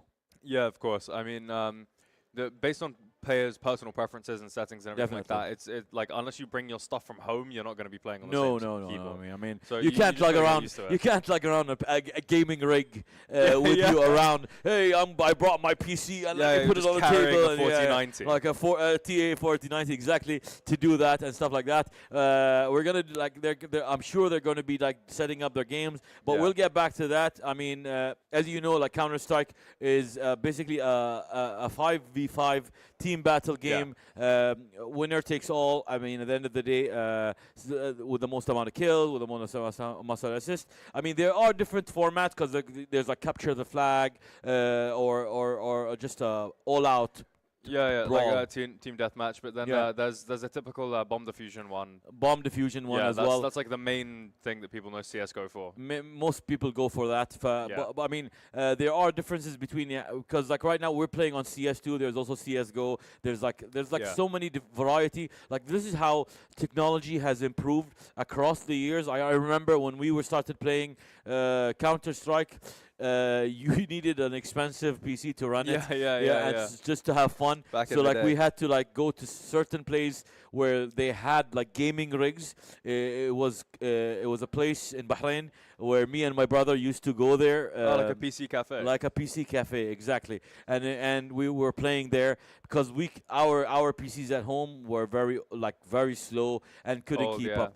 I remember like I bought a MacBook, and I wanted to play like Final Fantasy. No way. Final Fantasy, like I think it was like the online version. I think it was like the online one. Yeah, nah, you can't play that on a Mac. It never worked. Like they gave me a month free pass. Yeah. The whole month, me trying to figure out how can I make the game work. It just passed along, and I lost. I couldn't actually play the game. At that point, you have to go to like the INI files and just make everything 0. Yeah. So when you load the game, it looks like you're playing Roblox. Yeah, it's not fun. I mean, certainly, especially those kind of games. Definitely. But now, like since technology has improved, now you can play like games on phones. Like it depends, like how like you got powerful phones that do better than PCs now. Yeah, of course. I mean, phones better than PCs are like the Asus gaming phones. The Asus, the Razer as well. I mean, the Razer phones are pretty intense as well. I mean, I use Samsung, and Samsung as well has some kind of like some phones will be able to capture that.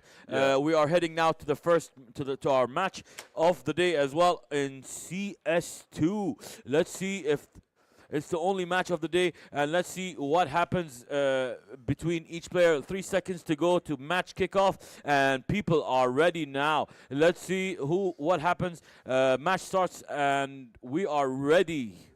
Yeah, I mean, it looks like players are trying to go for lineups, trying to find peaks to see where everybody else is coming from and rushing from and everything like that. Definitely. Just pretty, standard CS:GO opening. Is that a Talon knife now? Yeah, nice. That's a Talon knife. And now we see a quick attack right now. Fantastic play right now by Jordan, I think. At the moment, they're keeping attacking at the moment. Like that's a terrorist win. That's a quick terrorist win. The bomb has been planted. 40 seconds till detonation. Let's see if anybody can stop the one of the teams, like because you have a terrorist team and then you have a counter siege team. Yeah, CT. Yeah, yeah. T side and CT side. A CT side and a terrorist side. So let's see if that happens. The bomb has been planted. Let's see if that happens. Let's see if the terrorist still manages to secure the victory in this match.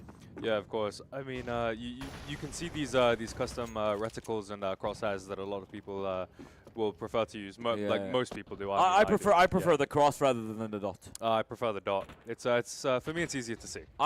There's a YouTube video that I saw that somebody puts in like a little sticker and like creates a crosshair for him on his like PC desktop PC screen. Yeah, when they're using an AWP or something. Yeah, exactly. That's the thing. Attacks right now happening by Jordan, I think, at the moment.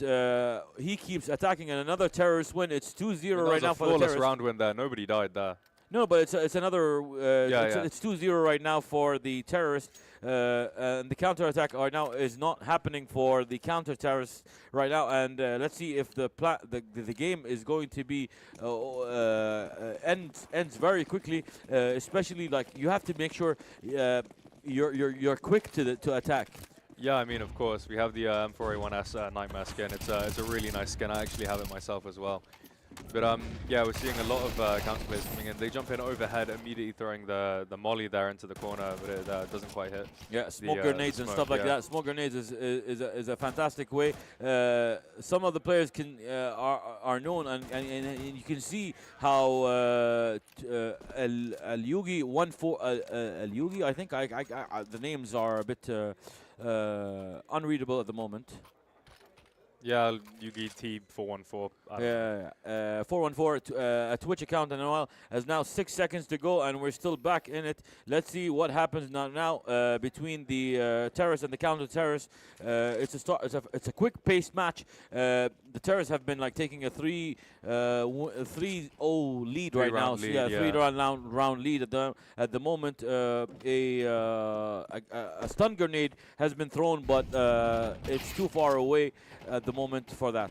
Definitely, yeah. I mean, definitely, yeah. They're peeking through the range, and then they're coming around through.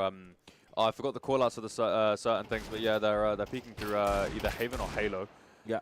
And yeah, they get another round on T side there. I mean, T side is constantly winning here. Viper as well, and right now is getting ready for the next round. I think it's 4-0 right now. Yeah, I mean, we see the players here. There's a lot of really good skins actually in CS2. I mean, if you look at the differences between them, between CS:GO and CS2, they actually introduced custom stickers to it as well, which like custom sticker placement. I mean, so people are creating a lot of really funny skin crafts and a lot of other things like that. Like I told you, I'm not a big fan of the skins. I stay with the normal ones, and a fantastic peak, but it got countered by the other team, the counter team. I mean, yeah, they just stacked 2 smokes into that doorway, and now they're poking. T-side getting another kill. He's checking all of his corners correctly. We're now looking at the CT side. They get burned a little bit by the molly there, but they jump onto a box to. You call the Molotov molly? Yeah, mollies. Yeah, fantastic description. Yeah, I mean that's the appropriate description. That's the appropriate description. 40 seconds till the bomb goes off. Let's see if they can dismantle the bomb. I mean, yeah, we can see them. CT is unable to push really. There's 3 people. Everyone's waiting for him to go through the opening, and then terrorists get the win. Yeah, that's 5-0 for the terrorists. Viper takes the win right now for the terrorist team. Yeah, I mean, I don't know. I'm really enjoying the skins that a lot of these people have. They have really good crafts and ridiculously expensive skins, like the Talon Crimson Web or the Hunter Law. They're all yeah. This one, for example, I mean, the tailor knife. Yeah. Yeah, it's a really nice, really nice knife to have. Yeah. Viper right now with the gut knife. That is a cool Gamma knife. Doppler gut knife. Yeah. The gut knife. Beautiful knife. Flashbangs being thrown left, right, and center right now, and trying to avoid it. AK-47 is being held by LUGT, and Big B right now is trying to move in. Yeah, he throws a molly straight through the smoke to the typical camping spot to see if anybody's going to come through Halo. They immediately spin and get a really nice kill on that. They're checking checking window on A. Window on A, exactly, and the terrorist, another win for the terrorists. That's 6-0 right now. I mean, the T side just seems to constantly be winning this here. Yeah, the T side just seems to be more in sync with each other. Their attacks are very quick, and they're getting the kills at the moment. I mean, yeah, it seems that their teamwork seems to be more flawless, more unison. Because when one person's looking like left, the other one's looking right, and one's looking forward, one's looking back. Yeah. So there's no real openings for anyone to get like really surprised. Exactly. Finding a way to sneak through and trying to avoid any attacks right now. The terrorists are now in full control of the match. It's 6-0. A flashbang goes array and back into the. They smoke Halo, so the guy with the sniper is he can't shoot long range anymore. So his sniper is now like, well, it's still a really good gun, but it's not as effective because you can't see like your target. Exactly, but if he jumps through the window and peeks out to try and get a shot, then obviously you'll just counter him with a bullet to the skull, sort of thing. But yeah, I mean here we can see he threw out a frag and he's trying to find a very I mean everyone here is trying to figure out where everyone is, and no one's really making any moves because you know, nobody wants to be the first one to die. Definitely, we know where everyone else, and we know who's gonna meet each other up. But I mean, for them, they don't really know that. Yeah, of course. I mean, it's interesting to see all of these layups and lineups here. Then, like for us as a viewer, like you can see where each player is. There's a shade. I almost thought that someone is using a bot, because we're seeing a view of that. But then if you look around and you see the actual competitors playing on the PC, they don't have the same look to it. Yeah, of course. It's just pure skill from all of the players here. Yeah. Definitely. I mean, we can see the all player there. He gets a nice kill while stunned and flashed. He's actually hitting some really good quick scopes there, but he unfortunately misses that one. 7-0 to the terrorists right now. Yeah, I mean, all of these players are very skilled in what they're doing. Very obviously, the T side currently is just absolutely dominating the game, 100%. I mean, yeah, we look at the skin here. We see he's got 3 terrorists on his rogue purple AK, which is quite a nice touch to have. But yeah. Yeah, let's see if the CT team can offset and try to do some like damages or change their game plan at the moment. A quick molly has been thrown towards the actual players, and someone got sniped from far away. I mean, yeah, I mean, it's pretty cool to watch all of these people try and utilize their peaks and mollies and stuff, because once you see a slight slither of one character, you're able to lock them off with like a molly or a smoke, so that you know where they are, and then like if your team rotates properly, you can force them down. Yeah, you can like push them down the bomb has been planted. Yeah, the bomb has been planted, and it's 40 seconds till detonate. So the counter-terrorists have to find the bomb within 40 seconds, otherwise the terrorist wins. I mean, yeah, that's a wrong phrasing, but I mean, let's say the TT. That's all right. I mean, yeah, the games are moving by, the rounds are moving by really quick. I mean, that was a very good play there from the CT side, but he immediately got shot in the head with an AK. Exactly. I mean, yeah, the T side, terror side is just dominating this game so far. So far, right now, it's being it's a one-sided match, 7-0 right now, and it's being led by the terrorists. Let's see if the CT can, but it's not. Another win right now. Mohammed Bahrain, the MVP right now for that match right now. It's 8-0. I mean, yeah, it's 8-0. They just got to get 0-12, and then it's game over. They got to get through 4 more rounds. Oh, 4 more rounds. 4 more rounds. So it's first to 12. Yeah. Okay, first to 12. It's a definite. Let's start the next round. Every round is a minute and a half, about 2 minutes. Actually, I think it's first to 13. First to 13 or 12. I don't remember. We'll see how it goes. Yeah. We'll see how it goes. First to 13 of the match. I mean, right now they have a commanding lead. The terrorists have a commanding lead over the CT squad. A knockdown and an execution, a fantastic execution by the terrorist. I think a player has been disconnected here. Yeah, a player got disconnected at the moment, but we come back. We came back to the game as well. I had a fear that we might have to face some technical difficulties. Yeah, just a few of them, but yeah, sometimes it should be all right. Yeah, because the speed of the players are quite quick in this game. Definitely, yeah, and also setting up CS2 servers is. Terrorist wins the next match. I think it's a one-sided match at the moment. It's 9-0 to the terrorists. Yeah, 100%. I mean, the terrorists are looking like they're gonna just absolutely dominate here. Yeah, you got Viper, Mohammed Bahrain at the moment, Jaden at the moment in blue, and Z. Those are the, I think those are the counter terrorists, I think. No, they're on T side. The T side. Or Yeah, no. yeah. The T side is the yellow. I mean, on the say, like those are the yellow. That's T side. Yeah, the blue color yeah, that what blue we is- see blue is is the, CT. is the CT. Yeah. The players we were talking about earlier were the CT. Yeah. Anyway, so let's head back now to see who does what and how you can win this match easily. It's 9-0 right now. I mean, yeah, one thing that's very important to learn in CS, CSGO, CS2 as well, is that you need to learn the spray patterns for certain guns, so that way, even if your crosshair, even if the gun is shooting way above your crosshair, you still know exactly where it is. Yeah, so you can follow. So if you drag your mouse down in a certain pattern or in a certain way, I definitely you'll be remember that. Yeah, aiming exactly. the direct I way the whole definitely time, remember yeah. that. Like we're right now on probably the last match, or like almost the last couple rounds. last yeah. couple of rounds of the match. We begin the match now. Right? We begin the 11th round. Let's see who wins it right now. Let's see if the counter terrorists can do something there. So let's head back now and let's see what happened right now. The counter terrorists right now are being bombarded right now by the terrorist team, and they're just. I mean, CT, the terrorists are absolutely just dominating this match. Yeah. Three players down right now. We have two more players left on the CT squad. 3-2, 2-2, back to 2-2 now. Let's see if the actual CT squad manages to win this round or not. It's no, 2-1 that's it. now, No, that's no. it. That's Yep, terrorists are able to get the win off. Terrorists are 11. I think they're almost one or two. Two more rounds. No, two more rounds. Yeah, into two the more match. rounds, two more matches Yeah, before the match ends. for the terrorists to win this match.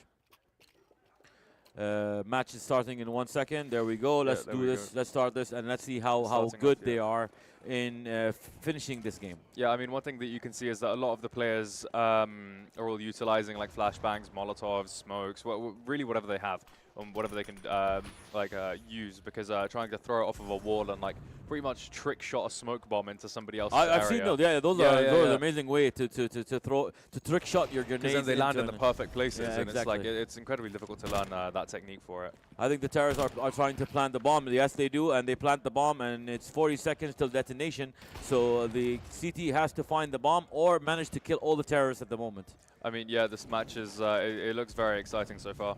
It looks exciting, and I don't think the CT squad one more player left, and I think it's like 4 against 1, so it's going to be very difficult for the CT to offset their situation, because they're up against like 4 players to 1, and it's very difficult to do anything when you're that low. I mean, he pulled out the pistol and started shooting his own teammate there. I don't even know what that was about. Yeah, and the terrorists, like, that's it, and I think that is it. The terrorists have won. It's 12 matches to nothing. That was a quick game. Very quick game of CS2. On CS2, and a fantastic play right now.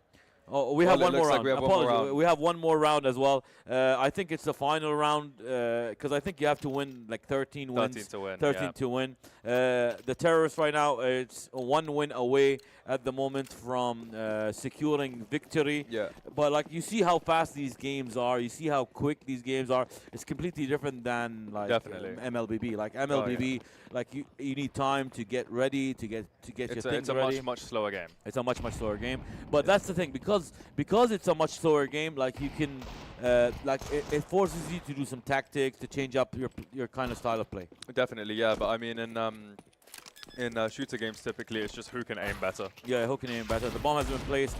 Let's see if anybody from the counter-terrorists can stop the terrorists at the moment. Wonderful shot, and I think the terrorists have won. The CT squad have won one match. I think they're changing up. I think it's a change. I think now they the swap terrorists, sides. swap sides. The counter terrorists TTs. win, and that is the game. And that is the game. That's 13-0. Fantastic play. Unlucky for the counter terrorist team. Yeah. The terrorists win, like, fantastic play. I mean, it was a super duper quick game. Very fast, absolute dominant. I mean, I've never seen a game that quick to end that quickly. Of CS2, I've never seen a game end that quickly. But no. I mean, I've seen CS. I've Diffuser team. Yeah, I mean, the Diffusers team absolutely dominated Yeah, there. the They wiped the floor. They yeah, won. they definitely did. We want to thank everybody who've managed to do all that stuff, and we want to thank all the competitors who have managed to put up a fantastic event for the national esports qualifier. From eFootball, from PUBG, from MLBB, and to end it with CS2. We want to Definitely. thank you guys from the bottom of our hearts. We want to thank Zain Esports for giving us the place to set up. We want to thank the Bahrain Esport Federation for helping us put things together. We want to thank everybody in the back office, production to videography, to everybody for putting us a wonderful game at the moment. We're gonna end the show now. We want to thank you for watching. Hope you enjoyed the past couple of weeks and the last couple of games today as well. We want to thank. As well. We thanked everybody. Yeah. Let's just head to Riham as well and end the show.